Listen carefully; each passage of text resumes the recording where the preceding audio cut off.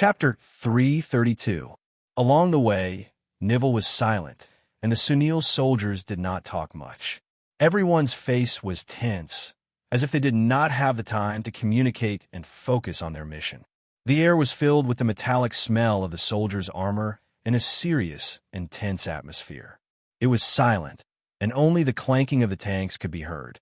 The Sunil race was originally a civilization that loved life and worshipped culture and art. The disaster changed their mindset, and the survivors were given a practical and direct attitude by the dangerous environment. This was also reflected in the style of the buildings. The steel fortresses were monotonous and sharp. Looking through the military base into the residential area of the city, the streets were arranged in a square, showing a rigid impression. Nivell led the way, and Han Xiao and the others came to the mercenary area. A large number of mercenaries were gathered there, and it was noisy. Before the catastrophe started, the mercenaries needed to understand the details.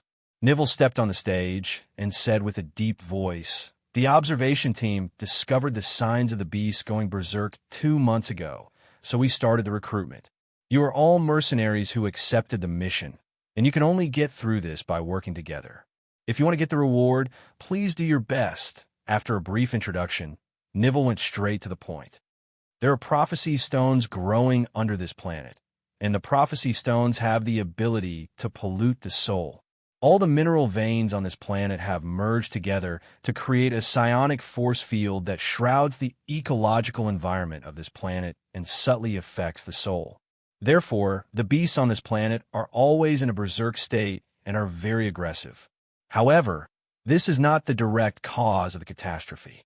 The psionic undercurrent formed by the prophecy stones will erupt once every few years, and we call it the tide. This is the real cause of the beasts going berserk. This time, the tide of the psionic force field is more than half a year earlier than before. The observation team estimates that the catastrophe will erupt in full force in the next 7 to 13 days. Our enemies are all the beasts on this planet. Normally, in the first 3 to 6 days of the catastrophe, we will only face small beasts, which are equivalent to a group of weak beasts being chased away by stronger beasts. Then came the middle period, which lasted for about 10 days. The battles were the most frequent, the beasts were almost endless, and the enemies were getting stronger and stronger. Blood gathered into rivers, and smoke condensed into clouds. The last 5 days or so will be the last phase of the cataclysm. This is the most dangerous phase. At this time, our vehicles and manpower have been greatly depleted, and the enemies we face are the most powerful beasts.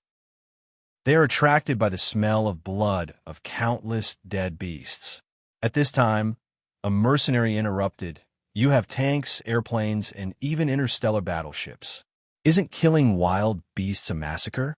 Nivell glanced at him coldly. "You will understand when the catastrophe arrives."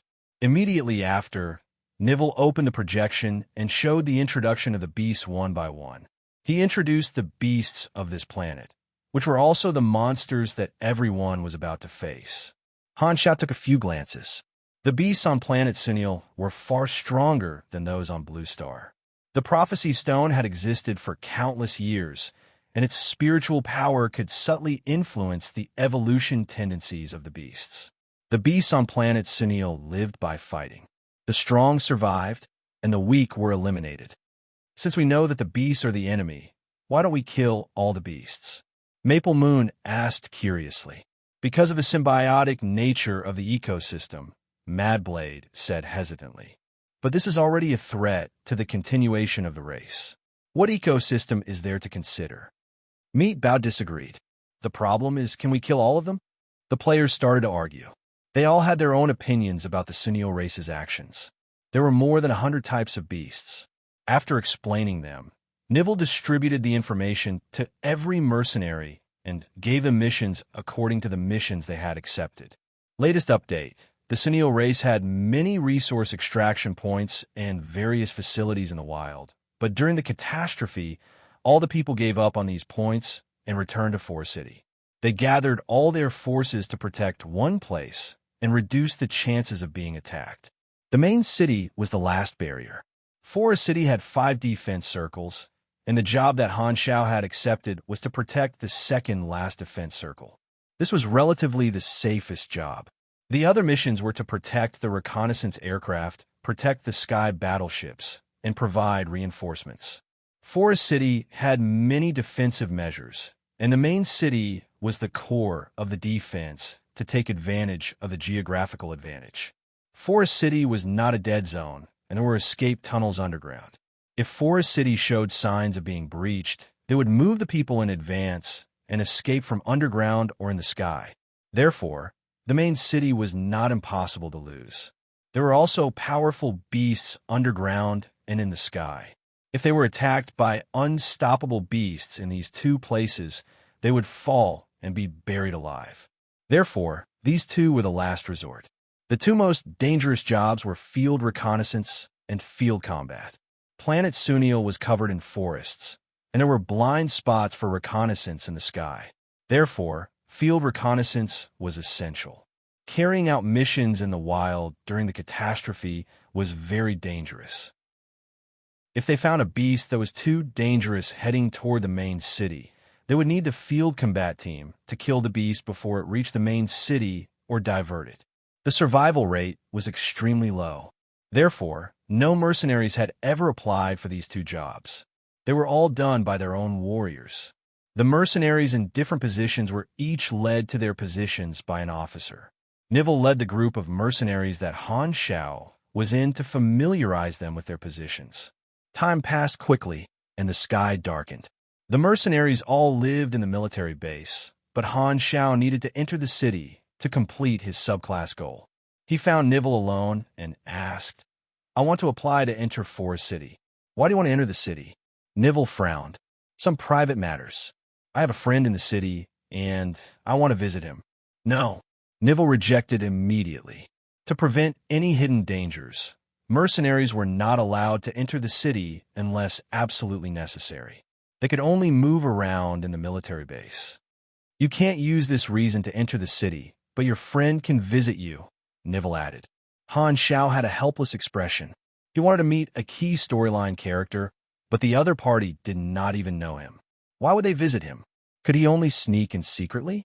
He had the Mask of Disguise and the Night Stalker subclass, so the success rate of sneaking should be quite high, right? This time, a gust of wind descended from the sky, and a few beams of light hit the ground. A spaceship hovered above the base, and a gangway was lowered. Sunil Supers walked down one after another. They were all mercenaries who had gone out to earn commissions.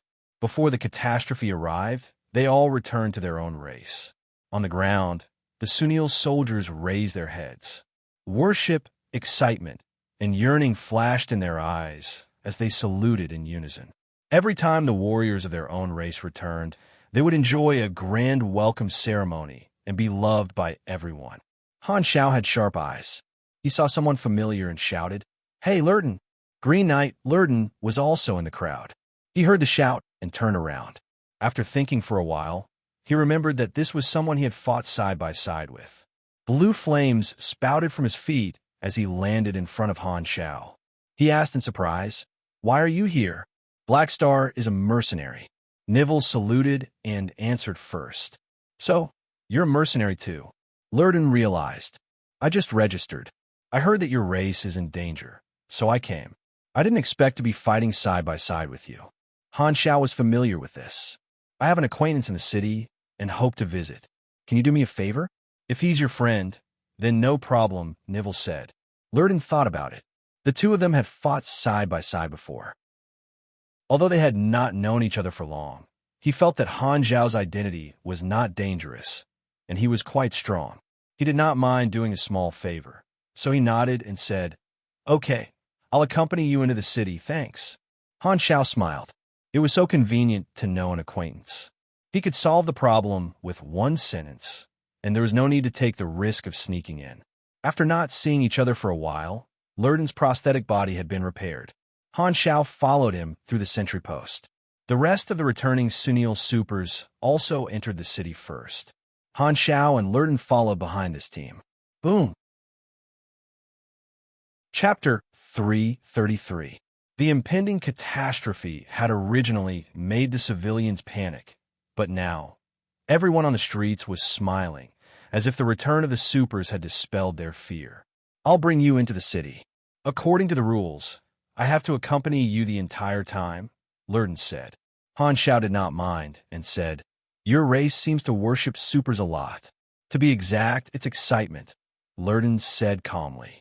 "Our race suffered a huge change and moved to this dangerous planet. After so many years, we still haven't gained a foothold. The efficiency of collecting resources is too slow, and it's not enough for our own consumption. Many materials have to be bought from the galaxy, and our productivity can't support foreign trade. Therefore, in our race, the supers who are strong enough will enter the galaxy and become mercenaries. Most of their rewards will be handed to the race. This is an important economic pillar for our race. Otherwise, we wouldn't have enough resources to make so many weapons and survive the catastrophe." Han Shao understood. As a fallen civilization, the Sunil race could only rely on strong individuals to support the entire race. Therefore, they were treated like heroes. Becoming a supers was an honor in the eyes of the civilians, so they all worshipped martial arts. Han Shao still remembered that Lurden was very calculative when it came to money. However, in reality, Lurden's rewards were almost all handed to the race. He lived frugally just to earn more money for the race. Relying on strong individuals to support the economy is sick for a civilization, Han Shao said. Lurden nodded. "Indeed, but this is a choice we have no choice but to make. Ultimately, it's because the catastrophe slowed down the race's recovery, so we had to spend a large portion of our resources to make weapons to resist the catastrophe. We couldn't expand and build quickly, so there were many unnecessary losses. If we don't completely solve the catastrophe, we won't be able to break this cycle of evil. The race will live in torment and never be able to get out of this terrible situation. We've tried many methods, even considering killing all the beasts, but this is the worst plan. Regardless of whether it can be done or not, once the ecological chain collapses, the whole planet will go from being full of life to being destroyed. That's why the race chose a different method to mine the prophecy stone mine. It's to destroy the cataclysm from the source, which is the least harmful. This work has been going on for many years, removing the ores bit by bit. As long as we persevere, sooner or later, the mind current will disappear. At that time, the race will no longer be troubled by the cataclysm." A hint of yearning appeared on Lurden's indifferent face. He murmured, "Tough times will always pass. Unravel is the fastest to update." Han Shao had a basic impression of the Sunil race. This was a pretty stubborn race. The stronger the supers were, the greater the responsibility. For the continuation of the race, they were willing to work hard without complaint. What a pity! Thinking back to the development of the Sunil race in his previous life, Han Shao could not help but sigh. After entering the city, the supers dispersed and returned to their homes. The crowd also gradually dispersed. Following his memory, Han Shao took a few turns and eventually came to a deserted alley. He stopped in front of a narrow, black door. The sign next to the door had a picture of a wine cup. "Bar? Is the person you want to visit here?" Lurden frowned. "Is there a problem?" "No." Lurden was expressionless. He despised all those who spent money to enjoy life, thinking that they were wasting money and lives. After all, he had already lost the ability to enjoy life. Pushing open the door, the bar was dimly lit, and there was not a single customer. The city was in a tense period, so basically no one would get drunk. Han Shao walked to the bar counter and heard soft snoring coming from behind the bar counter. Han Technician looked over and saw a man lying on the floor behind the bar counter. The side of his face was close to the floor. He was sound asleep with a pile of empty bottles beside him. Bang! Han Shao slammed the table and said, "We have a customer. Get up." The man first moved his fingers and let out a lazy snort from his nostrils. Then he slowly got up. His breath reeked of alcohol, and his eyes were still sleepy. He had not come back to his senses yet. He said, "What do you want to drink?" "2 glasses." "1 glass is enough," Lurden interrupted. "Give me the money first." The man yawned. Han Xiao took out his communicator and was about to transfer the money when the man suddenly laughed. "Dear, you're not thinking of paying with anas, are you? This is a small business. I only accept local currency." Lurden frowned. He was usually active in the galaxy, so the Sunil currency was not very useful to him. He was about to pay for Han Xiao when Han Xiao smiled and said, "I don't have local currency. Can I pay with something else?" The man did not even look at Han Xiao. He took out a bottle of alcohol from under the counter, opened it, and took a sip. He said casually, "What is it?" "A name." The man's lips curled downward. He looked very impatient. He glanced at Han Xiao and said in annoyance, "I'm not interested in guessing games. If you don't want to drink, get out of my bar." Delphius. Han Xiao's tone was calm, but it was like thunder in the man's ears. The man, who was about to raise his head to drink, froze. His lazy expression disappeared, and he became expressionless. He did not look drunk at all. The drunkenness in his eyes disappeared instantly, and he stared at Han Xiao with a threatening gaze. He slowly put down the bottle and said slowly, "Sit down and wait. I'll go wash my face first." Then, the man walked out of the bar and went to the toilet. Han Xiao and Lurden were the only ones left at the bar. Lurden suddenly said, "You don't know him at all. You're not visiting someone you know." "I know his brother, so I'm here to visit him," Han Xiao explained casually. This drunkard boss was called Haluz, and Delphius was his brother. The subclass that Han Xiao had his eyes on was called Ordnance Engineer. To the players, this subclass was very rare. There was a way to change subclasses in Sunil, and the item that triggered it was called Delphius's Handbook. Delphius was a military mechanic before the Sunil disaster. He was very famous, and many innovative machines were invented by him. He wrote some of his experiences in his handbook. Later, when Darkstar attacked and Delphius died, the handbook was passed down to his younger brother, Haluz, and became a relic. Han Xiao wanted to borrow the handbook from Haluz so that he could complete the subclass change. After a while, Haluz returned to the bar and washed his hair. He was a middle-aged Sunil. His skin had a light indigo color, and there were a few protruding lines on his forehead near his temples. He had a lifespan of about 150 years. Other than that, he was not much different from the humans of the universe. Haluz opened a bottle of wine, passed it to Han Xiao, and said, "Although I don't know how you found me, my brother's name is worth a bottle of wine. I brewed it myself." Thick white smoke came out of the bottle, and the smell of the wine was pungent. The wine brewed by the Sunils used the leaves of some kind of tree as the raw material, so it had a bitter taste. Han Xiao took a sip and felt the numbness at the tip of his tongue. He then expressed his intention. "I'm a mechanic. I've heard of your brother's name, so I want to borrow his handbook." "That's it." Haluz raised his eyebrows and asked tentatively. "That's it for now." Han Xiao chuckled, glanced at Lurden, and said meaningfully, "Do you think I have other motives?" Haluz got a vague reply, and his tone turned cold. "Is this a threat?" No, this is kindness." Han Xiao smiled. "But a good person like you definitely won't have the heart to reject such an unimportant request." Lurden had no idea what the two of them were talking about. Is this human language? Why can't I understand? Haluz seemed to be hesitating, but in the end, his expression turned to one of helplessness. He turned around and entered the room. After a while, he came out with an old diary in his hand. He slammed it on the counter and said in annoyance, "Hurry up and leave after reading it." Han Xiao touched the diary, and a notification appeared on the interface. "You have received Delphi's handbook." "Got it." Han Xiao suppressed the joy in his heart, opened the diary, and pretended to read it. It was all in Sunil language, and it looked like English clothes. However, it did not matter if he did not understand it. A progress notification popped up on the interface. As long as he finished reading this book, he would be able to change his class. According to the normal mission channels, obtaining this handbook required a lot of luck, and the process was extremely complicated. After all, no one knew Haluz's identity beforehand, so most people would not try to make a good impression on a bar owner who looked like a random person. The normal result was that after getting familiar with Haluz during a drink, the drunk Haluz would miss his brother and take out this book. Only then would the player be able to trigger the class change coincidentally. However, Han Xiao knew his secret information, so he went straight to the point, skipped the complicated process, and borrowed it.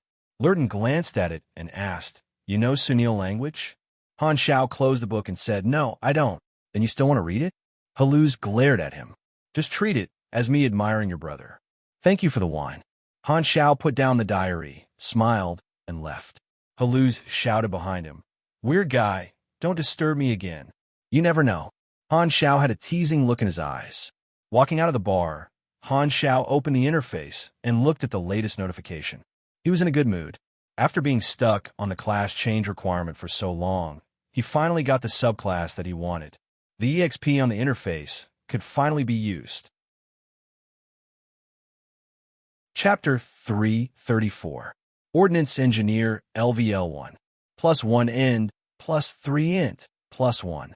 5% machinery affinity, +2 free attribute points, +1 potential point. You have learned the war machinery essence ability. You have learned rapid ordnance maintenance. There would be a chain reaction between the Ordnance Engineer class and the Mechanic class.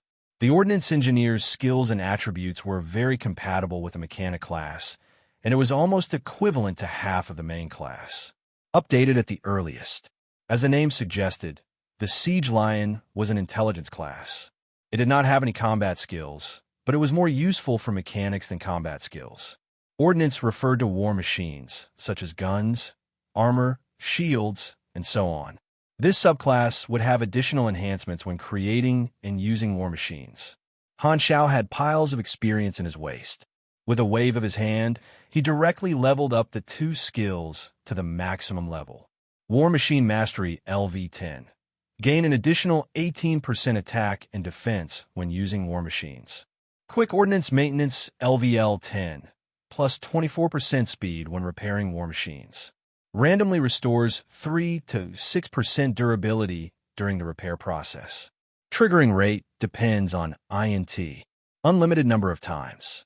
The effects of these two skills were simple and crude, but they were quite useful to Han Technician. However, the main reason he had obtained this subclass was to obtain the ability after reaching the maximum level. He spent more than 90 million EXP to level up his subclass to the maximum level. This subclass gave him a total of 10 END, 30 INT, 15% machinery affinity, 20 free attribute points, and 10 potential points. If his new skills were maxed out, he would have a few more potential points. Latest update. Han Xiao's intelligence attribute had reached 391. He put all of his free attribute points into intelligence and broke through the 400 mark required for class advancement. The Ordnance Engineer was now at max level. Just like the Night Stalker, a new ability had appeared. You have learned Militarized Modification. You have received the talent, Ordnance Mass Production. Military Modification LV10. When creating or modifying combat machines, plus 8%, 14% to the equipment base attribute. Note, this bonus is calculated separately and has nothing to do with strengthening and modification. This is equivalent to an additional enhancement. It's pretty decent. Han Xiao nodded and looked at the newly obtained specialty. This was what he valued the most. Mass production bonus. This was the essence of this subclass. There were a few signs of a mechanic's growth, and high-speed assembly during battle was one of them. It was one of the reasons for the rise of the mechanic class in version 3.0. Assembly line mass production was a sign of the later stages. Mass production was a necessary ability of the mechanic class's most violent and most expensive fighting style, army style, and storm style. Normal mechanics used high-quality weapons that were strengthened by essence, and mass-produced weapons were consumables of lower quality. As mechanical technology improved, the gap between different quality would become bigger and bigger. However, quantitative changes could accumulate into qualitative changes, and those scatter bonuses would result in a world of difference through mass production. Author's note: this is the first time that a mechanic class has been upgraded. The Mechanic class and the Mage class were two classes that had very high benefits in the later stages of the game. The Mechanical Army style and the Magic Summoning style could turn a duel into a group fight, which was extremely disgusting.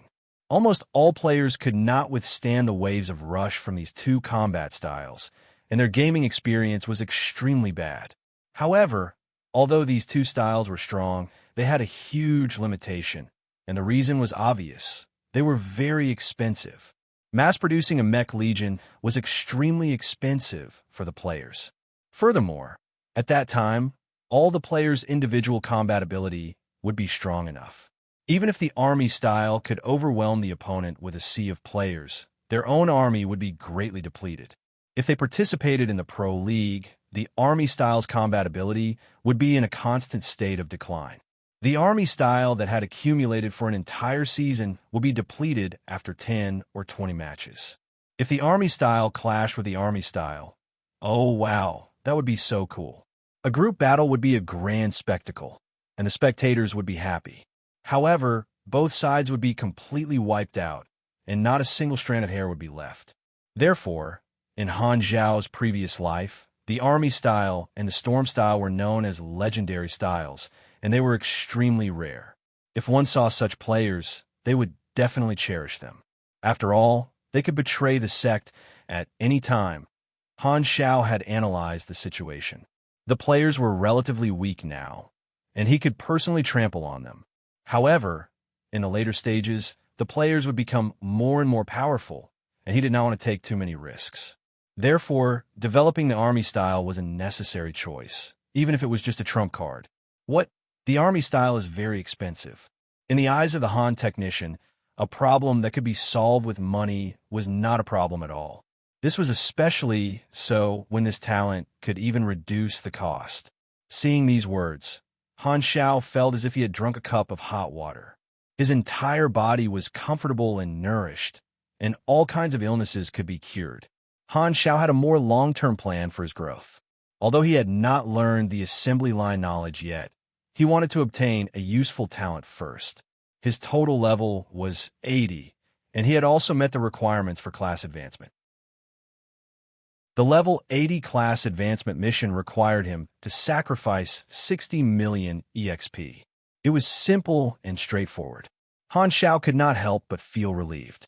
The random class advancement mission this time was considered very easy. In version 2.0, the level cap was 90, and in version 1.0, the level cap was 60. Players did not know about class advancement missions in version 1.0 because they could not level up. This meant that players had to undergo 2 class advancement missions in version 2.0, level 60 and level 80.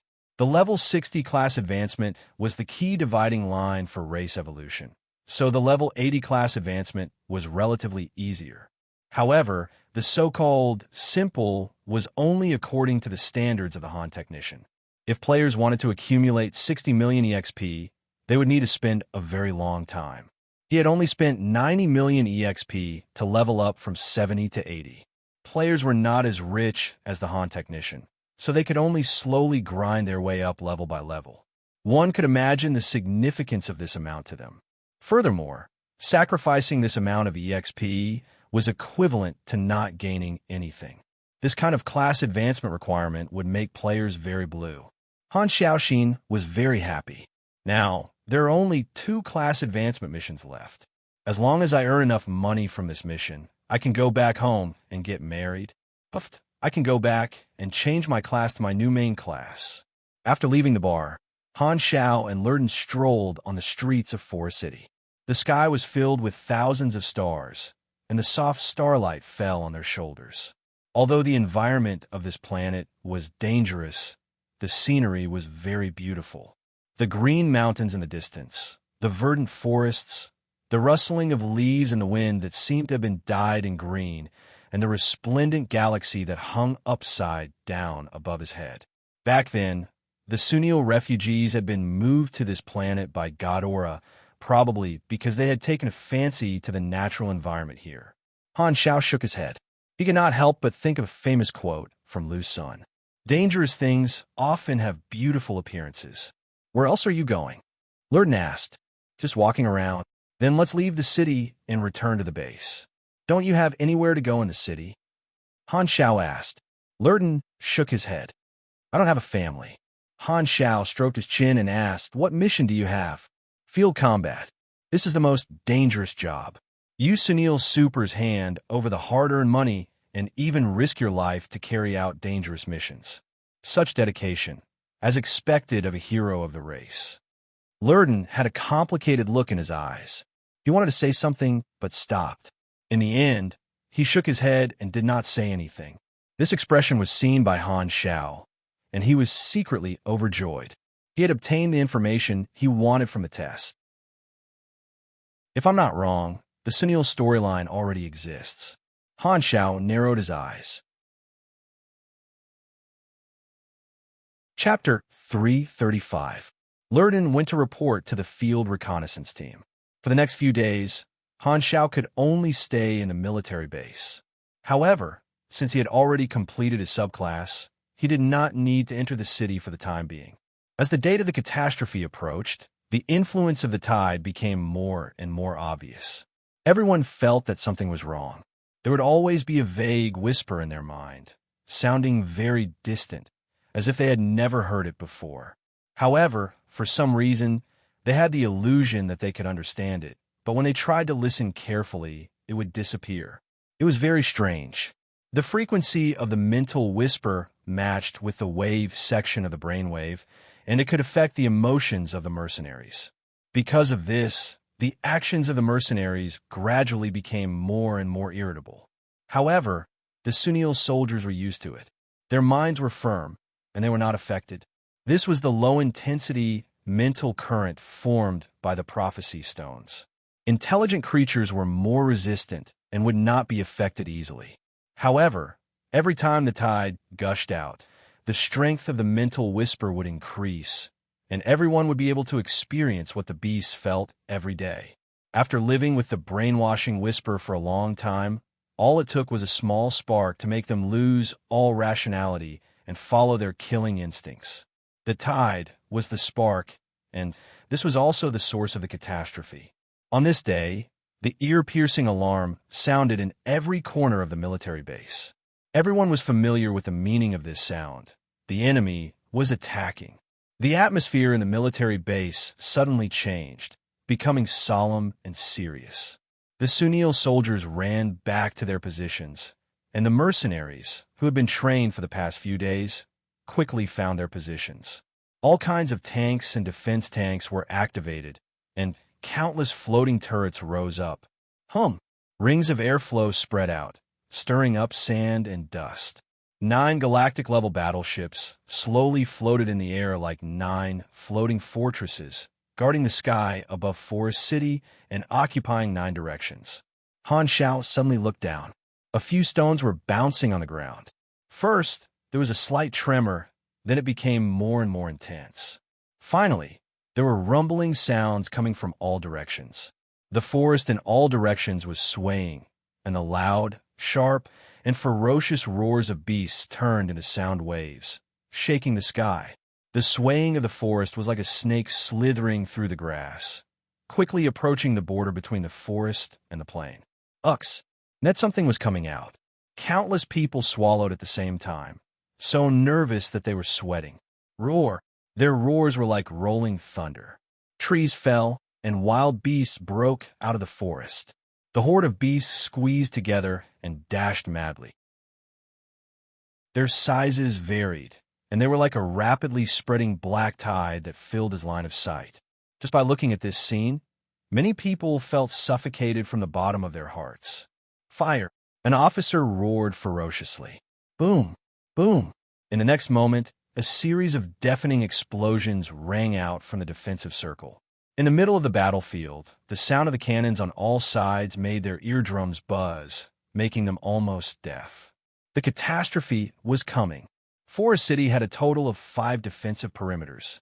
The first perimeter was a deep defensive perimeter with a large number of minefields and automatic turrets. According to the strategic plan, the first perimeter would be able to reduce the density of the wild beasts by a large margin. The second perimeter was a buffer zone made up of bunkers, trenches, traps, spikes, high-voltage electric walls, and other defensive measures. The floating turrets, war vehicles, and interstellar battleships in the sky would be there to attack the wild beast head-on. The third perimeter was a steel perimeter, where armored defense teams were stationed. If the wild beasts pounced on this perimeter, they would enter a direct battle, and the defense team would unleash a furious storm of metal on the wild beasts. Nivell was guarding this perimeter. The last two perimeters were artillery positions to provide support to the front. The second last perimeter had reinforcements stationed there to listen to orders and provide support at any time. The last perimeter was the last barrier that could not be moved, and it was responsible for logistics. During the short buffer period after every battle, it had to repair a large number of machines and treat the wounded. Net the Black Star Mercenaries perimeter was the second last perimeter in the north, and it was organized into a long-range heavy tank perimeter designated as G7.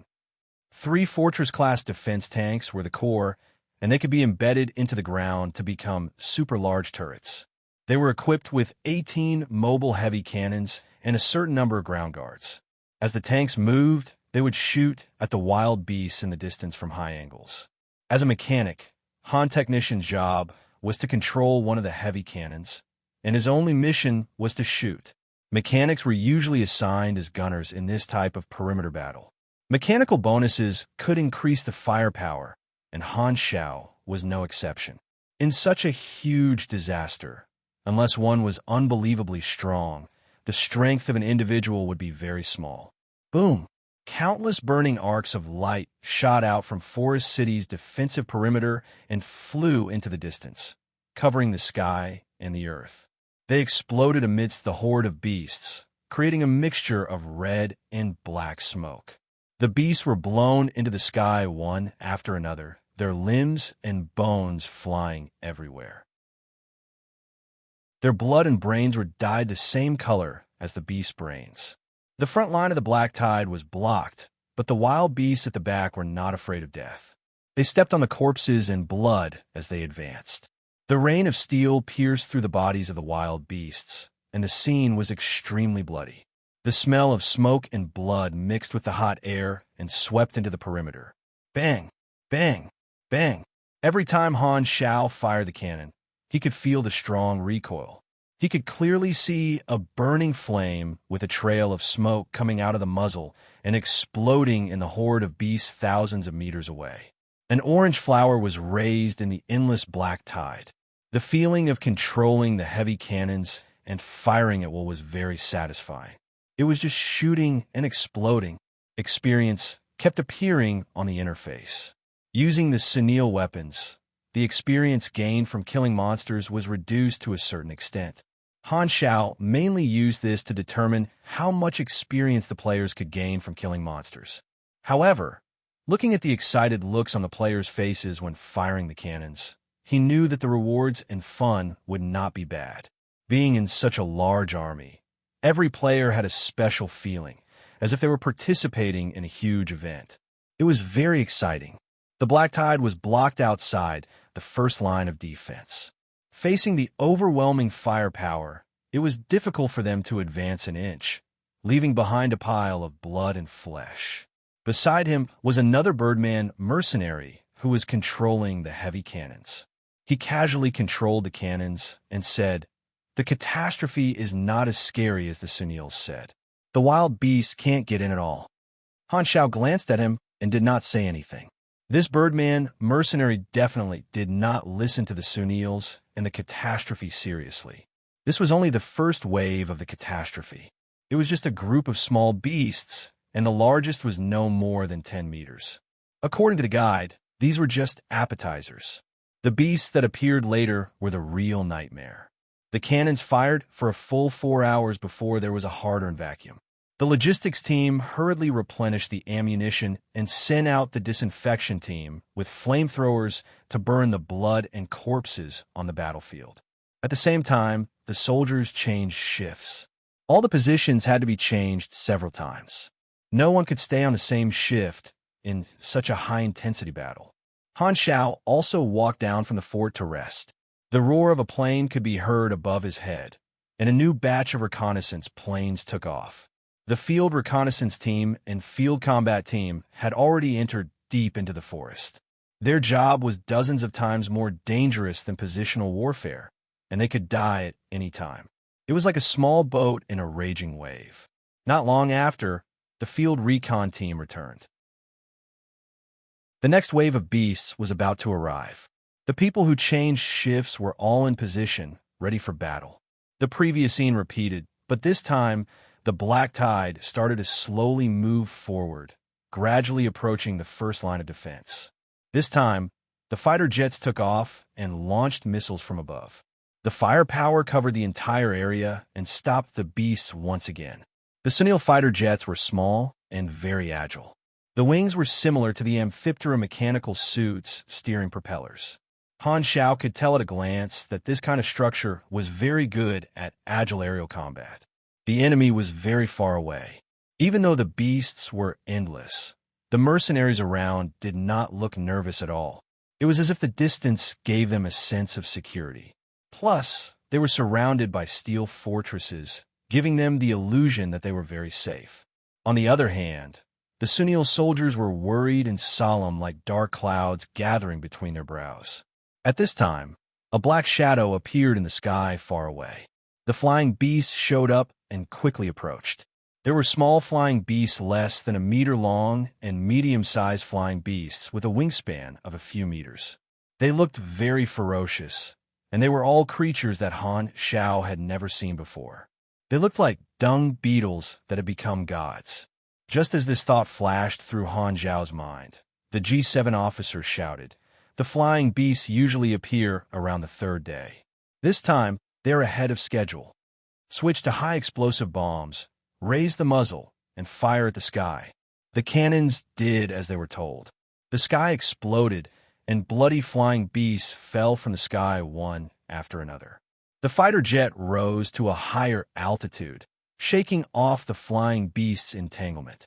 Its body swayed, and the orange-colored bullets fired from its autocannons were like whipping whips. The fighter jet was equipped with a simple energy shield.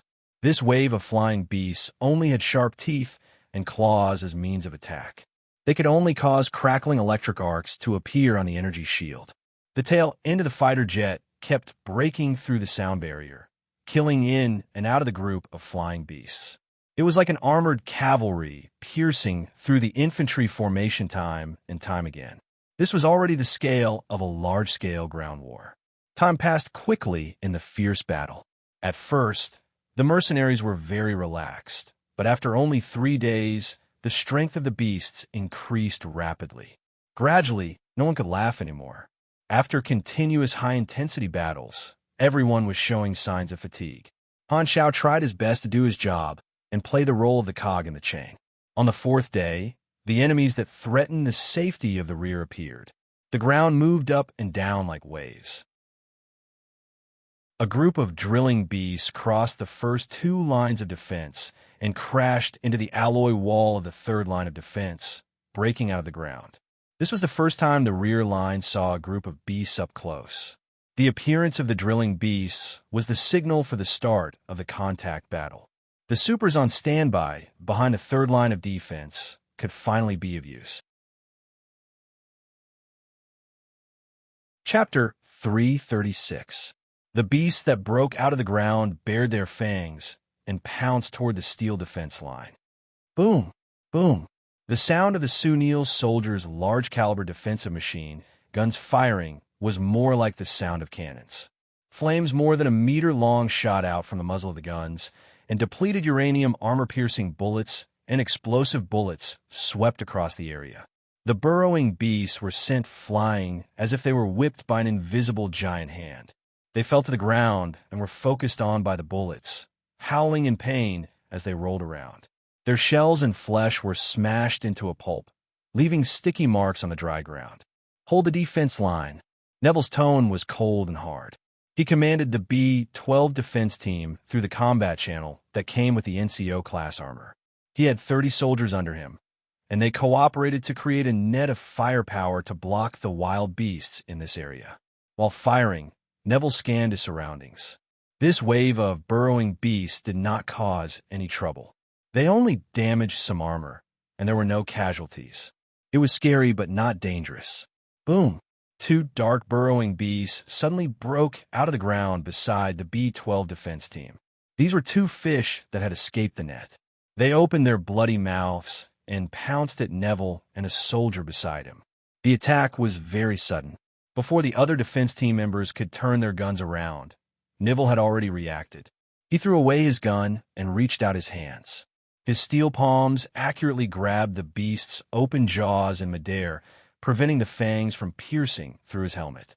At this moment, the mechanical arms spat out a stream of air, and the mechanical parts started to move. All the joints in his body were locked, and he resisted the beast's enormous strength. The next second, he twisted his wrist, and a rotating wrist saw popped out. With a swoosh, the beast's jaws were cut in half. Then, Neville endured the beast's flailing claws in pain and rammed his shoulder into the beast, flipping it over. He raised his metal foot and stepped on its throat. Like a nail, he pressed down on the struggling beast. He quickly took out two electromagnetic pistols from the slots on his waist and shot through the beast's skull. Blood splattered all over the armor, and the tactical screen was also stained with mucus. Latest update: this series of actions was done swiftly, without the slightest bit of clumsiness that came with wearing heavy armor. However, the other soldier who was attacked was not as powerful. His helmet was bitten until it was deformed and almost flattened. Blood spurted out from the gaps in the helmet as he swayed and fell. This was the first soldier to die. Before he died, he fired a few shots at the beast's belly, fulfilling his last duty. Before he fell, he was worried that Neville was in danger and wanted to help his captain. He turned his gun, but unfortunately, he did not have the strength to pull the trigger. The Serene and Misty class armor increased the combat quality of normal soldiers, and the thick steel power armor gave the soldiers the ability to fight against strong beasts. Neville's NCO class armor was even more powerful. Even though he was not a super himself, with the armor's ability and his experience as a veteran, he would not lose to the super mercenaries who were coming in as reinforcements. Neville picked up the defensive machine gun and opened fire with his companions to kill the beast. He glanced at the body of his subordinate and said in a calm tone, "Don't worry about him. Don't mess up the formation." He had been in the army for more than a decade, and he could not count how many times he had put on this armor. In his long service life, he had participated in the Dark Star disaster, experienced the Great Migration, led the reconnaissance team in the initial exploration of Planet Senil, and experienced every catastrophe. His comrades kept dying, and the number of veterans kept dwindling. His old friends disappeared one after another. Neville's team had been replaced many times. His subordinates now were all new recruits who had just joined the army a few years ago. He always led the team to carry out dangerous missions, so the team often suffered heavy losses, including many friends he had known for many years. There was no such word in his dictionary. Neville did not care about the deaths of his subordinates. In order to protect the race, sacrifices were unavoidable. This had always been his creed. In the eyes of others, Neville was undoubtedly a very cold-blooded officer. After defeating this wave of beasts, the field reconnaissance team sent back a message. There was a few minutes of vacuum. Neville immediately applied for logistical repair. An equipment vehicle came to the side of the formation, and a team of repairmen carried all kinds of equipment and steel plates to repair the defense team's armor. Neville was surrounded by a group of repairmen with welding equipment. This time, he saw Han Shao walk over. Book updated at the earliest. Because of Lurden, Neville had a certain impression of Han Shao. He said in a deep voice, "Mercenary, return to your position." "I want to apply for a change of mission," Han Shao said. "There is no safer job than yours now." Neville's tone was stiff. He had seen many mercenaries who applied for a change of mission on the spot. They were all scared by the catastrophe and did not want to stay in the dangerous front line. The Sunil race would not force mercenaries to participate in dangerous battles. They would only deduct a certain amount of credit and reward. Of course, for such mercenaries, Neville usually dismissed them with a wave of his hand. He felt that saying one more word would be a waste of energy. He would rather use this time to close his eyes and rest to recover some stamina. However, the safest job that these mercenaries could apply for was Han Zhao's current position. Neville did not know what was going on with this Black Star. Was he afraid of death? No, he was Lurden's friend. He did not look like this kind of person. Nivell suppressed the impatience in his heart and asked, "What do you want?" "My team wants to join the field reconnaissance team." As soon as he said that, the soldiers and mercenaries resting around all looked at him with surprise. Nivell thought that he had heard wrong. This was the most dangerous mission, and mercenaries would avoid it like the plague. This was the first time that someone had voluntarily requested to join a reconnaissance mission. Silence was Nivell's style, but at this time, he could not help but ask why. "My team members have some special abilities. They're most suitable for carrying out dangerous missions." Han Shao pretended to say, "Plus, Lurden is my friend. Even so, I still have to pay. This is my principle. I will apply to the higher-ups." Neville's tone was not as cold as before, and the soldiers around him were even more respectful. A mercenary that they had never seen before was willing to take the risk for their race. No matter what the reason was, this kind of action made the Sunils feel very excited. The mercenaries whispered to each other and became curious about Han Zhao's team. "What kind of mercenary group are they? I think they're called Black Star. Never heard of them. They must be newbies. Why bother? It would be a loss if they died."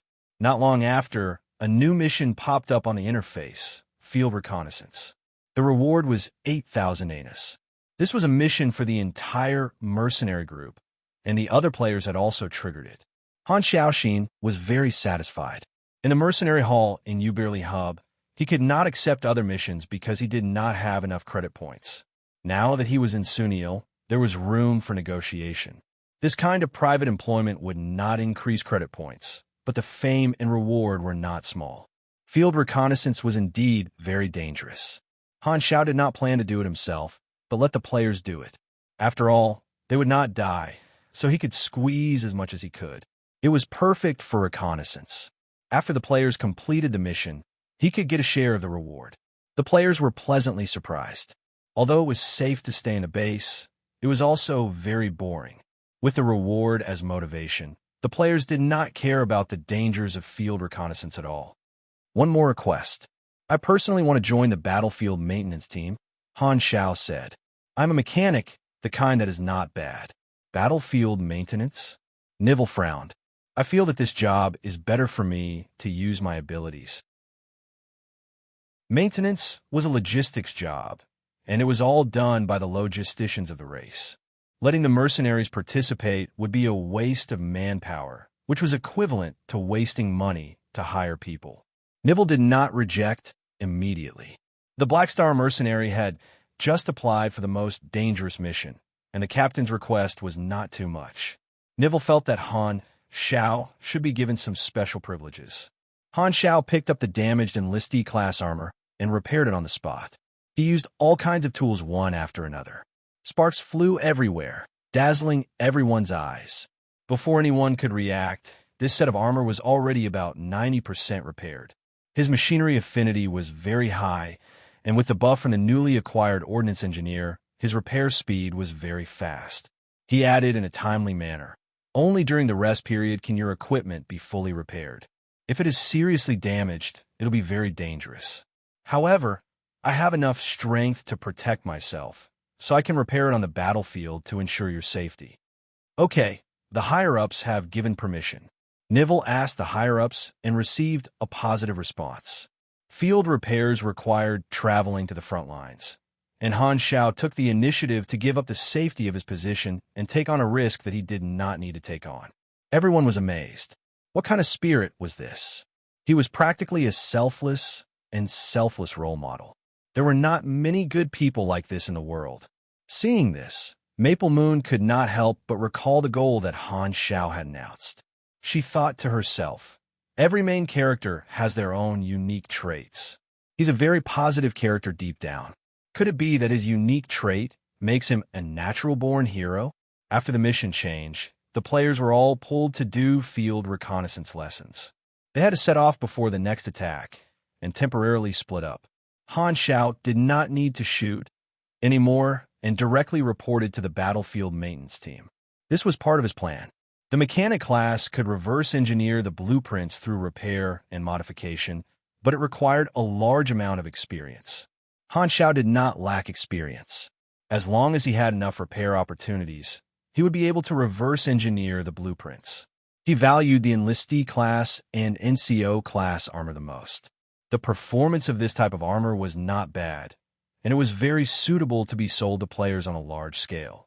Not only could he make a lot of money, but he could also increase the average strength of the mercenary group. In the next 2 days, the defense team continued to engage in contact battles, and a lot of their equipment was damaged. Han Shao rushed to the defense circle and performed field repairs. He came into contact with all kinds of armor, and the progress of his derivation slowly progressed. Chapter 337. Late at night, in a forest 200 miles away from Forest City, a field reconnaissance team was fleeing in panic. They kept looking back, as if there was something terrifying chasing after them. A faint rustling sound came from the forest behind them, as if something was getting closer and closer. The surrounding darkness was like an all-pervasive mercury, so they couldn't even see their own fingers in front of them. There were 3 people in this team, and they were all Sunil supers. The captain, Fumi, said with a trembling voice, "Don't stop. Nightmares are right behind us." According to the beasts that appeared at different times, the stages of the catastrophe were divided. Nightmares were a sign of entering the middle stage. These were beasts that were active at night, and when they appeared in large numbers, the dangerous night battle would begin. The Soul Tide made all the beasts around the world go berserk, and Forest City was just one corner of it. In other places, there were countless beasts killing each other. No place was safe. One of the reasons for the Beast Tide was that the weak beasts instinctively felt the pressure from the overlords at the top of the food chain, so they left the territories of the stronger beasts and formed groups, causing an impact on Forest City. As the beasts were killed on a large scale, some kind of signal would be released that would attract stronger beasts. The purpose of field reconnaissance was to find out what kind of beasts were attacking and warn Forest City. This was a dangerous job because running into a group of beasts in the wild meant certain death. This field reconnaissance team had already sent the news back to their superiors, and now they were escaping to save their lives. Feeling the cold darkness right in front of them, the 3 of them had goosebumps. Fumi clenched his teeth, and regret filled his heart. This again? This is not the first time. He had experienced 3 catastrophes, been selected for field reconnaissance 3 times, and walked the line between life and death countless times. The scars on his body were still aching, and he had had enough of such a life.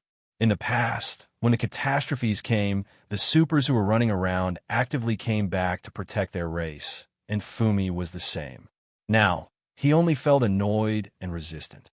There would always be a time when the hot blood would slowly cool down.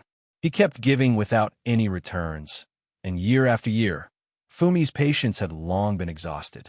He did love his home, but it did not mean that his race had the right to use him as a tool and kidnap him for the sake of continuing his race. Fumi had long been tired of this. It was too unfair. Fumi's patience had already reached its limit. Why would the tribe ask him to sacrifice himself in such a dangerous situation? What right did the tribe have to ask him to sacrifice so much? Could it be that just because it was his own race, he had to ask for nothing in return?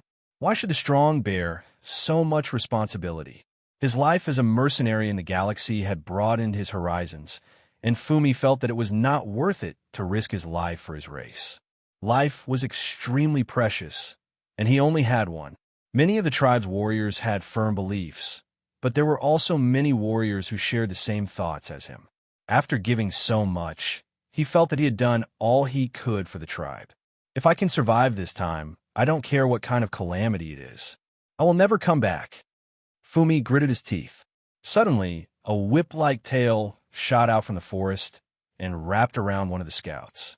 The end of the tail was a sharp-boned spike that pierced into his abdomen. The scout roared and ignited a pugilist flame all over his body. He tore the tail apart, and the ink-black fluid splashed all over his face. His counterattack had caused the man to slow down for a moment. That moment alone determined his life and death. Walala, dozens of thorny tails shot out and wrapped around the pugilist, pulling him into the forest. Fumi hurriedly turned around and saw an even stronger pugilist flame erupting in the forest, setting off a strong gust of wind, showing that the pugilist had reached grade C in strength. However, this momentum only lasted for half a second before the flame suddenly exploded and fell apart, just like the person's body. Fumi suddenly felt a touch of warmth on his face. He reached out and touched it. It was his comrade's hot blood. In less than a second, a grade C pugilist was torn apart. The nightingale's cold hissing echoed in the forest, not only behind them, but also in front of them, surrounding them. Many whip-like black shadows swayed in the dark forest. There were more than 1,000 of them, all of which were the nightingale's tails. 222. The continuous cannon fire lit up the night. This wave of beast tide lasted for 5 hours, and the battle had reached its climax. The third defense circle was littered with the corpses of burrowing beasts. The steel defense team had been fighting for too long and had to change shifts. Everyone's armor was more or less damaged. It was nighttime. Han Xiao carried a large box of maintenance tools and wandered behind the third defense circle, repairing the armor of the defense team one by one. Time was tight, and the task was heavy. After the repairs, they would enter the battle immediately. There were other battlefield maintenance teams that were also busy, but Han Xiao's skills were the best. During this time, his reputation had spread throughout the defense team. Every team hoped to meet Han Xiao during maintenance. That way, they would have the best guarantee of their safety. Welding the steel plates, repairing the circuit, resetting the system, Han Xiao's maintenance actions were smooth. The battlefield maintenance team gave him an internal communication device to facilitate the assignment of tasks. After completing the maintenance of a team, a new order came out from the earpiece. B-12 Defense Team requesting emergency maintenance during wartime. B-12 was Nivel's team. When Han Xiao rushed to the position, Nivel's team had not changed shifts to rest. Instead, they were fighting. This kind of wartime maintenance was the most risky. A soldier saw Han Xiao and hurriedly said, "Quick, over here." Han Xiao rushed over and saw Nivel lying on the ground. A beast's claw had penetrated the armor between his chest and abdomen, emitting electric sparks. His leg armor was also bitten open, and the broken pipes were exposed. The power unit had stopped working. Nivel was paralyzed on the ground, unable to get up. A group of soldiers protected him by his side. "Bastards, a bunch of rookies. Get lost. Don't leave your positions." Nivel cursed angrily and scolded the subordinates beside him. However, the soldiers did not do anything and firmly protected their commander. Because the soldiers had shrunk their formation, a small gap was exposed in this position. A small wave of drilling beasts broke through the interweaving net of firepower and rushed through this line of defense. This kind of situation required the support of the quick reaction team on standby. The reinforcements were already on the way, so there would not be any major problems. It was a normal defense change. However, in Nivel's eyes, this was definitely a failure of duty. He was furious and struggled to stand up. "Don't move." Han Xiao pressed Nivel down, took out materials and tools, and started to repair. Nivel felt like Han Xiao's hand was like a mountain pressing down on his body. No matter how he struggled, he could not move. He gritted his teeth and could only give in. "Faster, faster." Han Xiao was expressionless. "Shut up." Sunil, defensive NCO armor, derivation progress. 27%. He had spent the most time repairing the enlistee class armor in the past few days, and he had already spent millions of experience to reverse engineer the blueprint. However, there were very few opportunities to repair the NCO class armor, so he had only derived 27% of it. However, he estimated that the NCO class armor required heavy mechanical modification as a prerequisite, so the progress would be stuck. Apart from the armor, he was also responsible for repairing some vehicles and turrets. He had also obtained the blueprint for the floating turrets.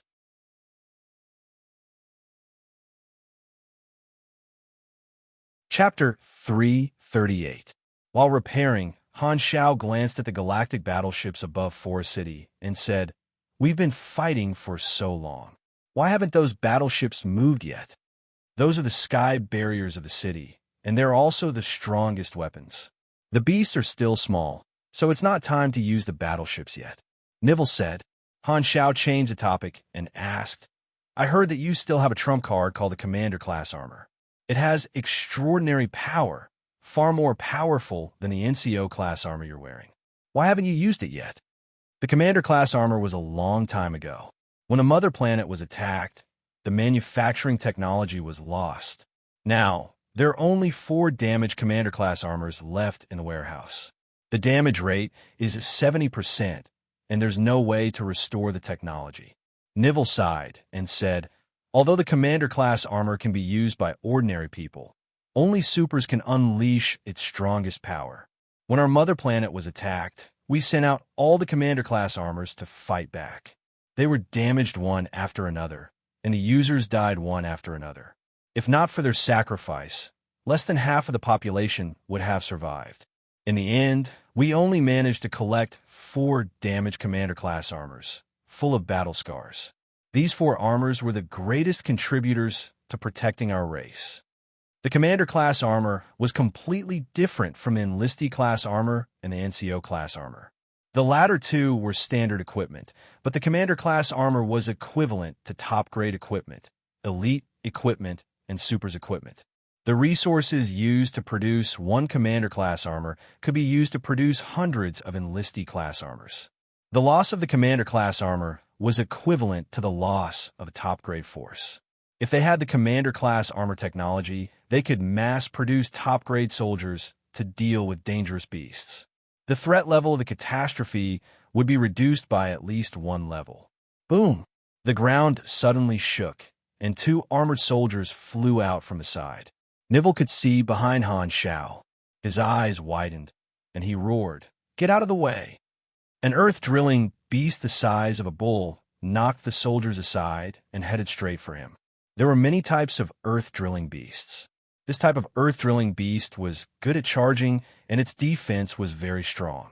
Its black shell was like a steel plate, and it could withstand the focus fire of defensive machine guns. Ux! Net Han Xiao turned around, and a small golden ball slid out of his sleeves. It instantly expanded and transformed into Garrett's wrath. Without saying a word, he immediately used Flaming Will and several burst skills, even triggering true damage. A dazzling beam of light shot out and pierced through the body of the armored beast, leaving a burn mark on its body from its mouth to its anus. The armored beast, which the defense team had to spend more than 10 seconds to kill, fell to the ground with a loud bang. It had been killed in 1 shot. Under the influence of its habitual nature, the corpse slowly slid to the side of Han Zhao's feet and spilled a pool of tissue fluid. Don't make a fuss. I'm better at fighting than you guys. Han Xiao put away his weapon and continued to repair it, as if it was just a casual thing. I forgot. Nivell opened his mouth. He had subconsciously thought of Han Xiao as a logistician with no combat ability. Only then did he remember that Han Xiao was a super. Very soon, Han Xiao put down his tools and said, "It's fixed." The armor was operating normally. Nivell immediately stood up and confirmed that there were no malfunctions. He directly picked up the machine gun and returned to the battle group. He scolded his subordinates and ordered them to leave their posts. Although they were scolded, these soldiers did not feel disgusted at all. Instead, they were happy that they had saved their superior's life. Nivell stopped scolding after a while and focused on dealing with the enemy. He continued to loudly command the troops. Han Xiao was about to head to the next repair location when a piercing alarm sounded in the base. He paused and narrowed his eyes. Level 2 alert. The catastrophe has entered the middle stage. A strange coldness spread out, and a group of black shadows flew out of the forest. Their bodies were wrapped in black fog, and they flew at a low altitude. They were only a few meters above the ground, avoiding the minefields. Furthermore, they were extremely fast and agile in the air, twisting and turning, and they actually dodged many long-range artillery attacks. The creature's appearance was very eye-catching. The light of the fire illuminated the appearance of this creature. Its whole body was black and bald. It had no hair, a standing torso, and a height of 3 to 4 meters. Its face had no facial features, and it had a pair of curved antennae. It could sense the environment through the antennae. It had 4 curved claws, a pair of strong anti-jointed beast legs, a pair of dark red bat wings on its back, and 3 whip-like thorny tails. It was extremely ferocious. Nightmares, Han Xiao thought to himself. He recognized this beast that appeared in the illustration handbook. It meant that the catastrophe had passed the early stage and finally entered the middle stage. The scale of the early stage was already so large. The Sunil said that the middle and end stages were dozens of times more dangerous than the early stage. The real large-scale casualties would only occur after the early stage. The retreat order of the logisticians came from the earpiece. All field maintenance personnel return to the 5th Defense Circle and enter the fortress. Han Xiao naturally followed the order and walked into the metal fortress with a large group of logisticians. The doors and windows were all locked, and there were no exits. This was a protective measure. They could only see the battle outside from the windows. All of a sudden, the defensive circles activated their powerful high beams. Countless beams of light shot up into the sky, and the night was suddenly as bright as day. The approaching nightingale let out a shrill cry. It was flying well, but when the strong light swept over, it swayed like a drunkard and knocked into other nightingales. It rolled and fell to the ground. Many nightingales fell into the minefield and were blasted into pieces. The antennae of the nightmares were very sensitive to light. They only moved in the dark, and once they came into contact with strong light, they would be like human eyes that were stained with wind oil. The Sunils had come up with all kinds of measures to deal with dangerous beasts. In the middle stage of the catastrophe, it was no longer as simple as shooting cannons. Instead, according to the types of beasts in the beast tide, they used all kinds of measures to deal with the beasts. These measures were learned from the lessons of blood, and they could reduce the casualties to a certain extent. After all, there were many enemies that could not be dealt with by normal means, such as the poisonous insects that covered the sky. This was a sign that they had entered the last stage. Every Nightmares had the combat power of a gray beast super. They were very agile, and their tails could easily penetrate armor. Wherever they passed, many floating cannons were destroyed. The defense team and mercenaries were instantly caught in a tough battle, and the casualties were increasing. The battle continued until dawn, and the remaining Nightmares finally retreated, ushering in a long time of peace. At least 1,000 soldiers had died that night. This was the battle with the heaviest losses since the start of the catastrophe. Countless corpses were put into body bags and transported back to the rear. Many of the soldiers' families live in the city. Other than being driven by the sense of mission of the race, they also fought to protect their families in the city. Their corpses would be claimed by their families, and from time to time, loud cries could be heard in the corpse identification area. Their comrades who were still alive the day before had become incomplete corpses after one night. The atmosphere in the base was extremely gloomy. The soldiers who had gone through a night of intense battle were extremely tired, and their brains were numb. They could not take off their armor because of the emergency battle, so they sat on the ground in groups of 2 or 3, staring in a certain direction. Their eyes were not focused, and they just stood there in a daze. Only the scene of their loved ones being separated by life and death could make these soldiers' eyes ripple slightly. Many of them thought that they might also be stuffed into a body bag one day. When they thought of the heartbroken expressions of their loved ones, they could not help but feel dejected and sorrowful. Affected by such an atmosphere, even the rude mercenaries did not dare to be rash. They remained silent and quietly organized their equipment. This scene made Han Xiao think of Blue Star. No matter where in the galaxy, the pain brought by war was the same. Suddenly, there was a commotion nearby. A large group of wild teams returned after changing shifts, and the leader seemed to be very famous among the Sunils. Wherever he passed, many soldiers looked at him, and some even stood up to salute him. The wild teams had a reasonable rotation system. When the people on the shift were in place, the previous batch could come back to rest. The players were part of the rotation to take over this batch of wild teams. Han Xiao thought back. When he was chatting with Lurden before, he seemed to have mentioned that there were two strongest people in the Sunil race who had reached grade B. They were mercenaries in the galaxy, and they paid a huge amount of money every year. They were the idols of the entire race. At this time, the leader at the front of the returning wild team was one of the two grade B mercenaries, Furnace. The upper echelons of the Sunil military all showed up to welcome this group of people back. Furnace waved his hand and said with a deep voice, "We are missing a lot of brothers. We have brought back some of the bodies that we could find."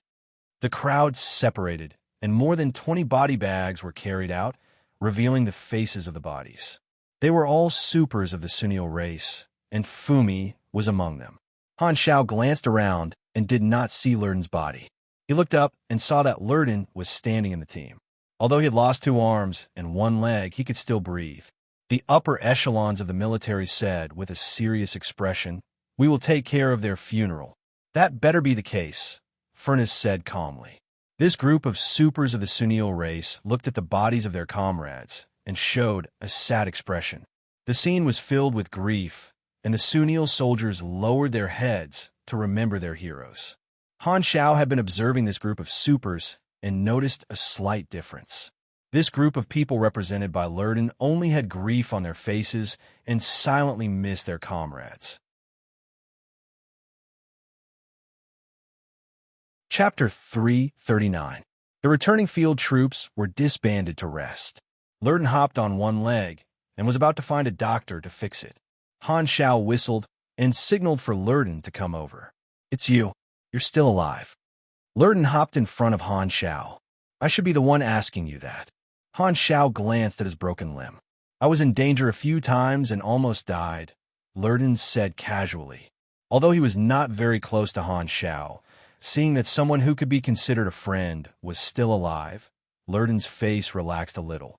Han Xiao raised the toolbox in his hand and said, "You seem to need a good mechanic.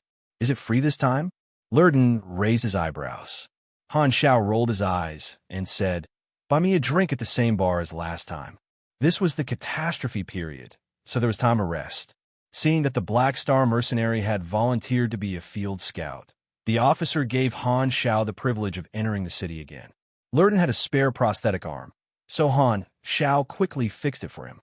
Originally, Lurden only had his right hand, but now that it was broken, he did not care about it. He looked calm and did not care about losing his only remaining right hand.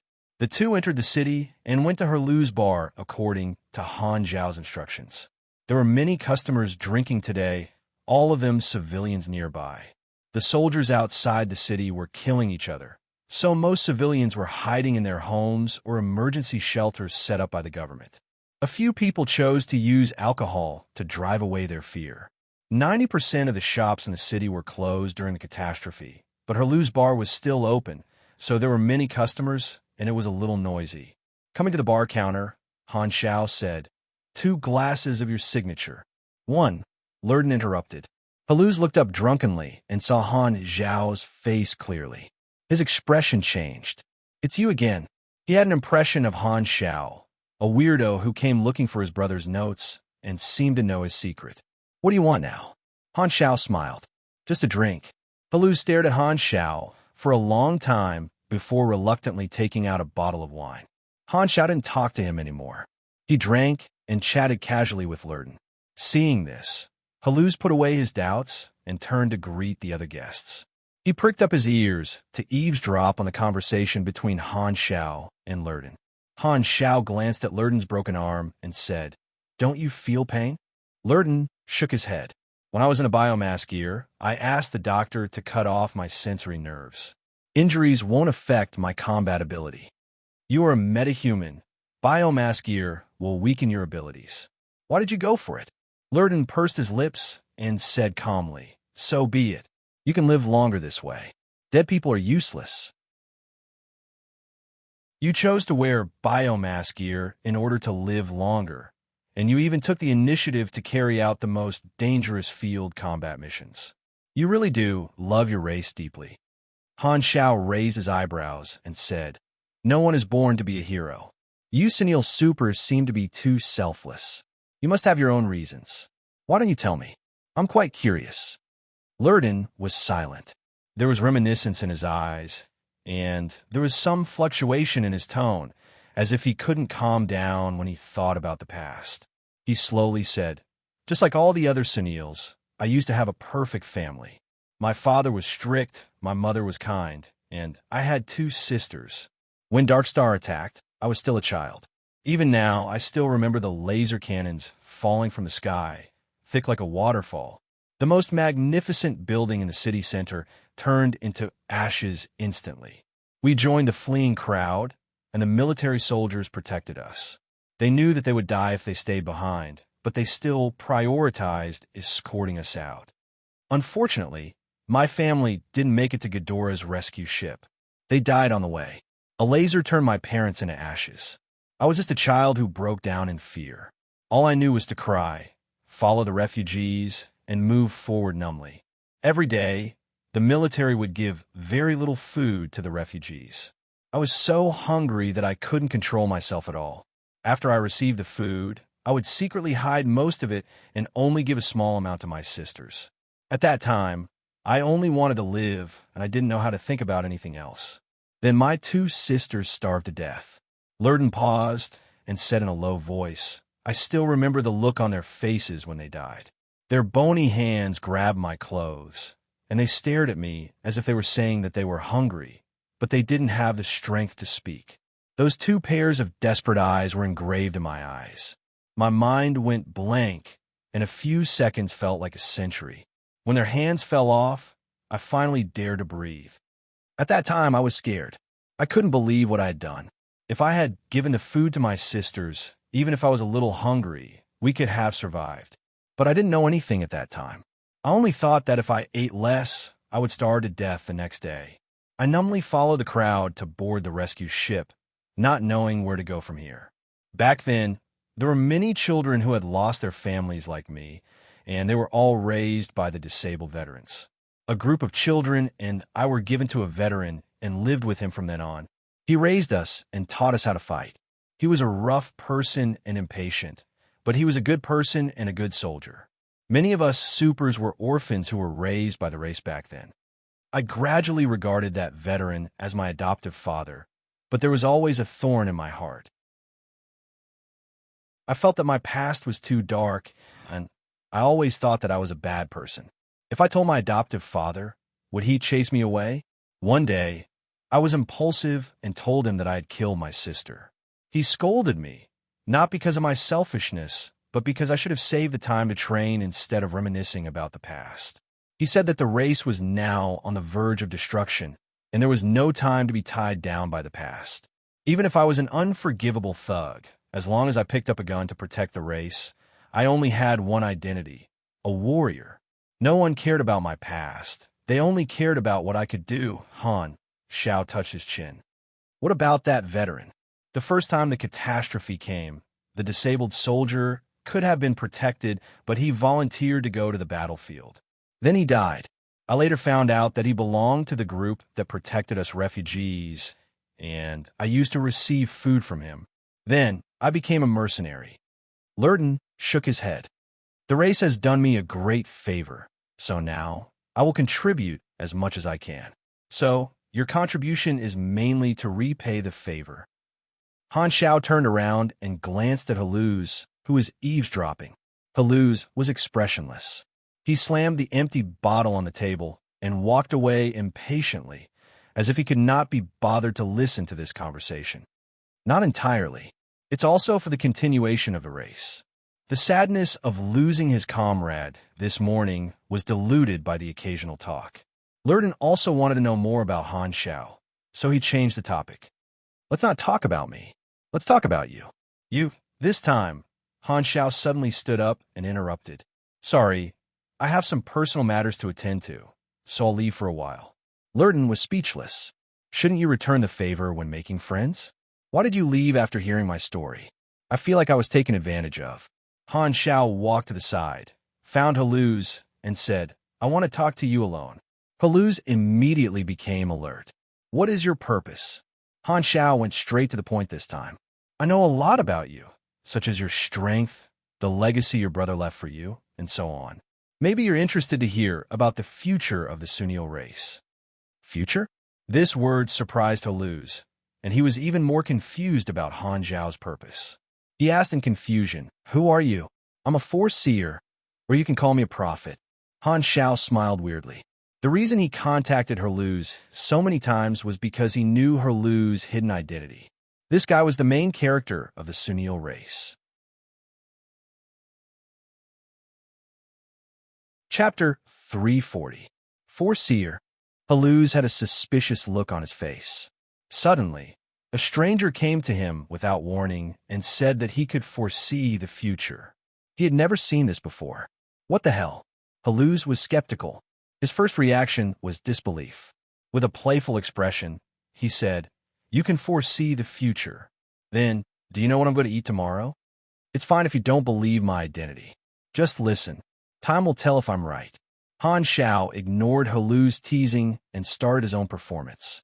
He pretended to be profound and said in a voice that only the two of them could hear, "The conflict has already begun. Contradictions have already appeared. It won't be long before the guardian gods of your race split. From then on, the dream of Sunil's revival will be shattered forever.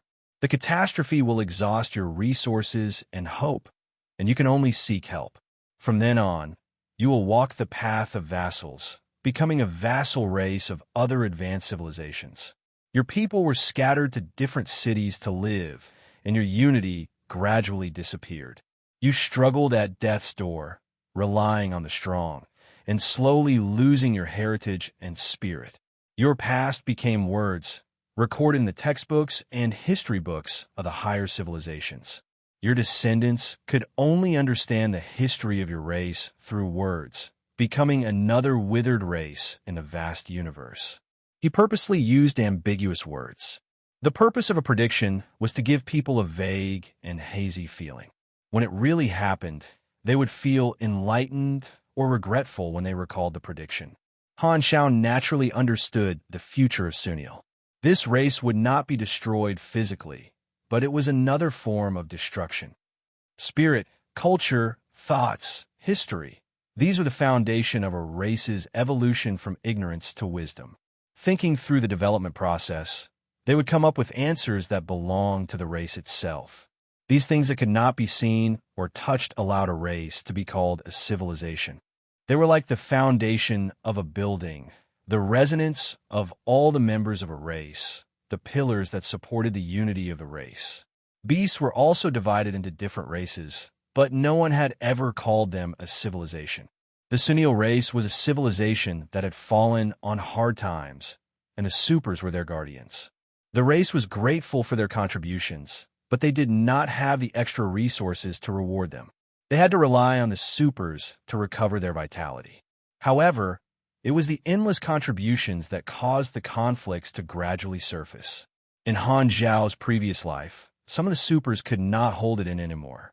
They felt that they had done enough and chose to abandon their country and home in search of freedom. They abandoned the race that they saw as a burden and indulged in sex and space, seeing it as their new home. The Sunil race had suffered a huge blow. Originally, every time they went through a catastrophe, the losses were still acceptable. The race's strength was still slowly recovering, and the upper echelons were looking forward to the day when the hard times were over. However, when the guardian of the race split up, their situation took a dive. The losses from the catastrophes started to exceed the accumulation of the race, and it became harder and harder for them. Sunil did not have enough resources to migrate, so they could only ask for help. However, even if they had enough resources, they would not do so. There were all kinds of evil organizations circling the galaxy, and the fallen civilizations were delicious prey. After leaving Ghidorah's protection, greater dangers would follow, such as large-scale scavengers, slave traders, and so on. There were many examples like this. Slave traders with strong backing would exterminate an entire race, leaving only a certain number of individuals, and using the reason of extinct species as a reason to increase the price. There were also cases of evil factions exterminating races to complete some kind of ritual or simply to obtain satisfaction. Order maintained the basic balance of the universe, but it could not expel all evil. In the end, the Sunil race accepted Ghidorah's military aid and migrated again. Ghidorah scattered the Sunil race and sent long-term garrison troops to protect them. As Ghidorah implemented various targeted strategies and the effects of time, the Sunil race was assimilated and the Sunil civilization was destroyed. The three universal civilizations had an agreement to not invade low-level civilizations, but the war never ended. It was just that there was no smoke. The carnival, bustling, and orderly universe was just the surface. Hidden in the dark were the ambitions of various civilizations. Every civilization had the dream of becoming the overlord. Since they were not allowed to use war to conquer low-level civilizations, they would assimilate them. Even the civilizations of the lawful faction were not kind people. Even Ghidorah, which worshipped the pure-blooded theory, would cultivate vassal races.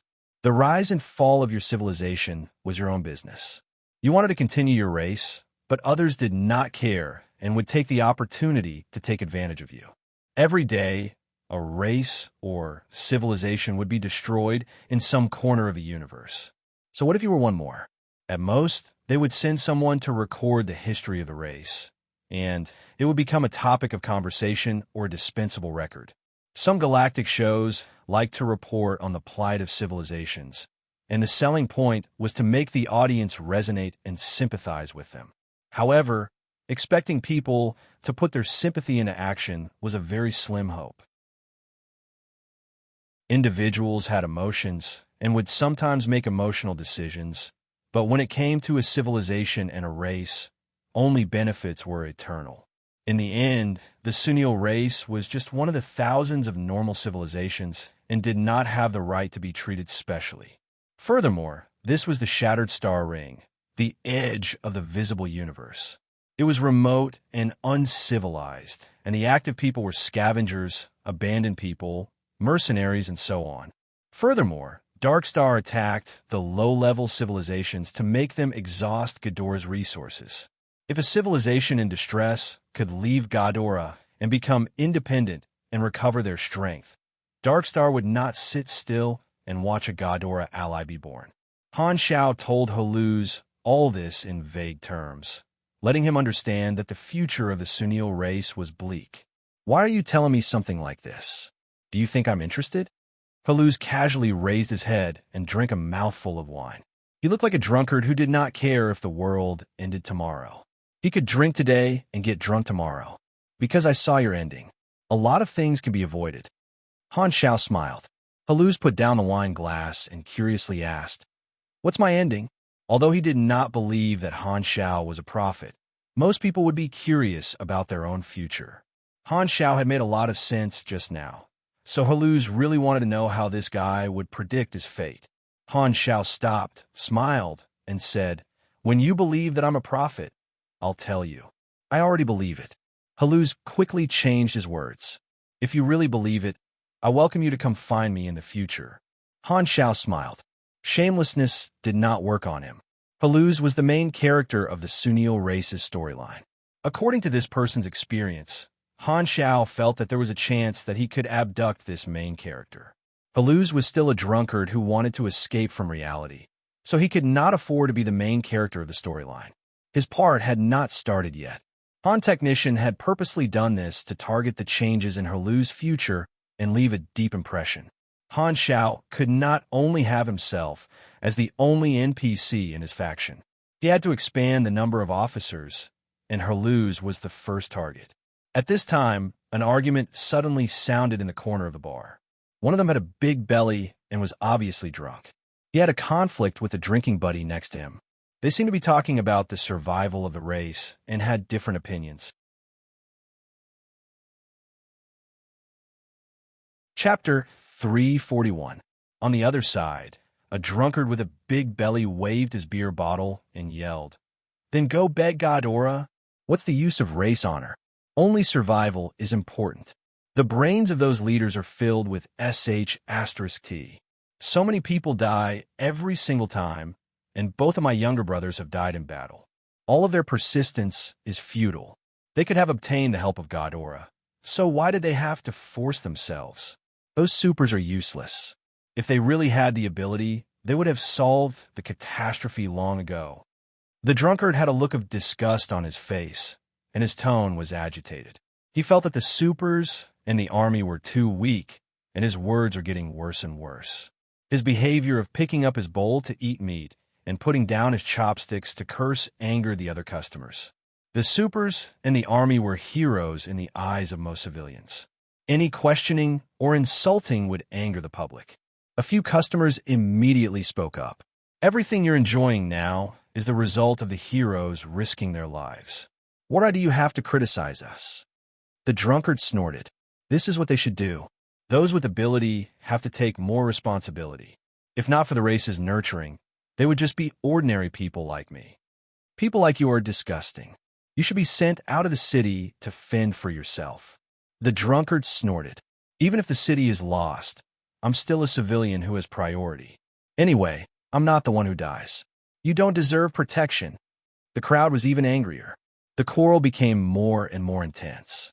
Lurden, who was beside the bar, was expressionless as if he did not hear anything. He did not even bother to turn around. At this time, a very young man looked angry and rushed forward impulsively. He directly used his hands and wrestled with the drunkard. His strong body pressed the drunkard under his body and continuously punched the drunkard's face. Blood splattered everywhere. When the others saw the blood spurting out, they hurriedly tried to pull the impulsive young man away. Lana, calm down. Stop fighting. He'll die if you continue. Lana added a few more punches before he stood up angrily. After being pulled to the side, the drunkard was bleeding from his mouth and nose. He could not stand up anymore. The other customers surrounded him to check. Luckily, the drunkard was only injured. Immediately, some people complained that Lana was too heavy-handed. Lana lived nearby, and many people here were his neighbors. He was a young man who wanted to join the army. He was strong, and he was a supporter of the army. Haluz yelled, "Both of you get out of my shop. Go home and calm down." Lana left with an indignant expression, and the drunkard was also dragged out. This little farce was over. Han Shao turned to Haluz and said, "I'm Black Star. If you're interested in what I have to say, come find me. I can solve this problem." After that, Han Shao called out to Lurton, and the two left the bar. Haluz's nonchalant expression slowly disappeared. His expression darkened, and his eyes flickered. He was not as unconcerned about the future of his race as he pretended to be. Haluz did not know if this mercenary who called himself Black Star was a real foreseer. Even if he was, he could have purposely made up a prophecy to lure Haluz into a trap. Anyone who took action had a motive, but Haluz did not understand the other party's goal. Could it be that he was the target? The door of the bar was pushed open again. A burly man wearing a hood walked to the bar and said with a deep voice, "Give me a drink." The hooded man looked up and showed his face. "Furnace." Haluz was shocked and said, "You never drink. Just treat it as a celebration for me coming back alive." Furnace picked up Haluz's bottle and took a sip. The two of them acted very close. If others knew that the strongest grade B super of their race was so close to a small bar owner, they would definitely be very shocked. The two of them were childhood playmates, and Haluz was too familiar with this childhood friend of his. Almost all positive and positive adjectives could be used on Furnace: brave, righteous, and responsible. After the disaster on Sunil, Furnace became a mercenary and contributed to the race. Haluz had actually always been jealous of Furnace. His short-lived brother, Delvis, had always talked about Furnace next door. In his eyes, Furnace was someone else's child. Although he was a little jealous, Haluz also secretly respected Furnace. If he asked himself honestly, he felt that he would definitely not have the same dedication as Furnace. After his brother passed away, Haluz had been living a drunken life, eating and waiting for death, not caring about the survival state of his race at all. He knew that he was a lazy person. When his brother was still alive, he always hated him for not living up to expectations. Many people felt that his talent was about the same as Furnace, but he had been wasting his time. Now, Furnace was the guardian of the entire race, and he was just a nameless person. He understood Furness. This was a very disciplined person and would not make an exception for no reason. Haluz frowned and said, "What's wrong with you?" Furness smiled faintly, full of bitterness. Haluz had never seen such an expression on this determined face of his. He softly said, "Brother, I can't hold on anymore. I'm going to leave." "Leave?" Haluz was surprised. Furness slowly said, "There are endless possibilities in the galaxy. Only by cutting off the past can we move forward. I don't want to be tied down by the race anymore. There are many warriors who think the same as me. After this catastrophe, we will never come back. We have protected the race for long enough. Many friends have sacrificed themselves, and some people have begged for our protection, but they think that it is right and proper. This is not our duty, and there is no need to continue. We have done our best. Maybe the race, accepting Ghidorah's help, is the best ending. No one will die for nothing anymore. Even you're going to give up?" Haluz was shocked. Suddenly, Han Zhao's words appeared in his mind. Could this be the split predicted by that scammer? Then, the future of the race would be like what he said, becoming dependent on Ghidorah and losing their inheritance? Haluz thought for a while and told him the result of Han Zhao's prediction of Sunil accepting military aid. After Furness heard it, his eyes did not change at all. He shook his head and said, "Being alive is the most important. As long as one is alive, one's will not die." "Is that really so? But the Furness I know will never abandon the race." "You are still alive, but you have changed." Seeing Furness's expression, Haluz knew that he had made up his mind and would not be convinced. He had mixed feelings. He had always regarded Furness as his greatest and most upright friend, but now he could no longer look at this childhood friend with the same eyes. It was as if he had become a stranger. "Then, why did you come to me to tell me this?" Haluz asked. Furness shook the bottle and said softly, "To be honest, I hate you a lot. You clearly have more power than me, but you hide in the back and accept our protection. Forget it. Let's not talk about this anymore. I just came to inform you. It's up to you whether you continue to hide or stand out." Furness pulled down his hood, turned around, and left. Haluz had mixed feelings. The seeds had been planted, so Han Zhao did not enter the city again. He stayed outside the city and continued his field maintenance work. In the middle of the catastrophe, the battle became more and more intense. All kinds of terrifying monsters took turns to fight. He did not continue to use his physical body to travel through the battlefield, but put on the Amphiptera mechanical suit. Sometimes, the maintenance area would be breached by the beasts, and he had no choice but to help and fill in the gaps. Among the mercenaries, his strength was not very eye-catching. The only reason the other mercenaries remembered him was that the Black Star mercenary took the initiative to take on the field reconnaissance mission.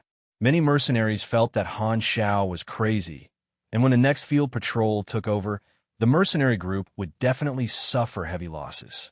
A large number of soldiers died every day, and the mutilated bodies were transported back to the back for people to claim. Many weapons and vehicles in the defense circle were damaged, and it became more and more difficult to defend. Only the 9 battleships in the sky did not move and did not fire.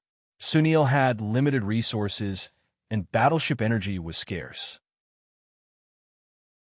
Only at the end of the catastrophe would the battleships join the battle when the truly powerful monsters appeared. Furthermore, the interstellar battleships built by Sunil could only fly around the surface of the planet for 3 to 4 days at most before their energy dropped to the warning line. Other than guarding the sky, the main purpose of the 9 battleships was to ensure that the civilians could be transported away when the situation was critical, giving up on the main city and escaping. 7 or 8 days later, the city entered a strange safe period. The alarm that represented the end of the catastrophe sounded again. This time, everyone was given a breathing mask. Not only the logisticians, even some supers entered the facilities to take refuge. Buzz! Buzz!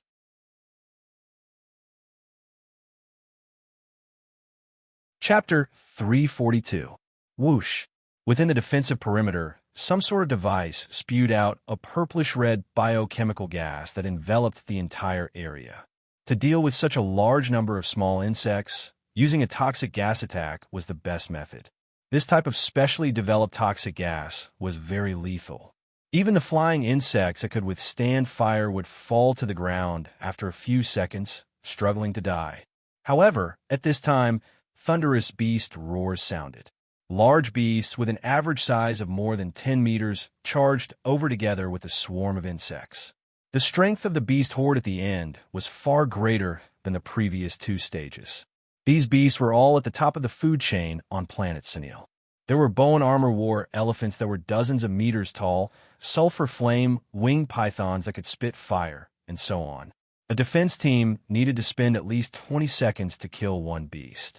The poison gas covered the entire area. This was a weapon to kill the insects, but it was also a double-edged sword. If the soldiers' armor was torn apart by the beasts, they would also be affected if exposed to the poison gas. Even if every soldier's armor was equipped with an antidote, it could only slightly delay the poison's effect. It would not be fatal, but it would temporarily paralyze them. Sunil's technology could not develop a genetic poison gas that only worked on insects, so they could only use strong biochemical gas. The poison gas was a way to hurt both sides, but it was also the only way to deal with the insects. A swarm of insects could suck a Sunil dry in half a second. That definitely could not let the insects enter the city, or it would be a terrible disaster. They had to stop them from entering the city, no matter the cost. At the end of the catastrophe, everyone had to fight in the poison gas, and the conditions were even worse.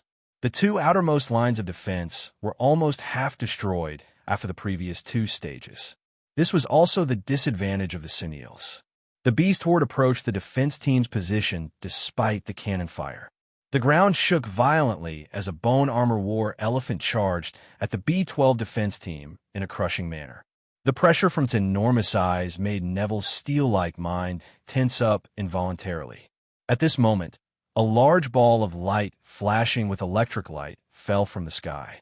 It was too fast, and the ball of light was streamlined, exploding half of the bone armor war elephant's body.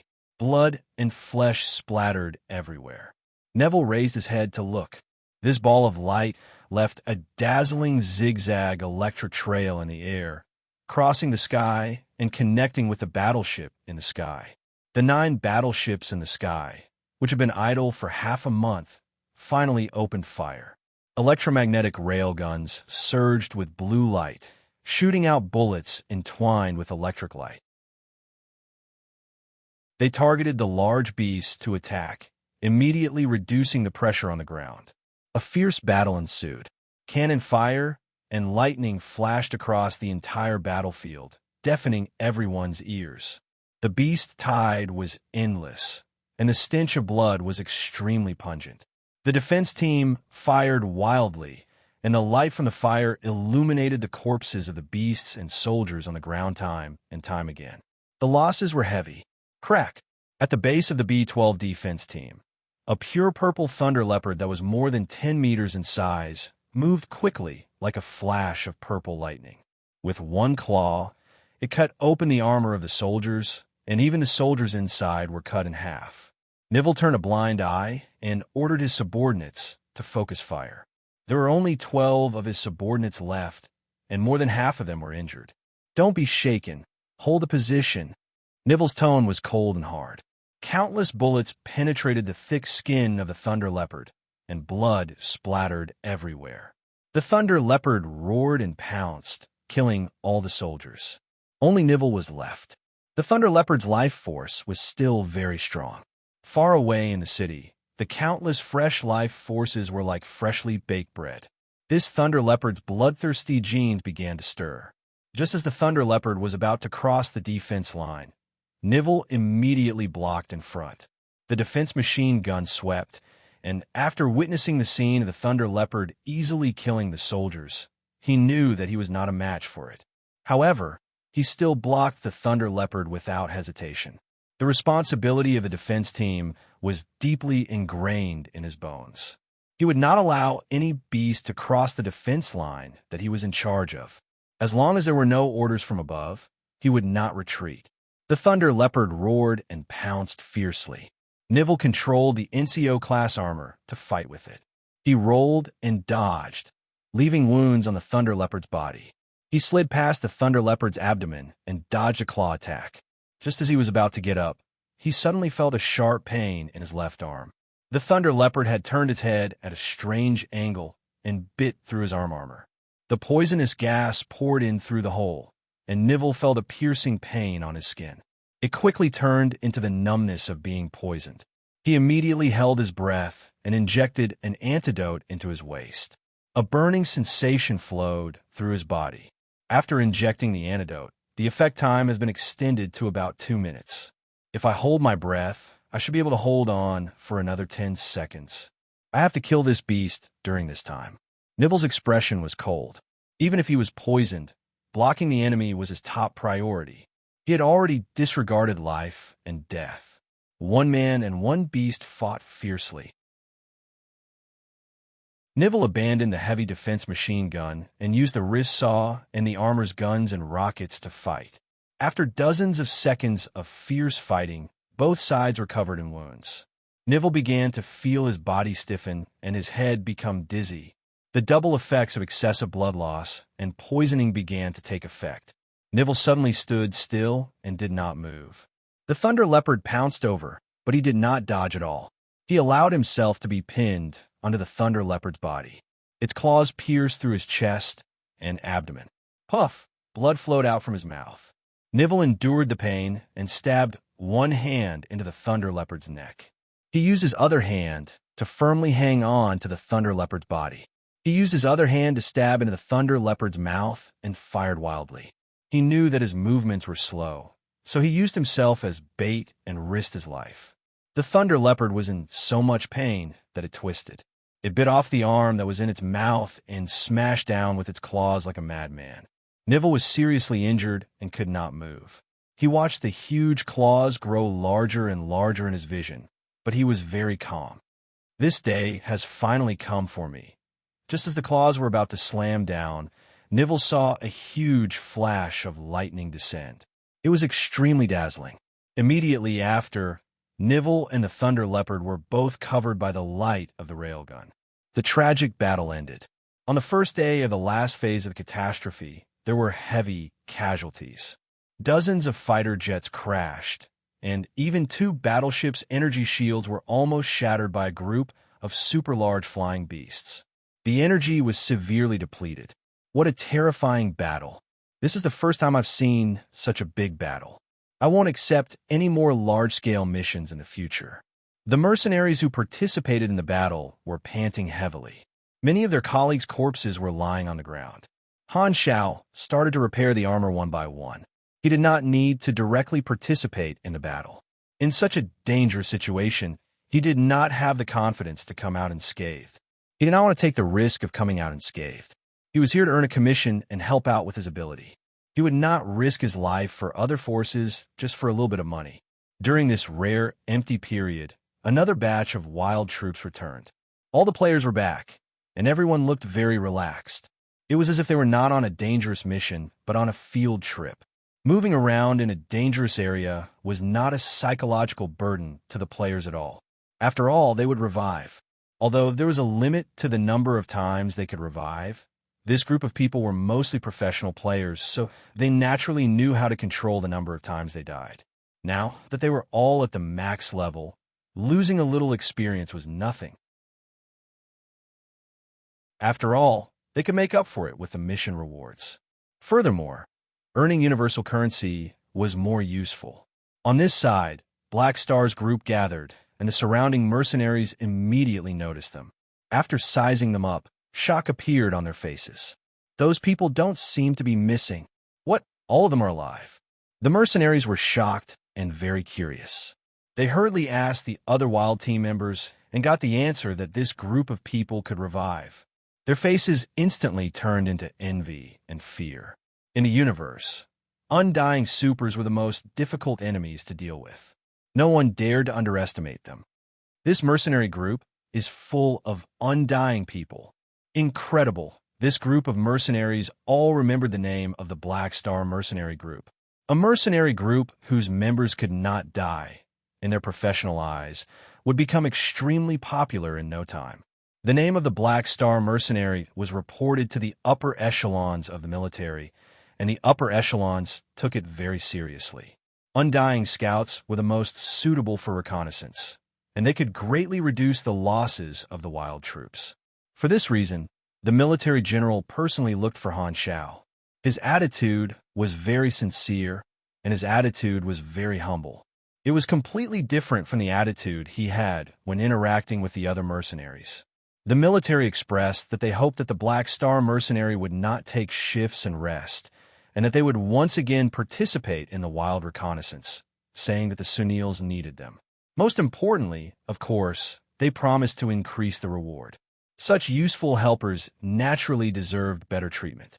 The military took the initiative to increase the reward because they were afraid that the Black Star mercenary would reject it. The mission reward was increased to 18,000 anas, an increase of 50%. Han Shao agreed immediately, and the bitter players started a new round of reconnaissance. According to the time, this was also the last round of reconnaissance.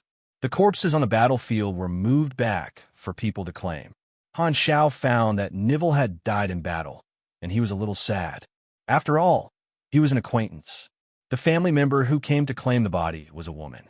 Han Shao asked the other soldiers and found out that this woman was Nivell's wife. Nivell also had a child who was a few years old at home. Inside Forest City, most of the people were waiting in front of the television, watching the broadcast of the battle. At this critical moment, the media did not have any fake news. It was the most realistic battle situation. Everyone was worried that the situation could still hold on. The bar was not open. Haluz sat in the attic, watching the broadcast on the television, drinking nonstop. The tragic scenes of the battlefield flashed past, and he suddenly felt frustrated. He put down the glass heavily, left the bar, and strolled on the streets. The streets were empty, and there were no pedestrians. After walking aimlessly for a while, a small argument entered his ears. As a grade B super, although he had not fought for many years, his sharp senses would not deteriorate. Haluz suddenly thought of something and followed the sound to a house near the bar. The argument inside was getting clearer and clearer. In a few days, I'll reach the age requirement for conscription. I'm going to join the army. This voice was a little familiar, as if he had heard it somewhere before. Haluz was a little curious, so he hid and jumped onto the windowsill. He peeked through the window and realized that he had indeed seen the person talking before. It was Lana, who had caused trouble in the bar a few days ago and beaten up a drunk man. He had a passionate expression and a passionate tone. The ones arguing with Lana were his parents. They were dressed in poor clothes and were relatively low-class civilians.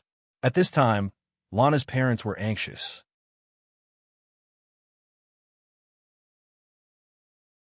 Chapter 343. The Sunil race strongly promoted the culture of supers in the army. The concept of contribution had to be grasped from a young age. Lana had dreamed of joining the army since he was young and becoming a glorious soldier that protected the race, so he had been training hard. His neighbor happened to be a veteran, so Lana and the children around often went to ask the veteran to train them. They counted the days with their fingers, hoping that they would be old enough to join the army. The catastrophes happened once every few years, and the time between was to collect resources, build more weapons, and train a new batch of soldiers. The Sunil race usually started to recruit soldiers after the catastrophes. Although the population of Dark Star decreased by 90% after the catastrophes, it was still crowded in a big city. There were two ways to recruit soldiers. One was to join the army voluntarily, which was needless to say, and the other was compulsory recruitment. The targets were prisoners and families with many children. Furthermore, all the young people of the right age had to be forced to serve for a period of time and undergo basic soldier training. When the time came, these people could be temporarily recruited as soldiers. Of course, Lana's wish was not just to serve the army. He wanted to apply to join the army and become an official soldier, but his parents strongly rejected him. How can you say something like that? Protecting the race is glorious. Countless people have sacrificed for it. I'm also willing to sacrifice my life. This is the glory. Lana's eyes widened. Lana's parents tried to persuade him. You're still young. There are many things you don't understand. So many people join the army every year. It won't be a big deal if you're not there. No, this is shameful. My dream is to protect the race. Lana's tone was passionate. Then, have you ever thought about us? Lana's mother sobbed. You used to go to Mr. Nivell next door for training, but he died in battle yesterday. His body was moved back, broken into many pieces. You didn't see that scene. His wife cried until she fainted a few times. Only a widow and an orphan are left at home. They can only rely on pension money to survive. But she still has a child who's a few years old to raise. We're already old, and you're our only child.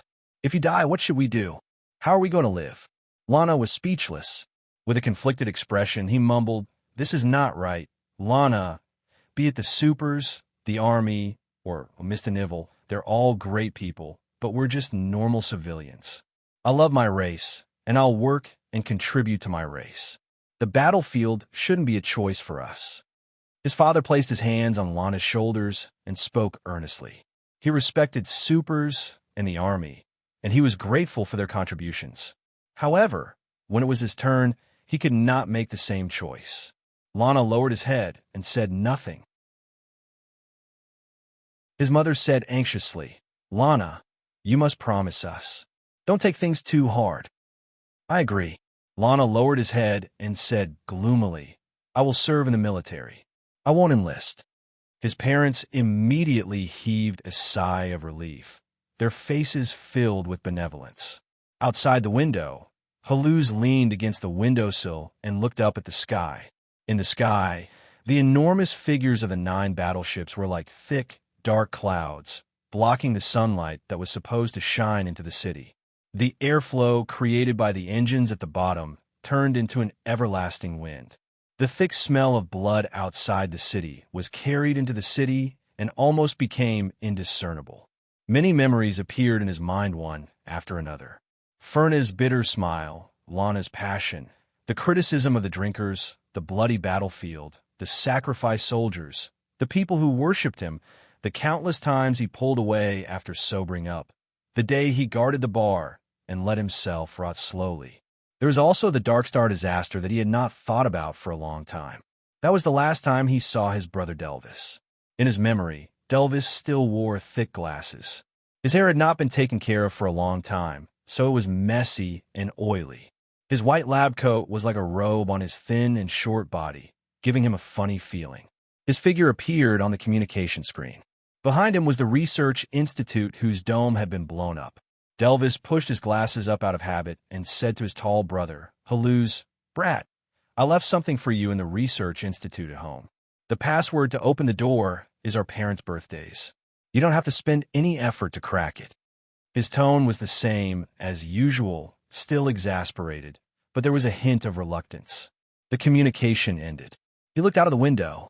In the direction of the Military Research Institute where Delvis worked, countless ferocious Dark Star battleships floated, and a mushroom cloud exploded on the ground. He had used the password to open Delvis' private research institute. Haluz had always wanted to sneak in and cause trouble, but he did not know the password. He saw the inheritance his brother had left for him. More memories surfaced in his mind. Haluz still remembered that he was just an idle gangster back then, enjoying himself everywhere with his brother's salary. He had terrifying talent and reached grade B super at a young age, thousands of times stronger than Delvis. However, always had to lower his head in front of his brother and was often scolded and scolded. He was already dead, so he was not afraid of boiling water. "Brother," Haluz whispered to himself. The memories were like bubbles. The last image that stopped was Han Zhao's deep eyes, which seemed to contain the torrent of time. Haluz calmed down a little. He returned to the bar, entered the attic, and opened a closet that had been sealed for a long time. The passageway that led to the secret basement of the bar was already covered in dust. He walked down slowly and turned on the lights. There were a bunch of boxes in the basement, many of which were Delvis's belongings. He went straight to the corner of the basement, took out a wooden box, brushed away the dust on it, and opened the lid. There was a set of dark-colored armor inside. This was the inheritance that Delvis had left for him, the armor that was secretly made for him. During the Dark Star disaster, Haluz survived with this armor and never used it again. He left it in the basement to collect dust as a memento of his brother. This might be the last piece of commander-class armor that could still be used in the entire Sunil race. Haluz stared at the armor, and his eyes sharpened. It's been too long since I fought. I hope I won't get cramps. The beasts that appeared at the end were even crazier. They were all the overlords at the top of the food chain on this planet. Some of them had already surpassed the category of beasts and could be called monsters directly. They were giant flying beetles with a wingspan of more than 100 meters. They did not die even after taking more than a dozen railguns head-on. They could spit corrosive acid from their mouths, which stuck to the battleship's shields and sizzled. One of these monsters could be easily dealt with, but when they appeared in groups, the firepower of the base gradually became less and less effective. A battleship's shield was broken, and its outer armor was damaged. What did the monsters on this planet eat to grow up? The mercenaries were shocked. What did a monster with a wingspan of more than 100 meters mean? Its size was almost the same as a small battleship of Sunil. This was just a wild animal that evolved on this planet, so there was only a very small chance that it would grow up like this. Super large monsters like this did not even need a ground reconnaissance team. The reconnaissance aircraft in air could directly locate them. Those chimeras and galactic races were not included. The missiles continued to bombard the air, and the deafening sound was deafening. Suddenly, the alarm in the defense circle went off, and an emergency broadcast sounded. Prepare for impact. Prepare for impact. Mountain beast detected approaching, estimated to arrive in 14 minutes. All warriors, get ready. High-energy, concentrated particle cannon, start charging. At the 5th defense circle, the ground cracked open, revealing an extremely large cannon made of steel with an extremely complicated structure. The barrel of the cannon was hexagonal, and it was embedded in a particle-stabilizing device in the middle of the air. It was as if the barrel of the cannon was divided into sections. Han Zhao's mechanical suit immediately sent out a high-energy response alarm, and the muzzle of this huge cannon gradually lit up. This high-energy concentrated particle cannon was an obsolete product that had been shot out from the wormhole at the center of the Shattered Star Ring. It was a galactic-level war weapon that came from an unknown advanced civilization. It had been picked up by scavengers and sold, and the Sunil race had spent a huge amount of money to buy it. This was the lesson they had learned from the first catastrophe. They had to have a trump card to deal with powerful beasts. Although it was an obsolete product, it had still cost the Sunil race a huge amount of money. The technology of the advanced civilizations was kept secret, and it could not be repaired or researched. It could only be used. Every time it was fired, it would consume a huge amount of energy. The Sunil race was short on energy, and firing a cannon was equivalent to burning a huge amount of wealth. Their energy technology was naturally not as advanced as the advanced civilizations, and it required a long time to charge before firing. Only when they met the strongest monsters would they use this huge cannon. The Sunil race had explored this planet for more than a decade, and they had recorded a large number of beasts in their encyclopedia. The mountain beast was one of the top monsters, and the powerful beasts were all lured away by the field combat team. The appearance of this mountain beast undoubtedly meant that the field combat team had failed. Han Xiao exclaimed in surprise and casually shot a thunder leopard that was close to him. He turned around to look at the high-energy, concentrated particle cannon and felt like he was about to drool. This feeling of having butterflies in my stomach. Han Technician opened his eyes wide.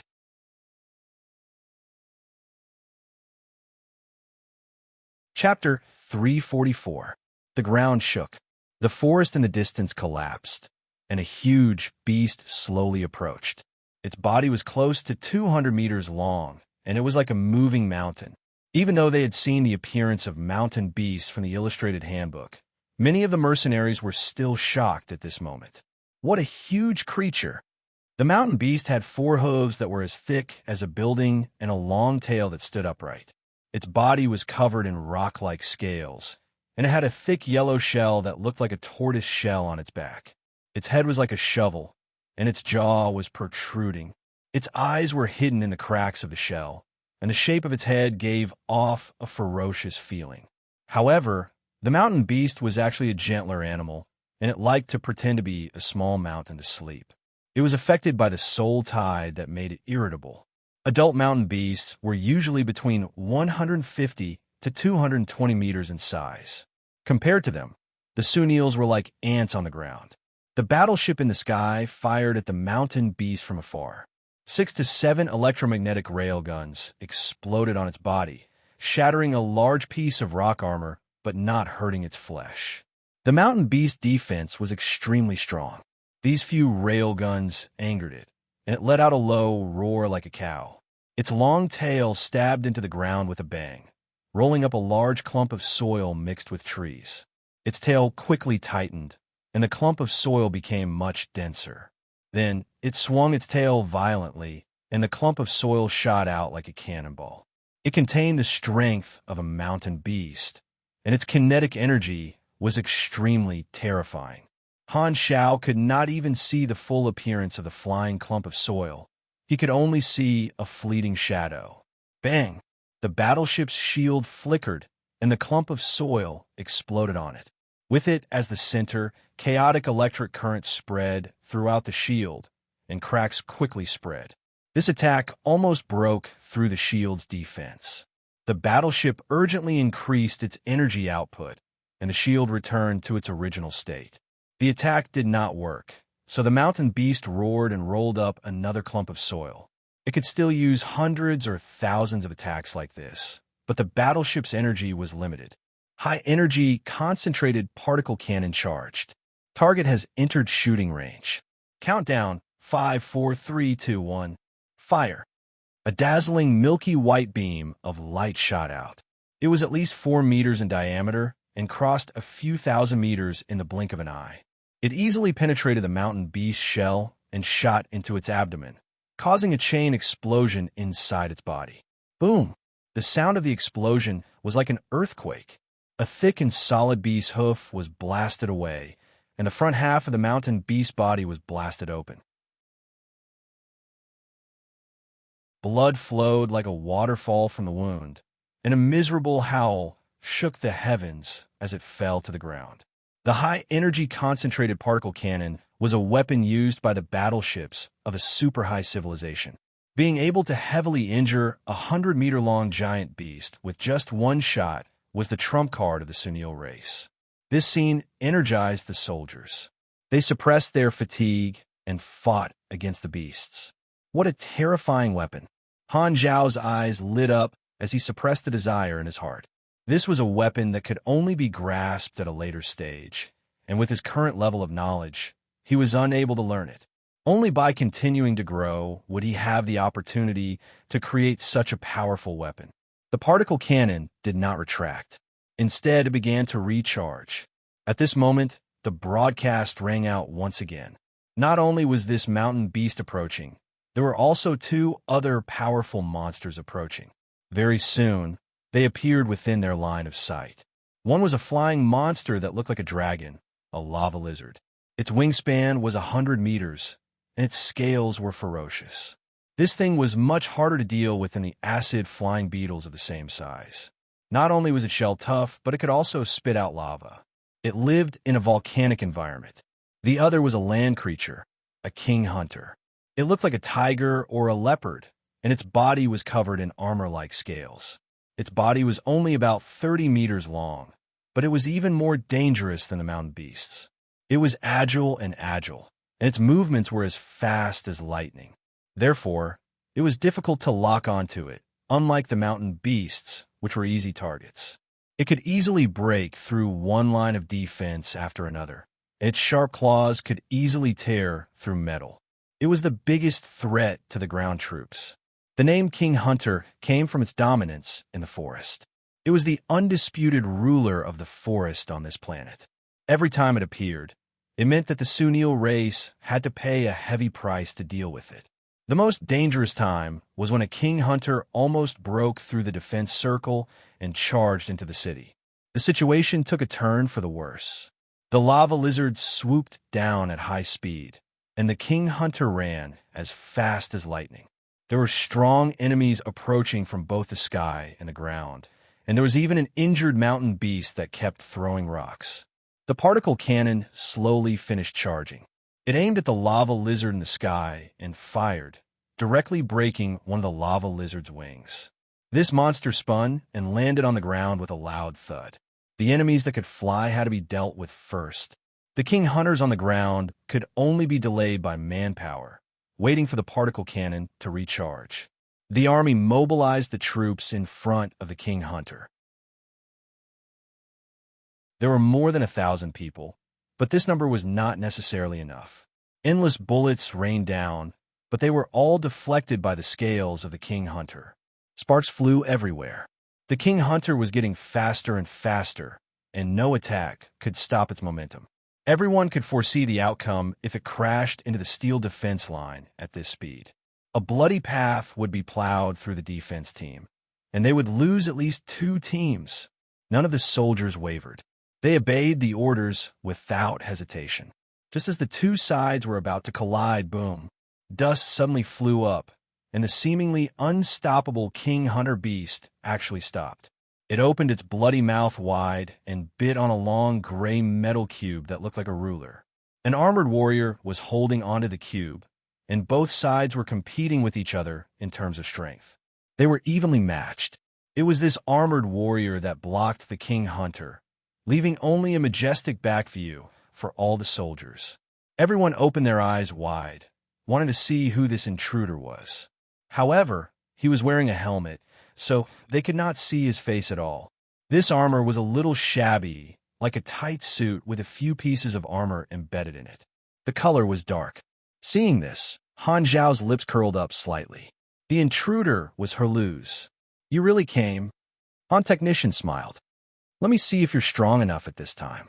The king hunter seemed to have sensed danger. It dodged to the side and roamed vigilantly. The defense team was about to surround it when Herluz suddenly said, "Leave this beast to me. You guys go somewhere else." "Leave it to you? Who are you? What if you fail?" The troops naturally did not dare to trust him so easily.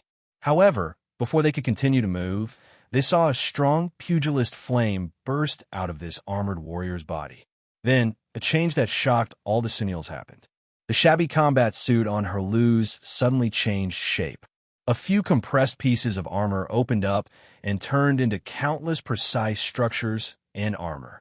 As the light flashed, the tight suit quickly turned into a set of extremely precise silver-blue armor, like a set of gorgeous ancient knight armor. A piece of pure white soft metal appeared on each of his shoulders and hung behind him like a cape. Even with Han Technician's extremely picky aesthetic, this design was very cool. Energy surrounded the armor on his body. Herluz swung the rectangular piece in his hand, which expanded and turned into a mechanical battleship cutting blade that was almost 10 meters long in the blink of an eye. All the Sunils were shocked. The name that was buried in their memories suddenly appeared. Countless soldiers opened their eyes wide and exclaimed in shock. "This performance is Commander-class armor? The legendary race's strongest armor that has been lost." All the soldiers were shocked. Their minds went blank. The Commander-class armor was an unattainable legend to the current Sunils, and the legend had truly appeared today. Herluz twisted his neck. Strong pugilist energy flowed throughout his body, and his dormant battle genes slowly awakened. This custom-made armor was working well, and it was in excellent condition. He chuckled. "I've almost forgotten this feeling. This feeling is not bad." With a roar, Herluz waved the 10-meter-long battleship cutting blade and pounced forward. He was as fast as a phantom, and the thick blade flashed like a fountain. Swoosh! The blade slashed out a silver wave, creating a trench that was dozens of meters long. The king hunter dodged it by a hair's breadth. A bloody wound appeared on its slender body, and the wound quickly expanded. Blood spurted out. The roles of hunter and prey switched instantly. NT.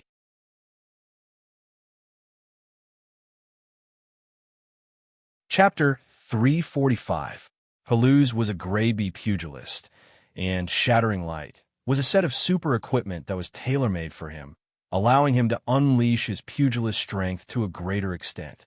There were many devices hidden in the gaps of the armor that converted energy. The turbulent flames spewed out strong winds, and shock waves spread out on the ground as he moved. Grade B pugilists started to reach the level of the Sun family, and it was easy for them to release shock waves with their bare hands. Pugilists who had passed the early stages were basically human-shaped firecrackers, exploding wherever they went. Halu's combat power was not to be underestimated even in the Shattered Star Ring. The commander-grade armor was top-notch equipment, and its level was completely different from that of the enlistee and NCO classes. Together with the battleship's slicing blade that increased energy, Halu's combat power was shocking. The thick blade released shock waves, and the ground was turned upside down. The difference between the top-notch combat power and the enlistee was too big, and there was no need for anyone else to interfere. Halu spun the battleship slicing blade like the wind, and his agility was far greater than that of the king-hunting beast. The king-hunting beast could not escape, and blood and flesh flew everywhere. Halu's godlike performance ignited the passion of countless soldiers instantly. The commander-grade armor that had disappeared for so many years had appeared again. Who is this armor user? All kinds of questions appeared in the minds of the Sunils. The commander-class armor had a very special status in the Sunil race. Many people knew that this was the embodiment of the strongest individual combat power of the race. It was almost like a totem. Halu's appearance awakened the dormant memories of all the Sunils. All of a sudden, their morale skyrocketed. In gaming terms, all the Sunils received the All Attributes Increase buff. Han Shao watched the show from the side and nodded. Halu's was very strong, even far stronger than him. Halu's has started to make his move, which means that the Sunils are starting to enter the storyline that I'm familiar with. Han Shao thought. With his little butterfly wings, Halu's actions should deviate from the original storyline. It was just a matter of whether he had a chance to abduct him. The particle cannon fired twice, killing the heavily injured mountain beasts and lava lizards. This kind of weapon was a conventional weapon used by the advanced civilizations in galactic wars, and it was an obsolete one. With the Sunil's energy technology, they could only burn low-grade energy. Even with the many restrictions, it was still powerful enough to be used as a killing weapon to defend the main city. During the charging period, Halu successfully killed the king-hunting beasts and started to roam the battlefield. With his armor and energy protection, he was not afraid of being surrounded by the beast horde. He swung his battleship's slicing blade and was unparalleled in the beast horde. Halu's alone could not stop the entire beast tide, but his role was undeniable. The soldiers in this area were able to catch a breather. In Blue Star, a Grade C super could fight an army head-on, and Halu's grade was one level higher. Even if the beasts at the end of the catastrophe were very strong, he could still handle them with ease, especially since he was a pugilist. Individuals with extraordinary powers were more agile, like sharp blades. At the same technological level, the difference between high-end combat forces and war troops was only in terms of quality and quantity. A powerful individual could become an army by himself. Halu's jumped and moved, becoming the focus of the battlefield. Looking at his figure, the soldiers felt like they were filled with energy. The situation gradually stabilized. This wave of beast horde ended without any danger. Just as the military was excitedly wanting to contact this mysterious person, Halu's body flashed, ran into the forest, and disappeared. It was obvious that he did not want to expose his identity. Halu's was conflicted. Contacting the military meant that his peaceful life in the past would no longer exist. He would have to walk the same path as Furnaz and the others, becoming the guardian of a race. Although it was his choice whether to do so or not, Halu's felt that he would definitely not be able to stay out of it by then. Furthermore, the upper echelons would definitely ask him to hand over the commander-class armor for the race to study. Halu saw it as Delphi's precious legacy, so he was conflicted, although he stood out to protect the race. And the sense of responsibility that had been sleeping in him slowly woke up. A strong person would not change their personality overnight. In the last few days, Herluz was conflicted about what to do while showing up to help. The military had been investigating his identity, but every time a battle ended, he would leave quickly and remain mysterious. A few days later, the whispers in everyone's mind suddenly disappeared, and the tide ended. The beast horde that was still attacking suddenly paused. Countless beasts woke up from their killing instincts, stopped running, looked around in confusion, and then scattered in all directions. The beast horde then disappeared. The catastrophe is finally gone. Han Shao exhaled. The soldiers laid down exhausted, unable to move. Their bodies had reached their limits. The surviving warriors were too tired. The logistics team cleaned up the battlefield, dragged the sleeping soldiers out of the armor, and moved them to the infirmary one by one. The army was resting. Seeing the battle situation on the broadcast, countless people in the city cheered. Every time a catastrophe ended, it was like surviving a disaster. According to tradition, there would be a celebration a few days later to thank the army for their contributions and mourn the martyrs who had passed away. This kind of ritualistic celebration was good for building the cohesion of the race, relaxing the tense nerves, making people laugh, shed some tears, and get rid of some negative emotions. Once again, they would feel that there was still hope in life. However, this time was different. An hour after the catastrophe ended, Furna's face appeared on all the televisions in the streets. "My people, I'm Furnace. I believe many of you know me. I would like to make a statement. From today onwards, I represent 40% of the supers, the guardians you all call, to announce that we are leaving the Sunil race and will never return." Furnace said calmly. His words were very firm, indicating that they had done their best and were now going to pursue freedom, no longer working for the race. The Sunils felt like they had been hit by a freezing rain. The joy and enthusiasm of surviving the catastrophe were all frozen. They were all stunned. What's going on? Why so sudden? The upper echelons of the military were shocked. They did not know about this at all. Far away in the forest, Herluz saw Furna's declaration through the built-in terminal of the armor. He could not believe it and mumbled, "Why didn't they leave quietly? This way the people will..." As soon as the declaration came out, the entire Sunil race was shocked. Their minds were in chaos and confusion.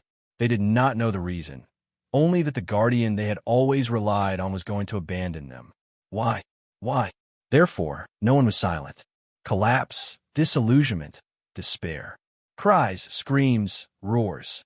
This was the collapse of their beliefs. Even the minority who were dissatisfied with the supers felt endless panic when they saw this. The entire race was shocked. Furnace appeared with the supers who had decided to leave.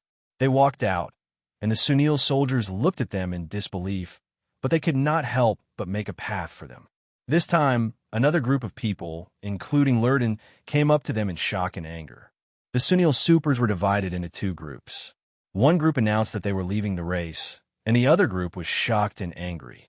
The two sides stood far away, facing each other. The mercenaries who were waiting for the final payment all looked like they were waiting for a good show. Han Shao leaned against a tank and looked at this scene from the side.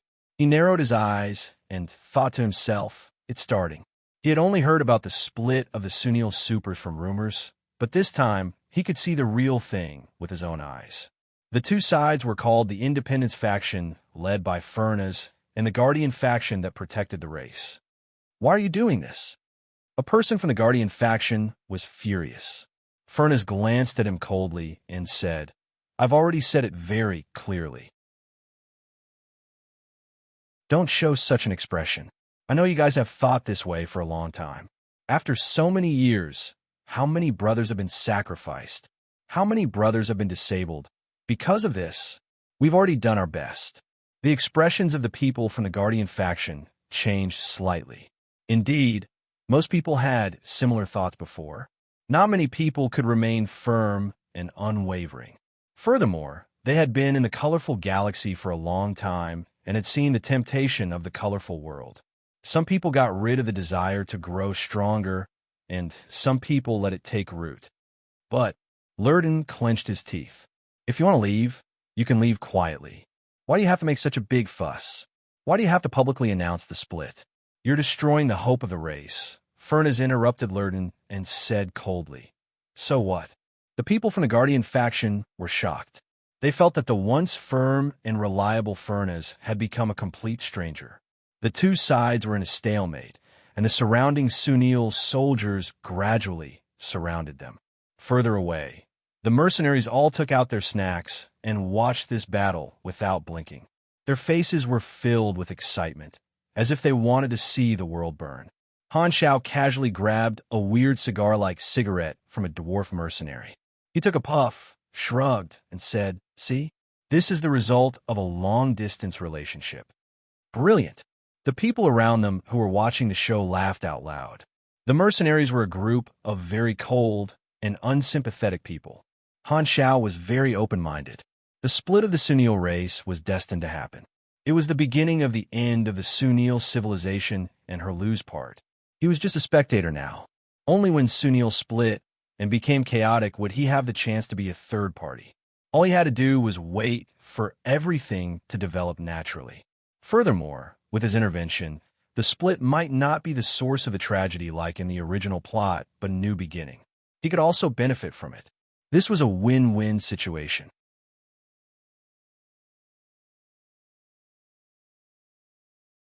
Chapter 346. The split was a foregone conclusion, and the Independence faction was determined to leave. The Guardian faction was both shocked and angry. Everyone was supposed to protect the race together, but now someone had betrayed them and even dealt a heavy blow to the things that they had once protected before they left. The Guardian faction could not help but be agitated and question loudly. You're also a Sunil. How can you abandon your own race in such a time of danger? Furness was expressionless. My race, my appearance, my life form, these factors that were determined at birth cannot decide my thoughts and stand. I've sacrificed my abilities, and now I want a new life.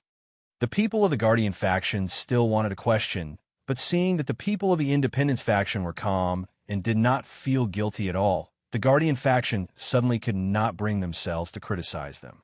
These people opposite them were all brothers who had once fought side by side, and everyone had given their blood and sweat. They were not enemies, but comrades who had parted ways, so they did not have much of a right to criticize the Independence faction. They could only say that everyone had their own ambitions. Furness pushed away the people blocking the way, and the people of the Independence faction left. The Sunil soldiers and the Guardian faction watched them leave in silence. At this time, every Sunil seemed to have seen a gloomy future. Sobbing sounds could be heard. The iron-blooded soldiers who did not fear death in battle were now crying continuously. This was the collapse of the mental support in their hearts. All these years, the supers who protected the race had been shaped into the mental totem of the Sunil, the driving force of resistance. The soldiers were not afraid of death, but they were heartbroken by the split today. Sometimes, the collapse of the mental support is even more of a blow to a whole than an external disaster. Han Shao shook his head. The Sunil in distress was like a resilient, disabled person. The loss of his body could not defeat him, and he still maintained his fighting spirit. His thoughts were sound, but when his mental beliefs also collapsed, he became mentally disabled and lost his driving force. Therefore, the impact of the split on the race was not just the loss of a group of supers. It had a profound impact on the spirit of the people, the soldiers, and the resilient quality of the race.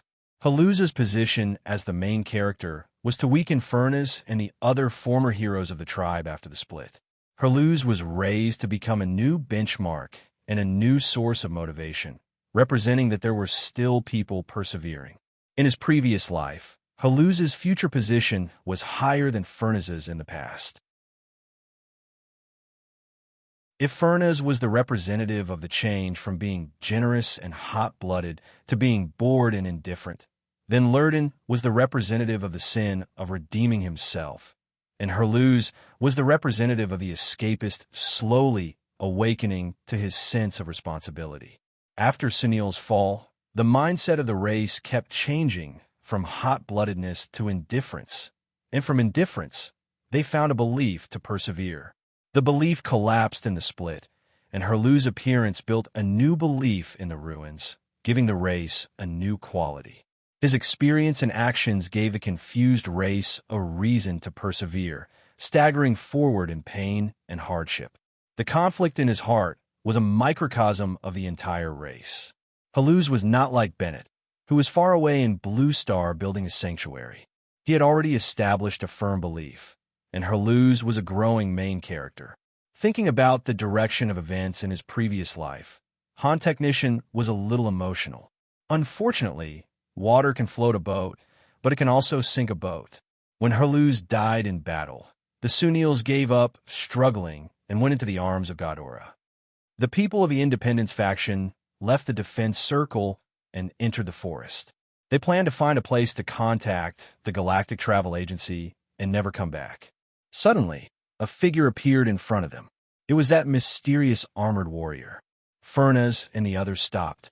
Herlu's took off his helmet and said with a complicated expression, "Why? You came to me before you left because you wanted me to protect the race for you. But what you're doing now is destroying the will of the race." Furnaz looked at him coldly, shook his head, and said, "If I don't leave, how are you going to replace me?" Herlu's eyes were slightly angry. "Just because of such a stupid reason? Actually, I hate you a lot. You have so much power, but you're just hiding at the back like a rice worm. You have no right to tell me what to do." Furnaz's face was cold. "Now, you've already shown your strength and exposed your armor. The race will definitely do their best to search for you. You can't go back anymore." Herlu's was shocked. "You're plotting against me. That's why don't overestimate yourself." Furnaz's eyes narrowed, and he said coldly, "Everyone has been through so much. Why would we change our minds because of a minority like you? We left to pursue our own goals, just like those brothers who continued to persevere. Even if our division caused negative effects and made them be criticized by a small number of people, it wouldn't shake their stupid determination to protect the race. I still say the same thing. Only living is important. I want the entire race to no longer have the luxury of persevering. This meaningless struggle doesn't need to continue. Just accept Ghidorah's aid obediently. That way, no one will have to bleed anymore. No need to fight anymore. All Sunils can have a stable life. This path is the true way to protect the race." Herlu's opened his mouth, and Han Zhao's face appeared in his mind again. He had once told Furnaz about the future of the race after they accepted military aid, but Furnaz insisted on his view and did not waver. He felt that this was a wrong prediction. The people from the Independence faction left. Herlu's hesitated for a long time before he gradually made up his mind.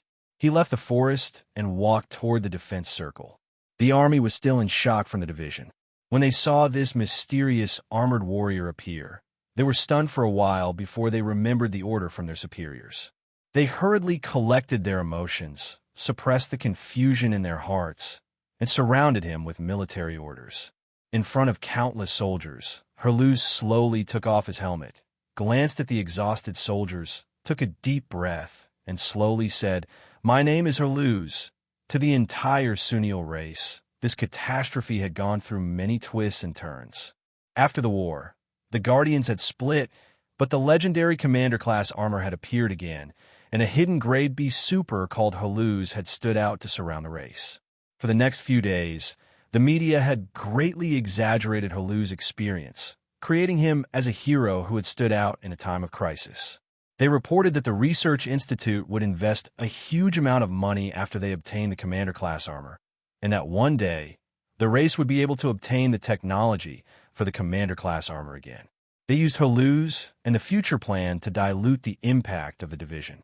Under the concerted efforts of the military and the leadership, Herlu's name was known by everyone, and he gradually became a new role model for the race. Sunil dismissed the mercenary group, and the mercenaries left one after another. During this period of fighting side by side, Han Xiao had gotten to know many of his peers, and they had a lot of fun chatting. The other mercenaries had a deep impression of the Black Star mercenary, who had not suffered any injuries, and they all expressed their goodwill. Mercenaries like to get to know their peers. They might have to fight side by side one day.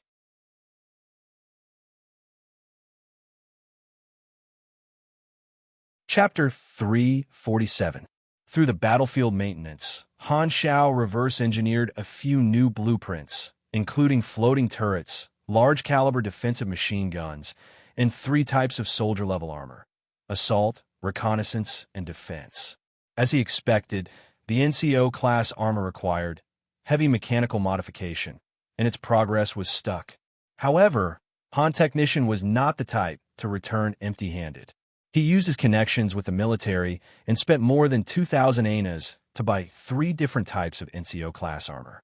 When he returned to Uberly Hub and learned heavy mechanical modification, he would be able to produce the blueprints and sell them to the players under him.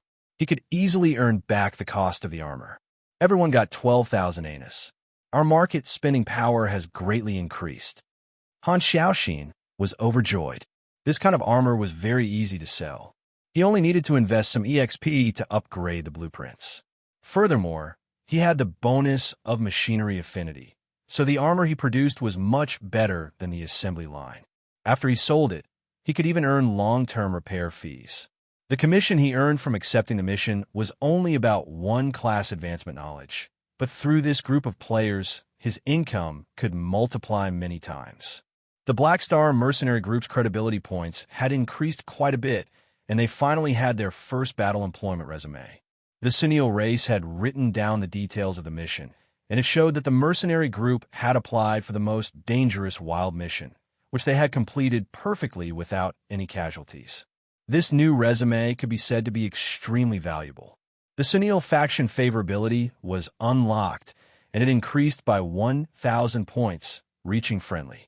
Furthermore, the reputation increased by 5 points, which was 2 points more than the original reward.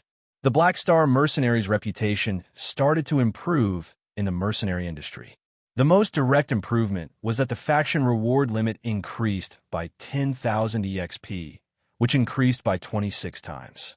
In other words, there were 26 more reward points available every day. After the payment was settled, the mercenaries left one after another, but Han Shao still stayed in Forest City. The players had stayed for a few days, and some could not sit still anymore. On this day, they went to find Han Shao. Mad Blade was confused. "Black Phantom, you call me Black Star?" Han Shao knocked on Mad Blade's head. Mad Blade was helpless. "Black Star, when are we going back? Is there anything else you want to do here?" Waiting for someone. The players thought that after the catastrophe was over, the mission would come to an end. However, in Han Zhao's eyes, it was just the beginning.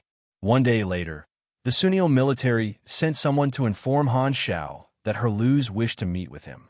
Han Shao narrowed his eyes and smiled. He's finally here. He followed the soldier to a base facility and walked into a private room. Herluz stood up from the chair, waved his hand, and asked the soldier to leave. After closing the door, only the 2 of them were left in the room. There were 2 glasses of wine on the table. Han Shao glanced at them and sat down directly. He chuckled and said, "I thought you would look for me earlier. I was delayed by some matters. I had to cooperate with the military's publicity. I also lent the armor left behind by my brother to the research institute." Herluz had a helpless look on his face. He did not expect to receive such grand treatment. There were 3 main reasons. First, it was to dilute the effects of the split. Second, Herluz himself was very strong. Strength represented status. There were only 2 Grade B supers in the entire race. After Furnaz left, there was another Herluz. Third, the Admiral-class armor had reappeared. "You seem to have a lot of things to ask me, but let me ask you a question first." Han Shao picked up the wine glass, swirled it slowly, and deliberately said in a slow tone, "Do you believe that I'm a prophet?" "Half of it." Herluz's eyes were bright.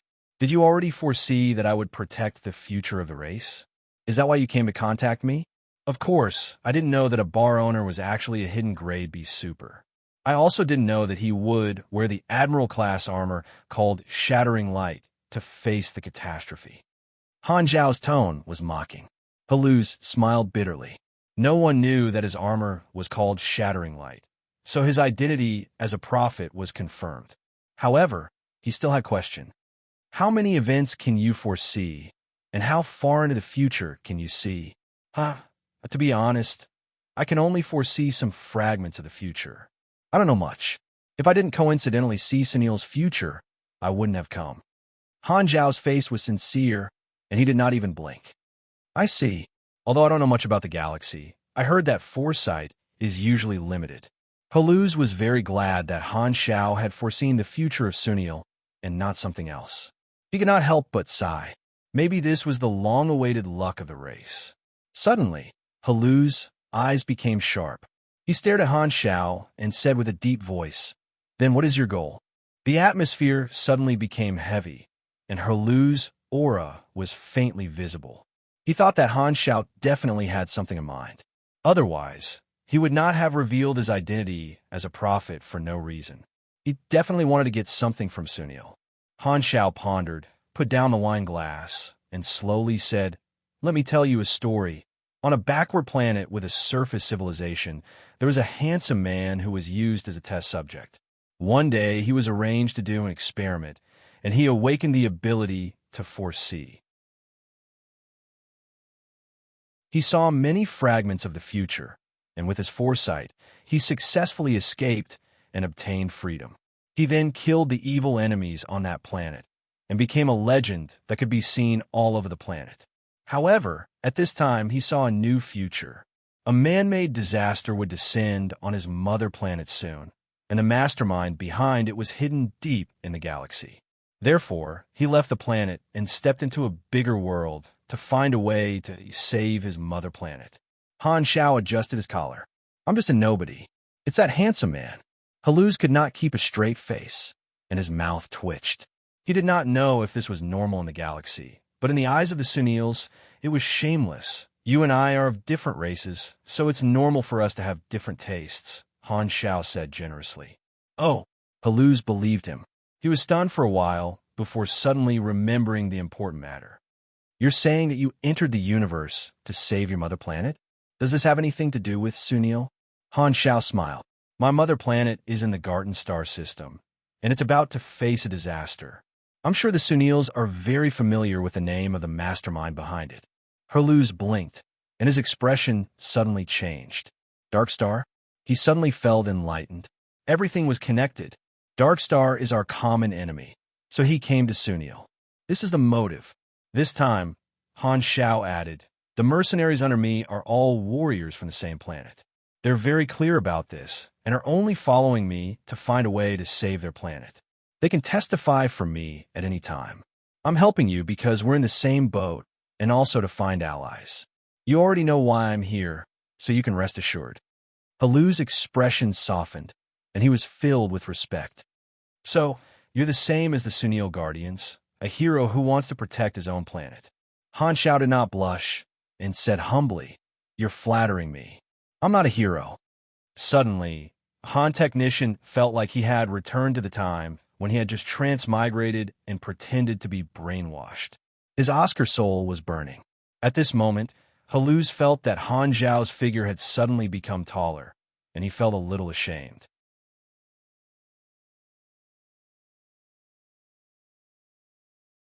Chapter 348.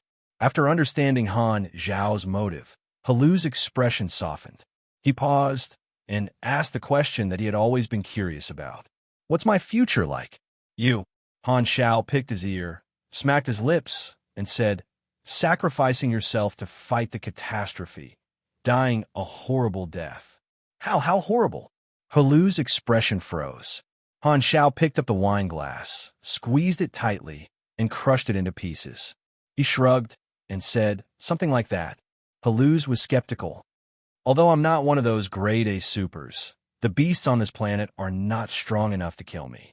In the fragment I saw, Forest City was breached by the beast horde. You defended the gap, fought a bloody battle, and used up all your energy. You were torn apart by the beast horde." Haluz was surprised. He knew himself too well. Protecting the race was his responsibility, but he definitely did not have the belief to fight a bloody battle without retreating. If he encountered a fatal danger, he would run away immediately. How could he become so tenacious? How long later was that? Han Xiao shrugged. "Do you think I'm a spirit sage worshipped by the arcane church? I'm just a normal foreseer, not omniscient." He knew that he should not act too far ahead when playing the role of a foreseer. This was to protect himself and also to keep Haluz in suspense. Han Xiao was clear about Haluz's growth path. In the future, he would become a hero of his race who sacrificed himself for others. As a main character growing up, Haluz was still young, unlike Bennett, who was already mature. Seeing Haluz frown, Han Xiao's eyes flashed. What I saw was only the fragment of the future that developed according to the current path. If there are other factors involved, the path will change. With Sunil's current situation, it will only become harder and harder to resist the catastrophe. But that kind of future can be avoided. This made Haluz heave a sigh of relief. Han Xiao said that his foresight ability was limited, which made Haluz believe him even more. Haluz would easily suspect that someone who pretended to be omniscient was lying to him. "You said you have a solution?" Haluz asked sincerely. "Sunil's situation is very bad now. The catastrophe is only the danger on the surface. Ghidorah is not safe, and Darkstar is still watching in the dark. If you rise again, you might be attacked by Darkstar." Han Xiao gave a simple analysis, and Haluz's expression became serious. Surrounded on all sides, this was the crisis that Sunil was facing. They were like fish on a chopping board, waiting to be slaughtered. Haluz could not think of a solution and only felt that the future was bleak. He could not help but ask, "Does this mean that Sunil has no way out?" "Of course not. The way out has always been obvious. It's just that you subconsciously didn't think in that direction." Han Xiao chuckled. "Obvious?" Haluz was a little surprised. He frowned and thought for a while. Suddenly, his eyes widened, and he exclaimed, "You mean destroy Darkstar? As long as we get rid of Darkstar, the biggest threat will be solved, but we can't do it. Aren't you just spouting nonsense?" Haluz's eyes widened. He did not expect Han Xiao to have such a huge appetite. In his opinion, this kind of thinking was pure madness. Darkstar destroyed the hometowns of many civilizations, Han Xiao said calmly. It's infamous in the Garten star system and even the entire Colton star cluster. Compared to you guys, it's like a giant compared to an ant. However, it's not invincible. Otherwise, it wouldn't have been hiding from Ghidorah. You guys have always ignored this possibility because your fear of Darkstar is deeply rooted in your hearts, so you don't even dare to think about it. You feel that you can never do it. It can't be done in the first place. Darkstar's organization is too big, and it's very mysterious. I clearly remember every scene when Darkstar attacked us. Countless battleships covering the sky, countless laser beams, the shattering of the planet's crust, and the eruption of lava. Han Xiao interrupted him, shook his head, and said, "Darkstar also has many enemies, and potential allies are everywhere. Other than this path, you guys can only rely on Ghidorah. If you're willing to give up, you won't be fighting against the catastrophe. I didn't say that we should deal with Darkstar now. This is just the final goal. Before that, we can only accumulate our strength and keep a low profile." "You're really daring." Haluz shook his head. "The hope is too slim. I don't think this is a good idea." Han Xiao smiled. He did not plan to use this kind of general direction to move Haluz. He just threw out a big goal to expand Haluz's horizons. Therefore, he changed the topic and said, "Let's put Darkstar aside for now. Regardless of whether we can rise in the future, we have to at least solve the current problem first. Sunil's biggest problem now is exploring this planet and solving the catastrophe. Regarding this, I have a very practical solution." Haluz was energized. Darkstar was too far away, but the catastrophe was a disaster that actually existed. He was more concerned about this, so he quickly asked, "What solution do you have?" "I could bring a lot of supers." Haluz thought that he would hear some insights, but it turned out that Han Xiao's solution was similar to the Sunil mercenaries. The lot that Han Xiao mentioned was at most a few thousand people. Haluz was instantly disappointed. He sighed and said, "Supers alone are not enough." "Not enough?" Han Xiao smiled mysteriously. "What if it's hundreds of thousands of supers?" "Hundreds of thousands?" Haluz had a "do you think I'm a 3-year-old" expression on his face. How could a small mercenary from a surface civilization find so many helpers? Furthermore, they were supers that were 1 in 10,000. Could it be that my naivety has limited my imagination? I can bring a tide of people that is even scarier than the catastrophe.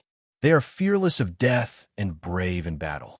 Not only the catastrophe, but they can also help you explore the planet and excavate the prophecy stone mine during normal times.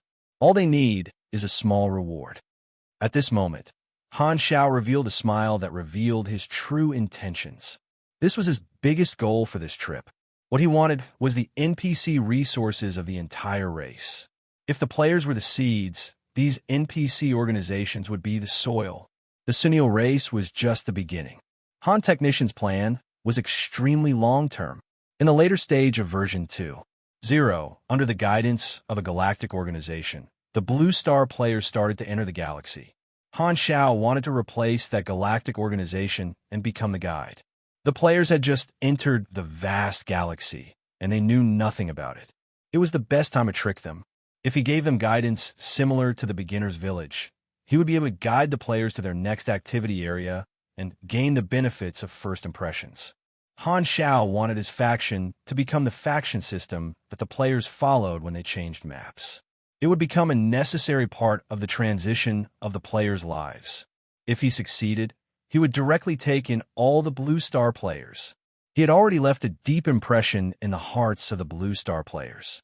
He had an innate advantage. In order to guide the players' lives in the galaxy, other than rewards, there was another thing that could not be avoided: NPC resources. Although the galaxy was vast, the players who had just come into contact with it needed time to transition. They needed a stable activity area to develop themselves, and it would be best if they could have one or more storylines to guide their actions. This was why Han Shao wanted the NPC organizations. Not only did they have NPC resources, but they also had their own storylines. The Black Star Mercenary had many rewards, and with Pork Bun's video promotion, it was very attractive. But this was not enough. There was a limit to the faction rewards, and it was a hidden limit to the number of players.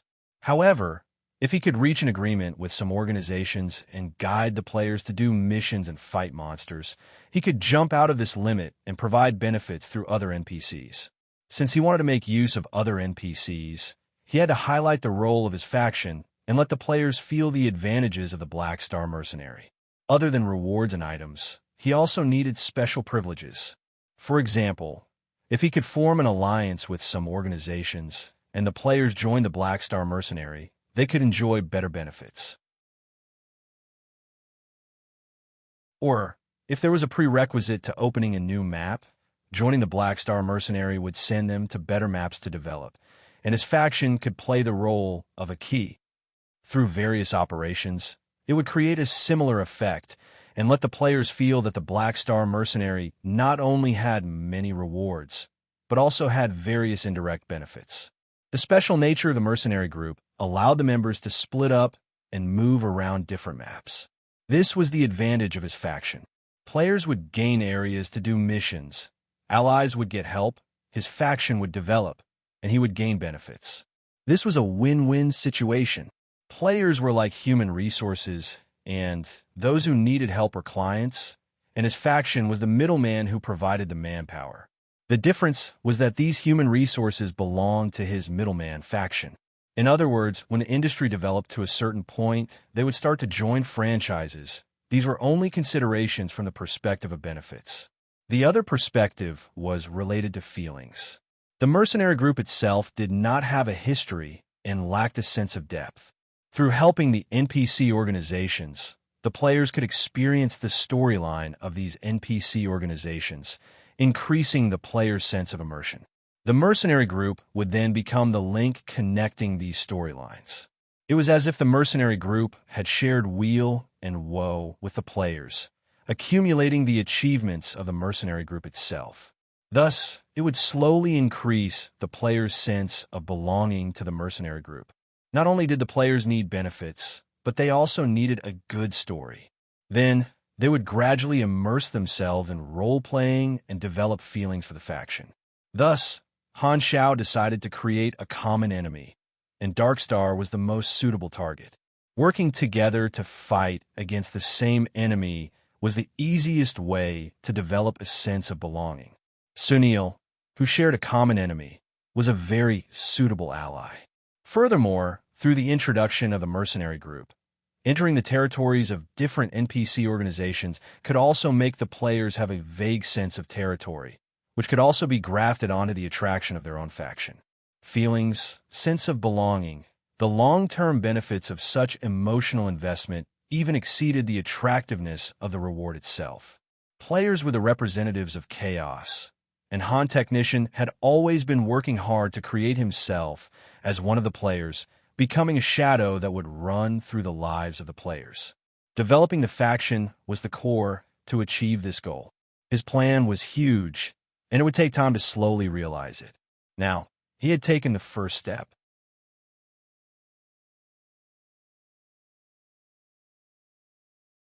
Chapter 349. Haluz had a look of disbelief on his face. Just as he was about to say something, Han Xiao spoke first. Don't be so hasty. You didn't believe that I was a Force-seer either.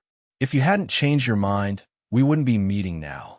I don't need you to believe me immediately. Think about it carefully. Why would I lie to you? The Sunils didn't give me any benefits. Even if I'm lying, you have nothing to lose. Indeed, Haluz nodded in agreement.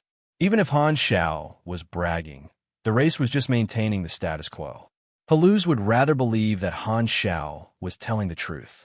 As long as there were reinforcements, the losses of the race fighting against the catastrophe would be greatly reduced, and they would be able to develop. Although there was the potential threat of the Dark Star, the Sunils were just small fries to the Dark Star. As long as they kept a low profile, they would be able to find opportunities to grow in this dangerous environment. With that in mind, Haluz said with a serious expression, if you can really help the race get through this, the Sunils will be your strongest ally. I can't make the decision for the race, but I believe that the leaders will definitely do so. Please believe in the determination and quality of the Sunils. Of course, I've never doubted these 2 points. Han Xiao flattered Haluz, making Haluz feel good both physically and mentally. As for your attitude, I'll report it to the upper echelons immediately.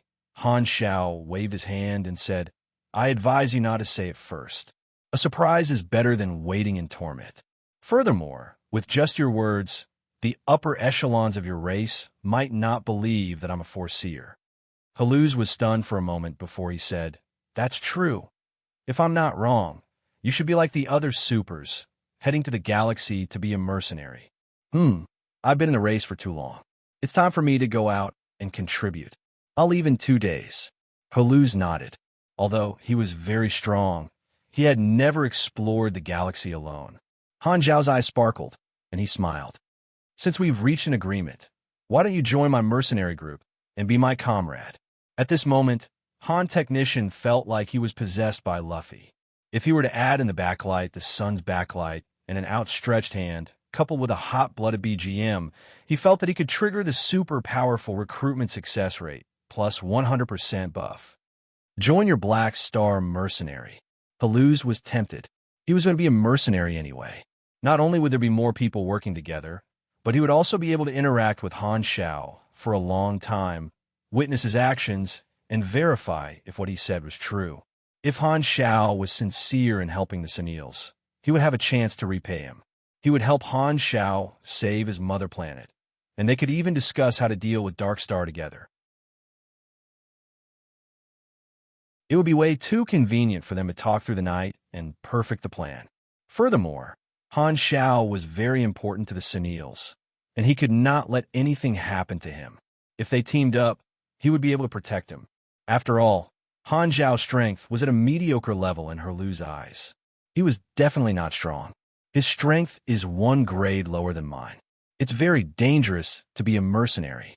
I'll follow him in case he dies in an accident. After careful consideration, Haluz felt that this suggestion was very constructive and immediately gave an affirmative response. Okay, I'll join a mercenary group. Hearing this, Han Xiao nodded calmly, but he was smiling like a blooming chrysanthemum in his heart. It wasn't a waste of my 5 hairpin-style tricks. I finally managed to lure this main character away. Other than being able to contact the Sunils, Haluz could also strengthen the NPC officers of the mercenary group. This was a high-end combat force. I made a killing this time. The content of their conversation was not reported to the upper echelons. Just as Han Xiao had suggested, the Sunils were kept in the dark for now. Only Haluz knew. 2 days later, the Galactic Travel Group arrived on planet Sunil. The players followed Han Xiao, waiting to board the ship. Suddenly, they saw a tall Sunil walk over. They had stayed in Forest City for so long and had seen the military's propaganda. They immediately recognized that it was Haluz, a character that was being made into a hero. Haluz was wearing simple, casual clothes. Han Xiao glanced at him and asked, "Where's your armor?" "I lent it to the Research Institute. I can only take it back when they've derived the blueprint, so I can only bring this weapon with me." Haluz turned sideways and revealed the silver metal cube tied to his back. This was the folded state of the battleship slicing blade. This was the only equipment he had brought with him. "I see." Han Xiao felt that it was a pity. The commander-grade armor was good stuff, but he had not even reached the requirements for the NCO-grade armor, let alone the commander-grade armor. Anyway, there would be a chance in the future, so there was no need to rush. Han Xiao turned to the players and introduced. "This is Haluz, a grade B super. From today onwards, he'll be our comrade, a new member of the mercenary group." Oh my God! Everyone's jaws almost dropped to the ground. They were dumbfounded. Oh my God! The hero of an entire race was kidnapped by the captain. "Why did you join us? What's your class? Did you make some kind of deal with Black Star?" Everyone was curious about this new comrade. Haluz was surrounded in the center and felt the passion of his teammates. He was not used to it and forced to smile. The players' detection results were a sea of question marks. They were very curious about how Han Xiao had managed to hook up with a Grey super. This was a top expert in high-level maps and should be even stronger than Black Phantom. He was probably the strongest person in the entire mercenary group. The players were very excited that someone stronger had joined their group. After a while, the spaceship slowly landed. Haluz got rid of the players and walked to Han Xiao's side. He looked up at the spaceship with a stiff expression. Han Xiao turned around, raised his brows, and said, "You seem a little nervous. You've never been to the galaxy before?" "Yes, this is my first time." Haluz rubbed his hands, wiped the sweat off, and said softly, "Actually, I'm a little afraid of heights. You're a disgrace to pugilists." Han Xiao was speechless. The group boarded the spaceship and slowly rose into the sky, flying toward the outer space. Forest City slowly shrank in their vision. This mercenary mission had finally ended. They left with one more member than when they came. The catastrophe of Sunil had benefited them a lot, especially Han Xiao, who had earned a lot. "We planted the seed in Sunil this time. It can be considered as connecting with the storyline of Dark Star. The plan has finally taken its first step." Han Xiao crossed his arms, deep in thought. The destination of the spaceship was Ubarely Hub. Before the next mission, Han Xiao had to go back and rest the team, as well as digest the rewards of this trip. In Forest City, a military base was opened to become a recruitment office. After the catastrophe, it was the day for new recruits to enlist. Young people of suitable age participated in compulsory military service and received military training. The young people came to the recruitment office one after another, accompanied by their parents. Lana arrived very early. He was only allowed to enter the recruitment office after handing over his identity card. Unrelated people were not allowed to enter, and his parents were stopped outside. Lana, turn around. His parents were waving outside with their usual kind smiles. He took a deep look at them before following the team into the military base. After queuing for a long time, it was finally Lana's turn to go through the procedures. The officer sitting behind the table did not even raise his head and said casually, "State your name, then take a number plate for the physical examination." Lana took a deep breath and said seriously, "Sir, I would like to apply to officially enlist." The officer looked up and glanced at him. "Do your parents know?" "They don't." "Young man, your parents must have warned you not to apply to officially enlist, right?" "Yes, sir, but I believe that my decision is correct," the officer said coldly. "Once the application is approved, You will be fully responsible for your decision. You are not allowed to go back on your words. Do you understand? I understand. A smile appeared on the officer's cold face. He opened the drawer, and there was a thick stack of official enlistment application forms. He took one out and handed it to Lana. Lana was about to take it, but he realized that the officer was holding the application form tightly. He could not take it out. This time, the officer said coldly, "This is your last chance to regret." Lana took the application form with a firm expression. "Very good. The official enlistment area is at the side. Don't block the people behind."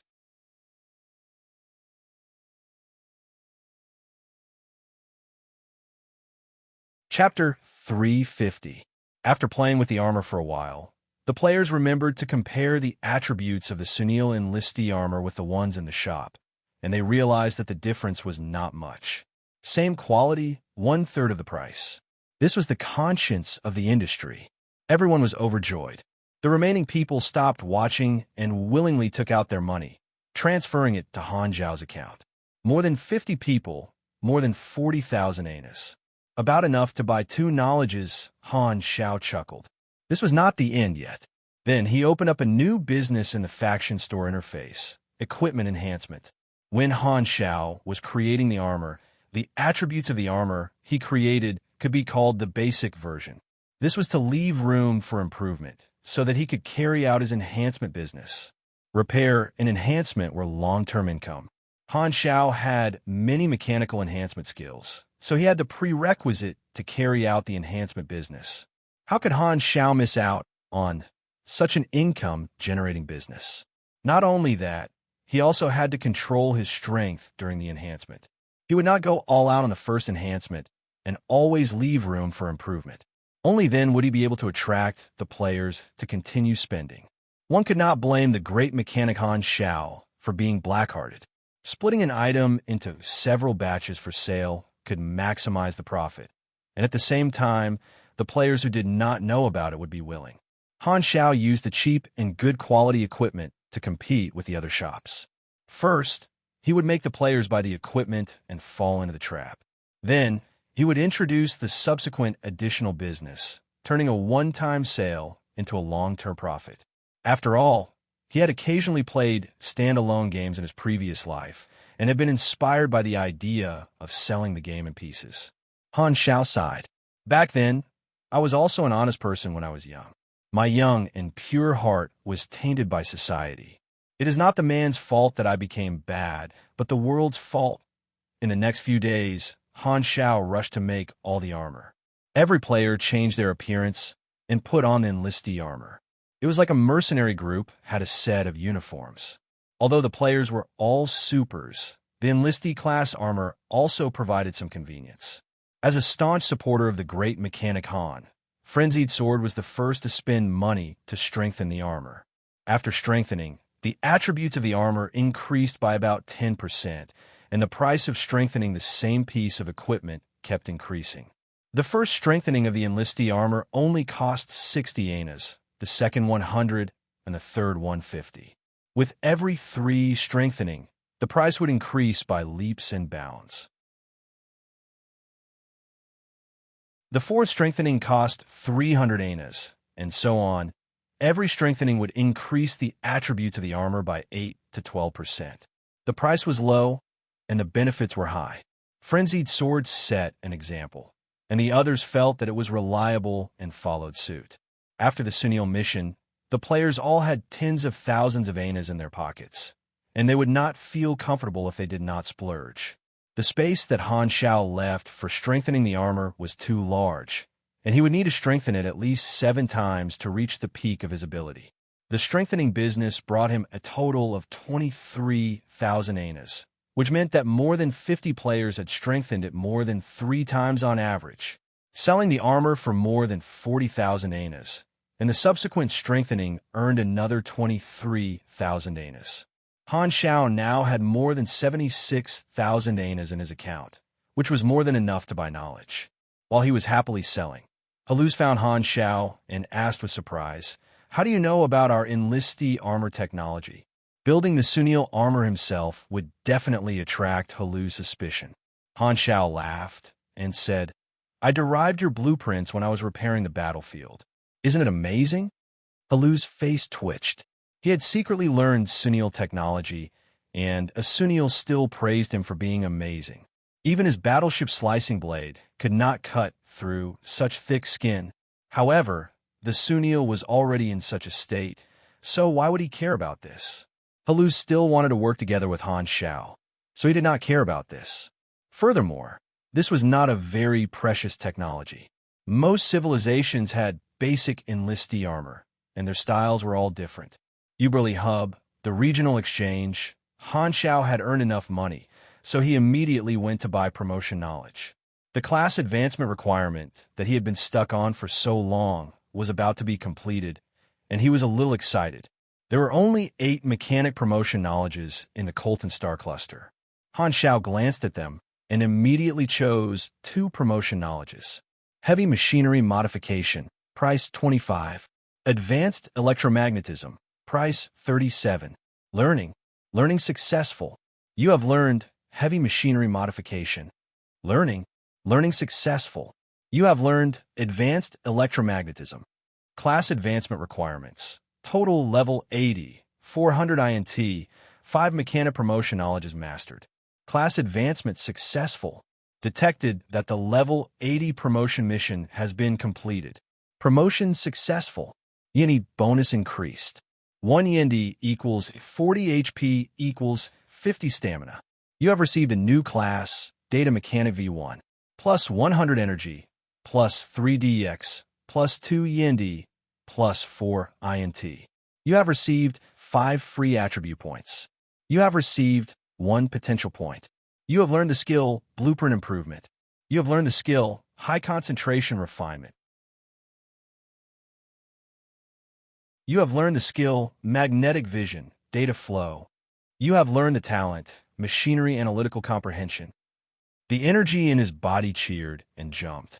With the double increase in class advancement and promotion, Han Shao felt that some kind of shackle had been broken. His vision turned black, and it felt like a few hours had passed. But in reality, it had only been half a second. His vision became clear again, but there was a huge change. He could feel more subtle things. Every time his strength increased, he felt like he was reborn. A data mechanic was also known as a senior mechanic. Their understanding of machinery had reached a whole new level, and their machinery affinity at this stage would greatly increase. Of the 4 new abilities, Magnetic Vision, Data Flow, and Machinery Analytical Comprehension were both abilities that could greatly increase one's machinery affinity. Machinery affinity was the core attribute of the mechanic class. It represented the speed, attributes, and power of the mechanic when building and using machinery. Magnetic Vision, Data Flow, was an active ability. After activating it, he would enter a special magnetic vision, and his own magnetic energy would become an extended sense, allowing him to feel the details of the machinery. Han Shao directly raised this ability to LV-10, and the effect was that it would consume 20 energy every minute, increasing his machinery affinity by 25% to 50%. The increase would fluctuate every second, completely random. Because the energy consumption was low, this ability could be activated for a long time.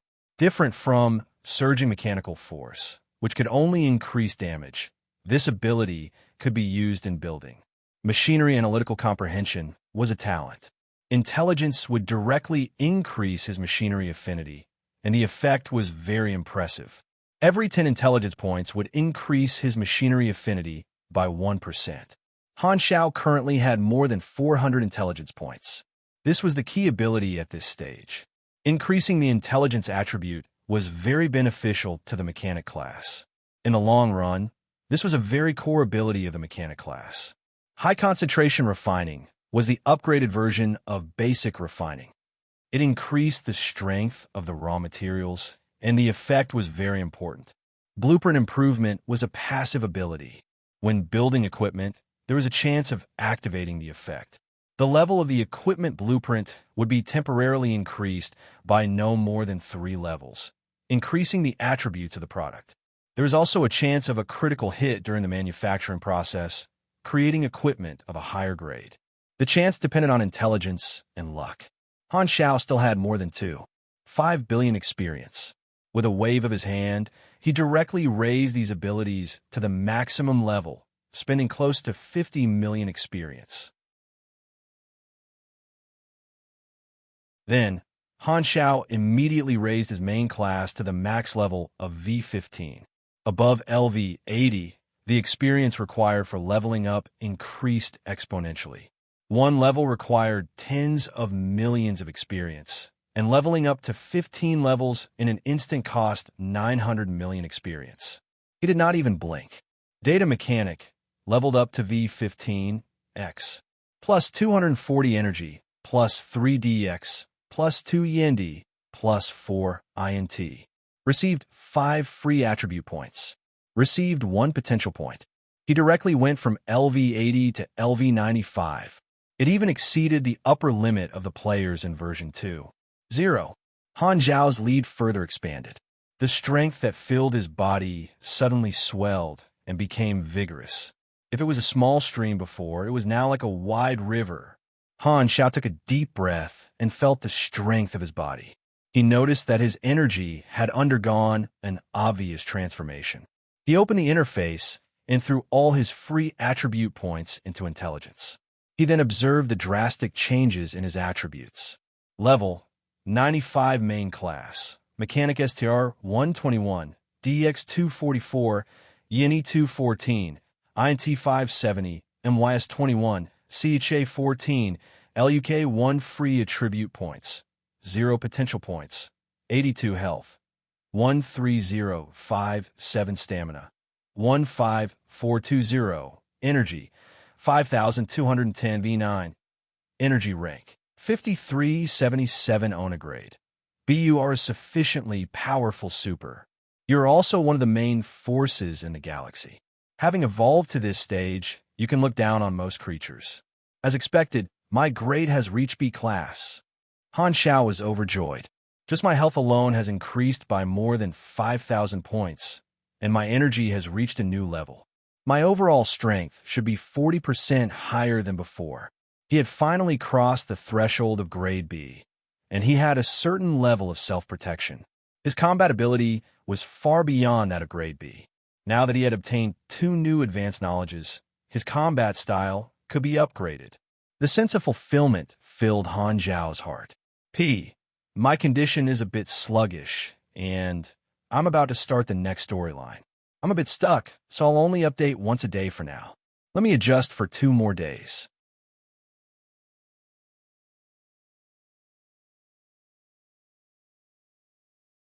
Chapter 351. After staying on planet Sunil for about a month, Han Xiao and the others finally returned to Uberly Hub. As soon as they returned, the first thing Han Xiao did was to change the medium-sized lounge into a large stronghold. The rent increased from 40 anas to 100 anas, and the space was larger and not cramped. The more majestic a faction stronghold was, the more reliable the members would feel. In fact, Han Xiao felt that spaceships were the best mobile strongholds, but a spaceship was too expensive. The players would not be able to afford it even if they cut off all their kidneys. However, human bodies were not popular in the galactic organ market either. If they had money, they would squander it. A mechanic's view of spending had always been to make money back after spending it. This trip was quite rewarding. The players had earned tens of thousands, and Han Xiao had to do a round of harvesting before he could earn enough to buy the 2 class advancement knowledges. Professional players would definitely use their spare money to buy equipment, and Uberly Hub had many private equipment stores open to different races. These were all competitors. I can't make the players only spend money here. The players have their own preferences, and I can't deprive them of their freedom. Otherwise, it will be detrimental to the development of the faction. No one likes to be forced. Furthermore, the things I sell may not be able to satisfy all their needs. However, I only need a portion of the player's wealth. Many a little makes a mickle, and the profit is already huge enough. Although Han Xiao had many ways to earn money, he had always kept his desire to earn money within a rational range. He updated the faction exchange list and added the defense type, assault type, and reconnaissance type Sunil soldier armor. The first requirement was 500 faction favorability points and 800 anas before they could be exchanged. In the new stronghold, before the players could move freely, someone discovered the new items in the faction store. Mad Blade was surprised. This is the soldier armor we saw on Sunil. How Tion was confused. That's right. This is their technology. How can a mercenary group exchange for other organizations' equipment? The players were instantly curious. Poor Buns suddenly had an idea and gave a reasonable idea. A mercenary group should be a faction with growth potential. By accepting different missions, they can update the faction store. The more missions they accept, the stronger the faction will be. Everyone thought about the addition of Haluz and the growth shown on the faction interface when they first joined Black Star. They all felt that it made sense, and excitement gushed out of them. It turned out that the actions of the players could allow the faction to grow. We might have joined a special faction. Mad Blade was excited. All of them were professional players. They immediately thought of the advantages of being a mercenary group. If they were hired by a different faction, the exchange list would be updated with equipment from that faction.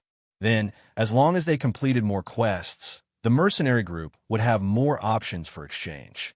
This way, they would not have to join other factions for equipment. They would only need to increase the favorability of the mercenary group. They were the first batch of players to enter the galaxy. Back then, they had even undergone a difficult selection. Could it be that joining this faction was a hidden benefit? The players believed that this characteristic of the mercenary group came from Han Xiao. The main character of the storyline had to be special. The players trusted Han Xiao very much, as if anything could happen. This was the image that Han Xiao had been trying to create for the players, letting the players feel that the growth of the faction was driven by them, and clearly seeing the growth of the faction would allow them to slowly form a sense of belonging. This was also the development path that he had set in the beginning. Now that the players finally felt this characteristic, they felt a sense of novelty. His strategy had achieved the desired effect. At this time, the players had money in their pockets. A few of them immediately bought the soldier armor. Han Xiao did not have a real thing, so he had to order one. The other players were more pragmatic and planned to observe the real thing after it was done. When Sunil was fighting, every player had their eyes on the soldier armor. Unfortunately, they did not have the means to buy it. Second Prince had even almost wanted to steal one. We've been fighting for more than a month. Let's all rest for a while. Han Xiao dismissed everyone, left the stronghold, and rented a machinery modification room. He first spent a few million EXP to raise the level of the armor blueprint to level 6 before starting to build it. He still had a lot of materials left from the Blue Star. Only a small portion of the Sunil soldier armor needed to be bought from the galaxy, and the cost of one set was only about 50 anas. The mercenary group did not have any missions for the time being, so the players could finally walk around Uberly Hub. Of course, they would not only spend their money in one place. There were many shops in the hub, and there was a wide variety of products to choose from. During this period of rest, everyone saw the equipment of different civilizations and bought quite a lot of equipment, such as more powerful guns and small support machines. At the same time, they discovered that some machinery shops were also selling soldier armor. This was very common in the galaxy. Although the appearance of these armors was very different from Sunil's, the technology behind them was more basic. However, the prices in the shops were much more expensive than the ones in the mercenary group. The cheapest one cost 3,200 anas, which was 3 times more expensive. However, the players started to worry. You get what you pay for. Han Zhao's armor was so cheap, so would its attributes be bad? Everyone secretly memorized the attributes of the armor in the shops and planned to compare them when the products of the mercenary group were out. Although Black Star's equipment was more expensive, when professional players had money, they would only look at the quality and not the price. Haluz went to the mercenary hall alone to register and join the Black Star mercenary. He opened the mercenary group resume. Black Star mercenary credibility points, 154 group size, 53 level, 52 grade B, 1 missions completed. 1. Low-level daily missions are not included, active area. Garten Star system resume. Sunil Defender Battle, collapse/expand. Founder, Black Star, Han Shao creation date. Year 688, October 2 summary. A small mercenary group with a certain level of combat ability. There is 1 grade B supermember. A mercenary group that has only been established for a month? Black Star didn't lie to me. Haluz saw that there was only 1 grade B in the group and knew that he was the strongest in the group. He could not help but feel a sense of responsibility. For the future of the race, he had to protect Han Shao. He hoped that this captain would not choose missions that were too dangerous. On the other side, Han Shao, who was making armor in the workshop, received a notification from the interface. Faction reward limit, 135700 leader level V80, plus 64,000 officer. Haluz B, plus 20,000 to 53 group size, plus 20,000 to 7 renown, plus 14,000 legendary point. Leader 3, plus 15% allies or enemies. Sunil's friendliness was in the category of individuals and had not risen to the level of faction allies. Han Shao was energized. The faction had obtained its first officer and taken the first step. The reward limit had increased by 20,000. Recruiting officers was indeed a good way to increase the reward limit quickly. 2 days later, Han Shao made 6 sets of soldier armor. The players could not wait to try them on and instantly felt the convenience. Individual armor was a topic that most civilizations would definitely research when they reached a certain level. The original intention was to allow individuals to obtain a stronger physique and adapt to different environments. When the players put on the individual armor for the first time, it was like opening the door to a new world. In the stronghold, a few players who had bought the armor excitedly operated the armor. The new control feeling made them very happy, and the other players surrounded them and touched them curiously. How does it feel? It looks heavy, but it's actually very convenient to move around. There's a power structure inside. Rainy Kim frowned and coldly said, "A bunch of metal lumps. They look so ugly." All the male players glared at her, and for the first time, they had a common enemy. What do you know? Mechanical armor is a man's romance.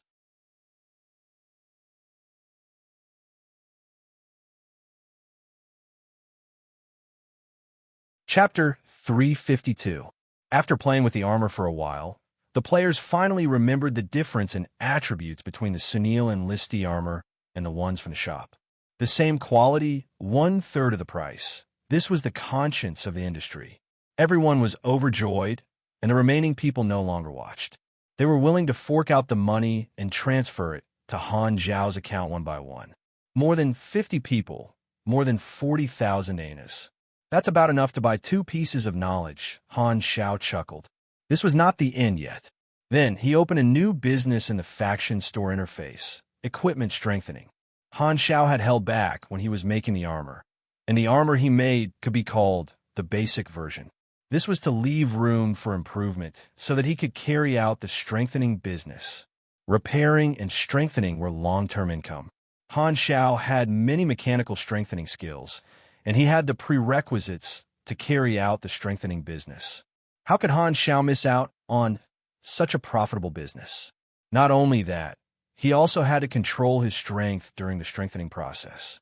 He would not go all out on the first strengthening, leaving room for improvement so that the players would continue to spend money.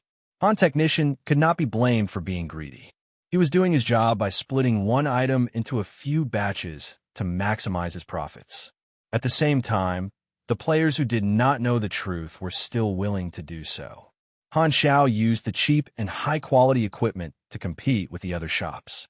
He would first let the players buy the equipment into a trap before launching a follow-up business, turning a one-time sale into long-term profit. After all, he had occasionally played single-player games in his previous life and was inspired to sell them separately. Han Shao sighed. Thinking back, he was an honest person when he was young. His young and pure heart was tainted by society. It was not the man's fault for turning bad, but the world's fault. Over the next few days, Han Xiao rushed to make all the armor. Every player changed their appearance and put on the enlistee armor. It was like the mercenary group had a set of uniforms. Although the players were all supers, the enlistee armor also provided some convenience. As a firm supporter of Han Technician, Madblade was the first to spend money to strengthen the armor. After strengthening, the armor's attributes increased by about 10%, and the price of strengthening the same piece of equipment kept increasing. The first enhancement of the soldier's armor only cost 60 anas, the second enhancement cost 100 anas, and the third enhancement cost 150 anas. Every time it was enhanced 3 times, the price would increase exponentially. The fourth enhancement cost 300 anas, and so on. Every attribute enhancement was within 8% to 12%, and the price was low but the benefits were high. Madblade set the example, and the others felt that it was reliable and followed suit. After the Sunil missions, the players all had more than 10,000 anas in their pockets, and they would not feel comfortable if they did not squander them. Han Xiao had left too much space for the armor to be strengthened. They had to strengthen it at least 7 times before they could reach the peak of their abilities. The strengthening business had brought him a total of 23,000 anas, which meant that more than 50 players had strengthened it more than 3 times on average. After selling the armor for more than 40,000 anas and adding another 23,000 anas for the subsequent enhancements, Han Xiao now had more than 76,000 anas in his account, which was more than enough to buy knowledge. While he was happily selling, Haluz was very troubled. He found Han Xiao and asked with surprise, "How do you know about our soldier armor technology?" Building Sunil's armor himself would definitely cause Haluz to be suspicious. Han Xiao laughed and said, "I derived your blueprints when I was repairing the battlefield. Isn't it awesome?" Haluz's face twitched. He had secretly learned Sunil's technology and even had a Sunil praise him for being awesome. Even his battleship slicing blade could not cut through such thick skin. However, Sunil was already in such a state, so there was no need to pursue this.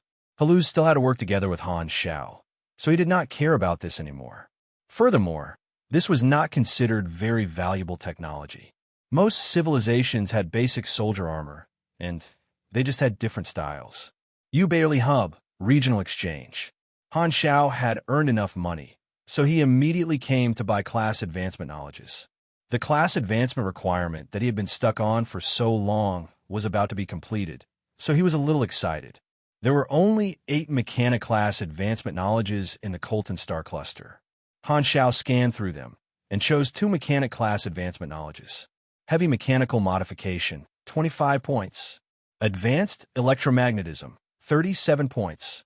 Learning successful. You have learned heavy mechanical modification. Learning successful. You have learned advanced electromagnetism. Class advancement requirements. Level 80, 400 INT, 5 mechanic class advancement knowledges. Class advancement successful.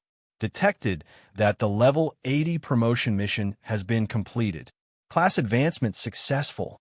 Yini bonus increased. 1 Yendi equals 40 health equals 50 stamina.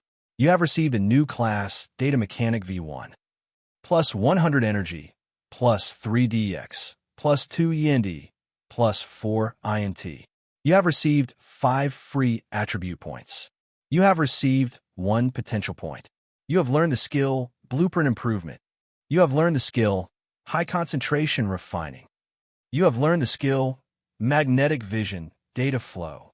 You have learned the talent, Machinery Analytical Comprehension. The energy factor in his body cheered and jumped. With both his class advancement and class advancement, Han Xiao felt that some kind of shackle had been broken.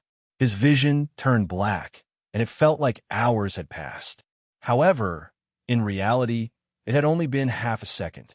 His vision became bright again, and he could sense even more minute things.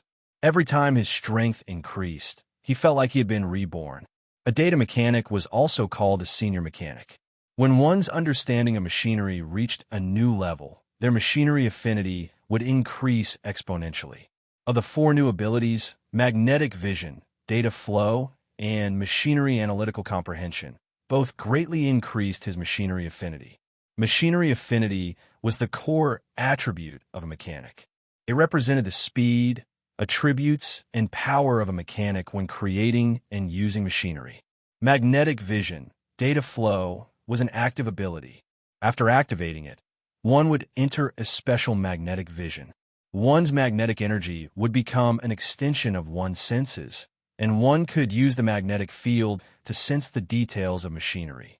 Han Xiao directly upgraded this ability to level 10. Its effect was to consume 20 energy every minute and increase his machinery affinity by 25 to 50%. The increase would fluctuate every second, and it was completely random. Because the energy consumption was low, this ability could be activated for a long time. Unlike surging mechanical force, which could only increase power, this ability could be used on creation. Machinery analytical comprehension was a talent. Intelligence would directly increase machinery affinity, and the effect was very impressive. Every 10 points of intelligence would increase one's machinery affinity by 1%. Currently, Han Xiao had more than 400 points of intelligence. This was the key ability of this stage. Increasing intelligence was a benefit to a mechanic. From a long-term perspective, this was a very core ability of the mechanic class. High concentration refining was the upgraded version of basic refining. It increased the strength of raw materials, and its effect was very important. Blueprint improvement was a passive skill. When crafting equipment, there was a chance of activating the effect. The level of the equipment blueprint would temporarily increase by no more than 3 levels, increasing the attributes of the product. There was also a chance of critical hit during the crafting process, creating equipment of higher quality. The chances were dependent on one's intelligence and luck. Han Xiao still had over 2,500,000,000 EXP. With a wave of his hand, he directly raised these skills to the max level, spending nearly 50 million EXP. Following this, Han Xiao immediately raised his main class to the max level of V15. After level 80, the amount of experience required to level up increased exponentially.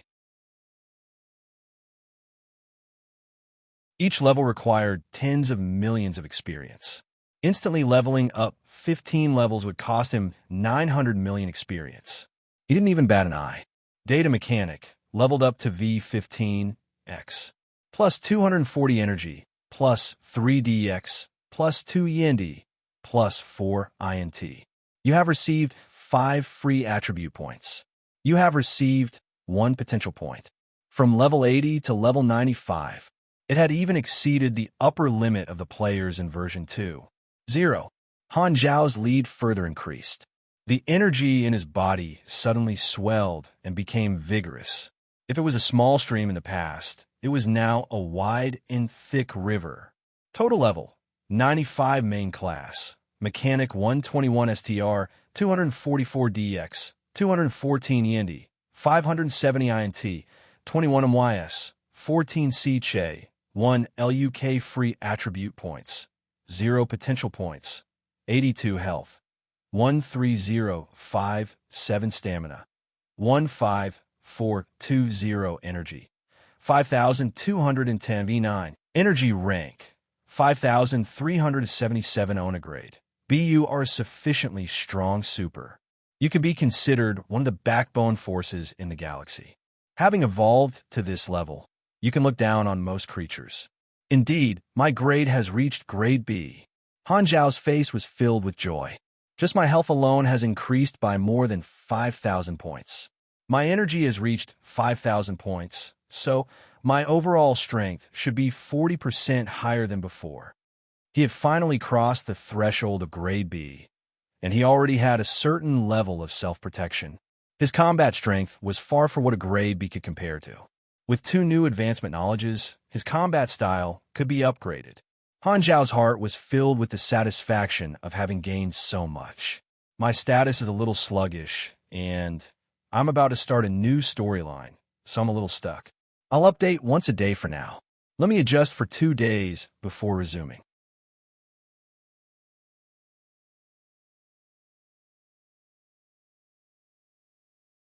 Chapter 353. The prerequisite for the Sunil NCO class armor had been met, and Han Xiao could derive the blueprint from the armor. He did not want to sell it to the players for the time being. After all, he had just sold the enlistee class armor, and selling the NCO class armor immediately would affect the benefits of strengthening the enlistee class armor. I now have 5 class advancement knowledges, which can be combined into many new blueprints. My own equipment can be upgraded. Han Xiao stroked his chin and thought. He currently had 4 combat modes: the core system, amphipter mechanical suit, the close-range compounded magnetic chain split blades plus thermoelectrical incisor gauntlet, the mid-range sonic sphere, and the long-range wrath of Garrett and sniper kiting. These 4 modes formed the foundation of a comprehensive combat system. Heavy machinery modification gave him the technology to build large machinery, and advanced electromagnetism allowed him to build stable electromagnetic weapons. Electromagnetic weapons were the next level of conventional weapons, and they were higher than gunpowder weapons. These 2 knowledges were very useful, and he needed to upgrade them sooner or later. He spent 16 potential points to upgrade them to the max level of V5. If he wanted to upgrade his combat mode, his close-range weapons were no longer able to keep up with the times, so he could use this opportunity to create something new that was thick and big. For the mid-range and long-range weapons, he just needed to change his gunpowder weapons to electromagnetic weapons. His Ghost Sniper rifle had always been an incomplete version, and it only lacked advanced electromagnetism. Now it could be perfected. The Amphiptera mechanical suit itself could not be completely revolutionized yet, so he only needed to strengthen it a little. If he wanted to add more functions, creating new accessories would be a good choice. Han Xiao had a vague idea of what to do. He rubbed his palms together and prepared to go all out. Not only was his combat mode updated, but he also had the ability to build large machinery this time. Han Xiao was ready to build a large surface vehicle to be the transportation tool for the whole team. As soon as this idea popped up in his mind, 2 words immediately popped up in his mind. Reliable. Han Xiao's eyes sparkled. A mobile vehicle can be the symbol of a mercenary group, and it can also show the expansion of the team and increase the interest of the members. Plus, with the addition of advanced electromagnetism, won't I be able to build a crude electromagnetic rail cannon? A vehicle is the best carrier. He immediately got to work. He bought enough parts and materials, shut himself in the modification room, and told the players to rest for a while in the hub. No one had any objections. This time, unlike when they had just entered the galaxy, the players had already tasted the sweetness of obeying orders. Evenly Good did not have any other thoughts. Walking around the hub hall every day, interacting with different races, and understanding more civilizations was a very interesting experience. Although professional players were very utilitarian, there were also many like Maple Moon who liked the story. The Sea of Stars was very attractive to them. Taking advantage of the break, Port Bun produced the 2nd episode of the Black Star story. It was still edited like a movie, just like a TV series. Not only Blue Star, but also the players from all over the galaxy had been looking forward to it. More than 100,000 people watched it as soon as it was released. The content of the show continued from the previous episode. The Black Star Mercenaries' first mercenary mission, the history of the Sunil race, and the catastrophe. The majority of players who could not enter the galaxy were very interested in this. The mercenary group was the core of this show and also the eyes of countless viewers. The viewers slowly understood the galaxy through the mercenary group's experience, so they were very close to the mercenary group. The show continued until the end of the catastrophe. The mercenary group had a new partner, Haluz. It was like a new character appearing in a TV series, and it immediately attracted the attention of the players. Port Bun released the new products of the faction store at the right time. The narration explained that factions could grow, which made the viewers look forward to the mercenary group's future adventures even more. At the same time, they were very envious of the players who followed Han Xiao. Han Xiao also watched the show and was very satisfied with how Bun Hit Dog had handled it.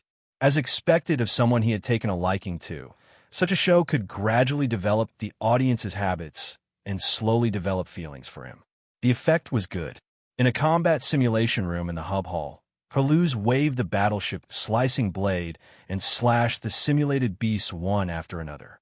He had not fought for too long, so he came to the combat simulation room every day to get used to it. Because Han Shao was immersed in manufacturing, he did not update the mercenary information. Therefore, in Herluz's heart, he was still the only Grade B super in the team. He felt a heavy responsibility and trained hard. After fighting for a few hours, all the illusions disappeared. The battlefield filled with corpses turned back into an empty white room. Herluz folded the battleship's slicing blade, wiped his sweat, and walked out of the room. At this time, Mad Blade, Hao Tian, and King Admiral walked out of the gravity room at the side. When they saw Herluz, they immediately approached him. "You guys are training too." Herluz nodded at the team members. The players had been very friendly to him these days, and he felt that he was getting along well with the team. Herluz was not surprised by the players' names. Every civilization had their own way of naming, and he thought that it was the custom of planet Han Shao. He could only wonder why the players could not die. The players naturally could not tell the truth, so Herluz thought that it was a collective Esper ability. "Can you teach us some combat techniques?" Hao Tian asked. In the eyes of the players, Herluz was a treasure that had not been opened yet. They could try to trigger events and learn skills. Herluz did not teach them any skills. At most, he would teach them some melee combat techniques. With his guidance, the players' melee combat skills would increase by quite a lot. Triggering the guidance event required luck. It mainly depended on Herluz's mood. However, the benefits were free, so players would ask about it from time to time. Since they were in the same team, Herluz did not mind. At this time, the regional news broadcast on a tall building beside them suddenly sounded an emergency alert. Breaking news.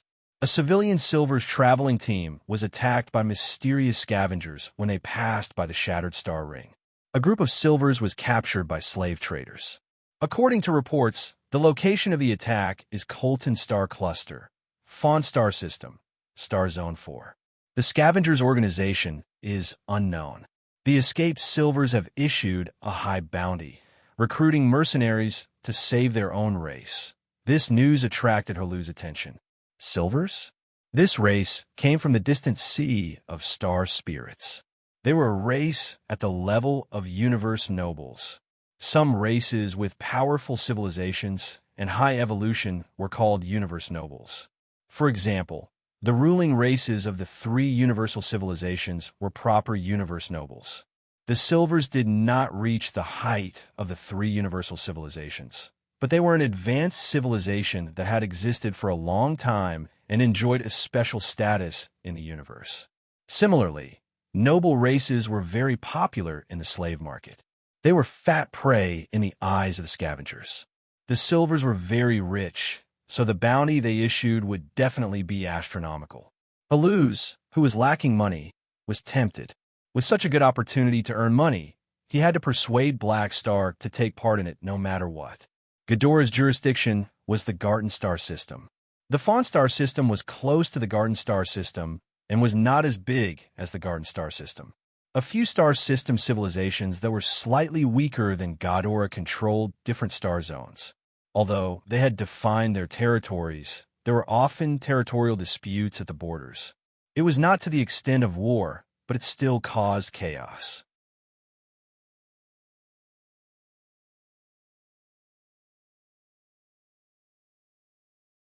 Chapter 354.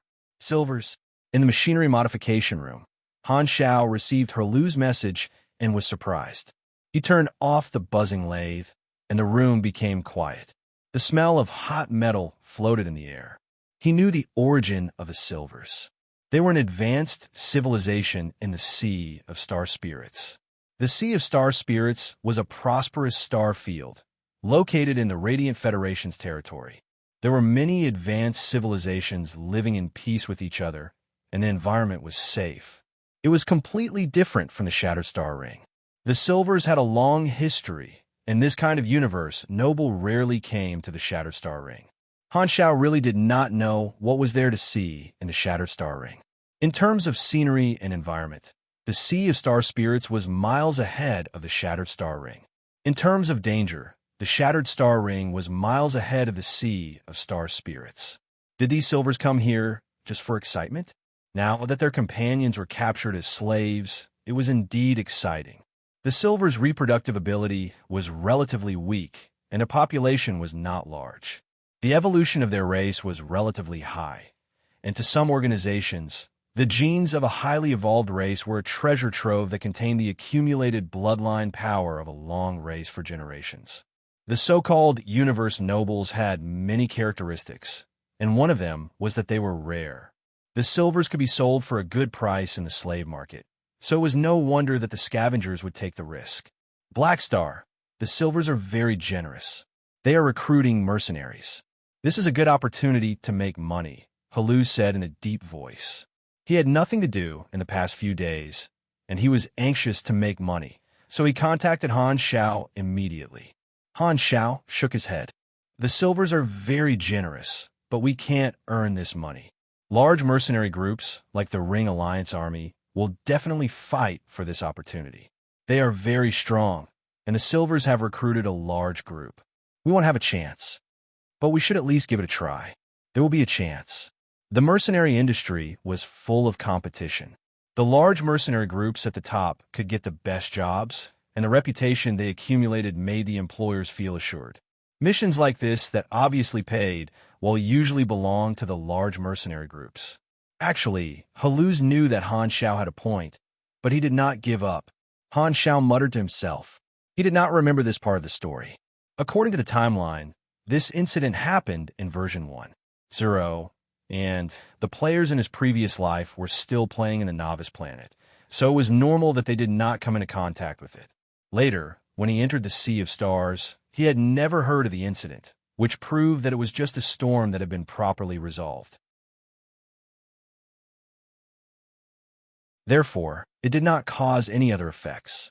Han Xiao was more cautious when it came to unexpected events. After all, he had a plot he was familiar with. Whether or not he should take the risk to participate in an unknown plot, he had to weigh the benefits and risks. He was not a coward who was afraid of changing the plot. He did not lack the spirit of adventure and the breadth of a man. However, the most important thing right now was to accumulate strength, and participating in the plot was the safest way. He did not want to cause more trouble. Let me think about it, Han Xiao said. All right, I'll be on standby. Haluz nodded.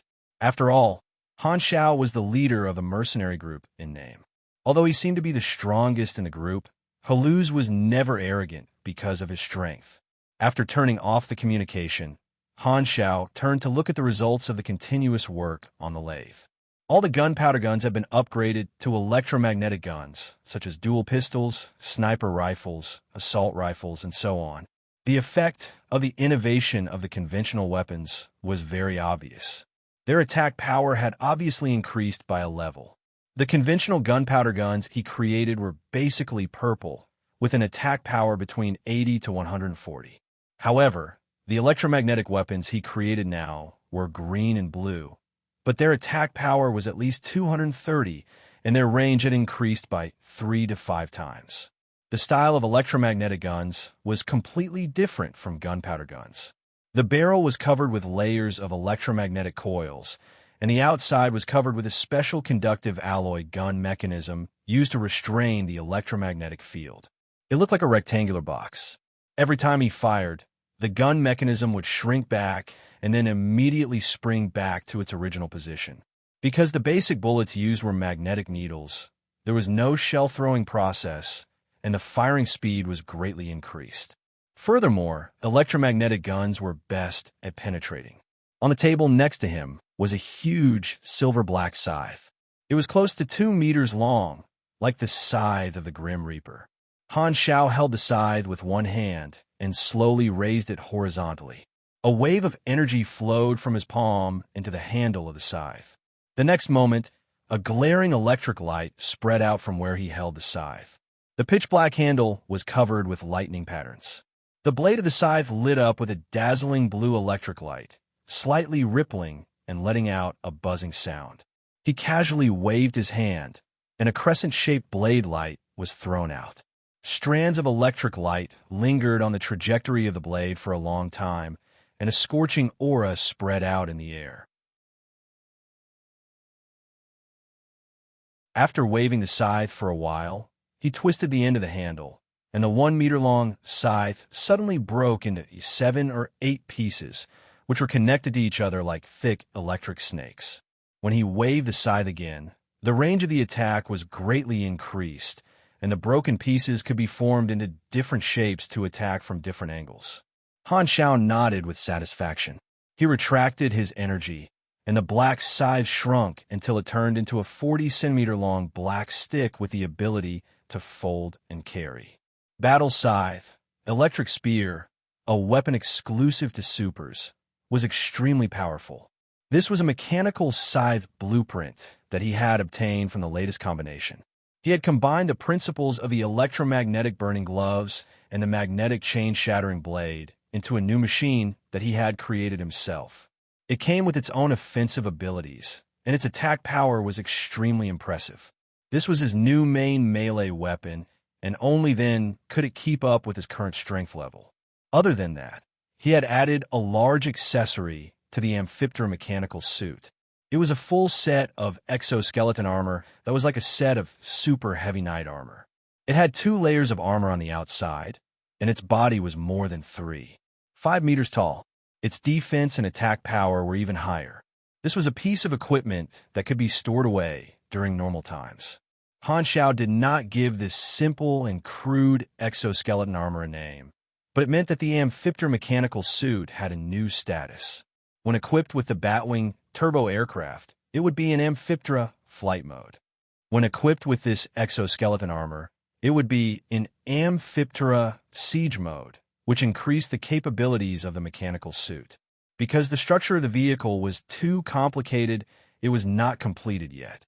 However, the blueprint had been combined, and it was a very useful vehicle that could be used on land, sea, and in the air. However, its appearance was extremely different from what Han Xiao had imagined. To put it simply, it was a ball. Just by using the 2 advancement knowledges that he had just obtained, Han Xiao had already benefited a lot and created new equipment that was not very useful. However, in his eyes, this change was just icing on the cake. It had not reached the level of a revolutionary innovation, and he was far from satisfied. That was because with his current level, he had the qualifications to obtain an ability that could be said to be a watershed in the early to middle stages of the mechanic class. He was already LV95, and this level was only available in version 3. Therefore, the class advancement requirement was so difficult that he wanted to vomit. The ability that Han Xiao wanted was the symbol of the rise of the mechanic class in version 3. 0. Rapid Assembly and Super Compression Technology. Only by obtaining this ability could the mechanic class truly reach the threshold of a one-man army. This was a sign that the mechanic class had passed the early stages. Many mechanic combat styles were based on super compression technology. As the item was a real weight, the ability to be portable was very important. Just like Ghidorah's standard equipment, this ability could allow a mechanic to fold all kinds of large machinery into palm-sized metal pieces. The amount of equipment that a mechanic could carry would increase exponentially, and they would no longer need to carry heavy equipment bags. They could expand into an iron fortress at any time and create a metal storm. For example, Amphiptera's newest exoskeleton armor could be easily carried around after being compressed and folded. It did not need to take up much space and could be turned into a siege mode at any time. Or the ranger robots that could not be carried around could be folded into dozens of them and be able to attack the enemy at any time. There were 3 core knowledges for this ability: rapid assembly and assembly, high-density material compression technology, and elementary spatial technology, all of which were advancement knowledges. Unfortunately, these 3 knowledges were almost never circulated in the market. In the Shattered Star Ring, they were strictly controlled by the various civilizations. Han Xiao frowned and thought. This ability is a must for a mechanic to grow, and it's not sold in the market of the Shattered Star Ring. The most obvious way is to join a large faction to farm contribution points in exchange for these three knowledges. That's what most players did in my previous life. There's another way, which is to leave the Shattered Star Ring and go to other star fields to try my luck. The more advanced civilizations do not value advancement knowledges as much, so I might be able to get some. Han Technician scratched his chin and pondered. The Silvers are also an advanced race, so they definitely have these three knowledges. If I can get hired by them, I might be able to exchange the reward for the knowledges, but the chances are slim. After thinking about it, Han Xiao decided to give it a try. One had to have a dream. What if it came true? Therefore, no matter what happened in his previous life, Han Technician had always bought lottery tickets. Even if he did not win even once, at least he would be able to gain some luck. He put away the equipment, paid the rent, and left the modification room. He came to the mercenary hall. It was crowded, and there were more mercenaries than usual. They were probably attracted by the Silver's recruitment notice and wanted to try their luck. Han Xiao opened the mercenary information and saw the Silver's recruitment mission at the top. After opening it, he was shocked. Minimum credibility requirement, 400,400. We don't even have half of that. Han Xiao was speechless. What is this called? Hope was stuffed back into the womb before it was even born. Hey, Black Star. Just as he was about to leave, someone suddenly called out to him.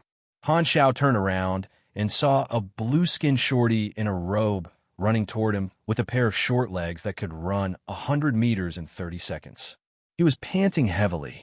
Han Xiao stared at him for a while, slapped his head, and said, "Hey, aren't you?" "Wait, don't remind me. I remember. What's your name?" "Mudman?" "It's a Blue Nyan," Martin said angrily. His steel-like hair suddenly grew longer, turning from spikes to needles. This was how a Blue Nyan behaved when they were angry.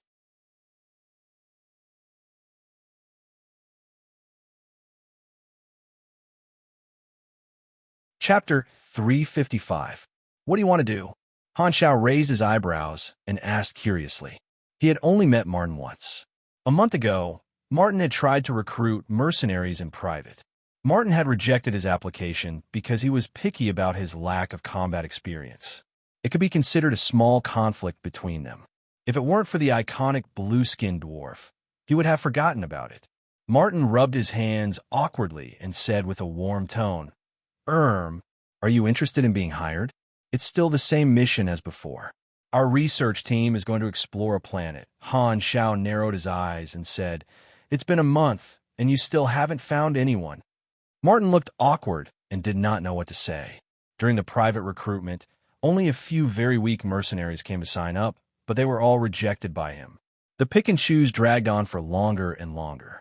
Finally, he couldn't help but issue an official recruitment through the Mercenary Alliance. But because the pay was too low, no qualified mercenaries applied, so the operation had been in a state of stagnation. A few days ago, the mercenaries who had participated in the Sunil mission had returned and mentioned the name of Black Star. A team with the ability to revive had attracted the interest of many mercenaries, and they had become famous in Ubarely Hub. Martin had found out by chance that he had rejected a strong team and missed the opportunity. He regretted it so much that he immediately ran over when he met Han Xiao again. "Same price, 400 anas per person. Let's move quickly." Martin's face was full of hope. Han Xiao had applied once before, and he felt that Han Xiao would not reject him. "Find someone else." Han Xiao shook his head and turned to leave. The last time, he had wanted to earn some extra money because he was going the same way as Planet Sunil. Now that the opportunity had passed, he did not care about the pay at all, so why would he make the trip? Martin grabbed Han Xiao's arm and hurriedly said, "Do you think the price is not right? You can add more money. How about 500? 480? Han Xiao felt helpless as Martin grabbed his arm tightly. His application had been rejected by Martin, and now Martin had come looking for him. This miser even wanted to add more money. The difference in treatment was too obvious. The trip to Planet Sunil had given the Black Star mercenary quite a bit of fame, which was why such a scene had occurred. A galactic mercenary with a certain level of strength and the ability to revive would definitely receive a certain level of attention. While the two of them were tugging at each other, a voice rang out beside them. "You're Black Star?" Han Xiao turned around and saw the speaker walking over. He was wearing a pure, white metal combat suit. The surface of the suit was smooth like enamel, but it was actually made of some kind of high-strength alloy. "You're from Skyring?" Han Xiao's eyes narrowed.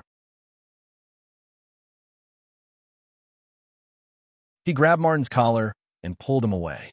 This person was wearing the battle uniform of the Sky Ring Army. He was a mercenary from Sky Ring. The Sky Ring Army was one of the largest mercenary armies in the Shattered Star Ring. They had more than 10,000 members, and their army commander was a Calamity-grade super. Their business was spread all over Jellin, Colton, and several other star clusters. Tian Huan had not interacted with him yet. Han Xiao was slightly curious and asked, "Why is Tian Huan looking for me? You have a pretty good team. My team leader wants to discuss cooperation with you. Do you have time now?" Han Xiao narrowed his eyes. Cooperation sounds good. However, with Tian Huan's strength, there was no reason for them to be interested in his small team unless there was something special about them that attracted Tian Huan. After thinking about it for a while, he guessed the reason. It can't be wrong. They're most likely interested in our undying trait. Han Xiao laughed in his mind. It was all thanks to the news spread by his peers. He was very curious about what kind of cooperation Tian Huan was talking about. With such a large organization, their request would definitely not be simple. "I have time. Let's go." Han Xiao left Martin behind and left with the Sky Ring mercenaries. Martin sat on the ground, dumbfounded. Tian Huan was extremely famous in the mercenary industry. In just 1 month, the Black Star mercenary that he had rejected was valued by Tian Huan and was invited to work with him. It was unbelievable. Martin thought about how he had rejected Black Star because of his pickiness and could not help but feel even more regretful. "I was the one who came first." Han Xiao walked into the stronghold of the Tian Huan mercenaries and saw 20 to 30 Tian Huan mercenaries of different races. They were either sitting or standing. When they saw him enter, they all looked at him. "I'm Gashley, the leader of this team." A golden-eyed, purple-skinned mercenary walked out from the crowd. He was tall and muscular, and he was 2 meters tall. He was from a race from the Jellic Star Cluster. Gashley's combat uniform was slightly different from the other members. A golden ring surrounded the triangular crystal on the chest of the combat uniform. This ring was the symbol of rank within the Tian Huan army. Although there was a lot of freedom in such a large mercenary organization, there were still differences in status. The more rings one had, the higher one's status, and the status was determined by one's strength. Team leaders had 1 ring, and the highest rank was the commander of the Tian Huan army. He had 1 more ring than a team leader. "Black Star, Han Xiao." After the simple introductions, Han Xiao went straight to the point and asked, "You won't work with me? What's the situation?" "Tian Huan is dedicated to recruiting excellent warriors," Gashley said slowly. "You have a very strong team. We would like to invite you and your Black Star mercenary to join Tian Huan." The way to strengthen a mercenary organization was to recruit other mercenaries. The Tian Huan army was an organization with a relatively free structure. All members had the right to recommend other mercenaries. If they successfully recruited strong people, the person who recommended them would be rewarded by the organization. Therefore, the Tian Huan mercenaries paid close attention to strong newcomers in the industry. Gashley's team happened to be stationed at Uberly Hub, and they heard the rumors of the battle on planet Sunil. The name Undying Black Star Mercenary entered their sights. After confirming that it was not a rumor, Gashley immediately decided to invite Han Xiao, wanting to recruit the entire Black Star mercenary into Tian Huan. He was mainly interested in the revival feature. Otherwise, Black Star would not have the right to be treated differently by Tian Huan with just his average strength. Gashley would not even look at Han Xiao. Tian Huan had tens of thousands of mercenaries, and their average strength was at Grade A. There were dozens of Grade B officers, and there were even 2 Calamity-grade supers that the civilizations were wary of. Tian Huan's sudden invitation surprised Han Xiao. He thought about it carefully and felt that it was reasonable. Mercenaries who could revive were the best vanguard and cannon fodder. Even a large organization like Tian Huan would not ignore them. He calculated the gains and losses in his heart. If he joined Tian Huan, he would be able to enjoy the privileges and relationships that Tian Huan had built up over the years. He would also be able to obtain new promotion paths and rich exchange items. However, if the Black Star mercenary joined Tian Huan, he would become someone else's vassal, and his faction would be destroyed. The long-term losses would be too great. He could not give up his faction for some small benefits. Your suggestion is very attractive, but I don't really want to join other organizations. Han Xiao rejected it tactfully. The surrounding Tian Huan mercenaries were shocked and whispered to each other. He actually rejected it. It's all benefits. Why wouldn't I accept it? I didn't even hesitate when I was invited. Gashley was surprised. He thought that Han Xiao did not understand the benefits, so he patiently explained, "You might not know the benefits of joining Tian Huan. First, Tian Huan has a lot of freedom in the management of its members. You can choose to be a solo mercenary or join a team, as long as you complete at least 2 missions every year. Second, Tian Huan members enjoy a lot of privileges." Sorry. Han Xiao interrupted him, shook his head, and said, "Tian Huan is indeed not bad, but I believe that the benefits are equal to the risks. Acting independently is more suitable for me, but thank you for your invitation." Until you're tuning in to the Warrior Lore YouTube channel. Don't forget to subscribe and join us on this journey to catch the most captivating stories.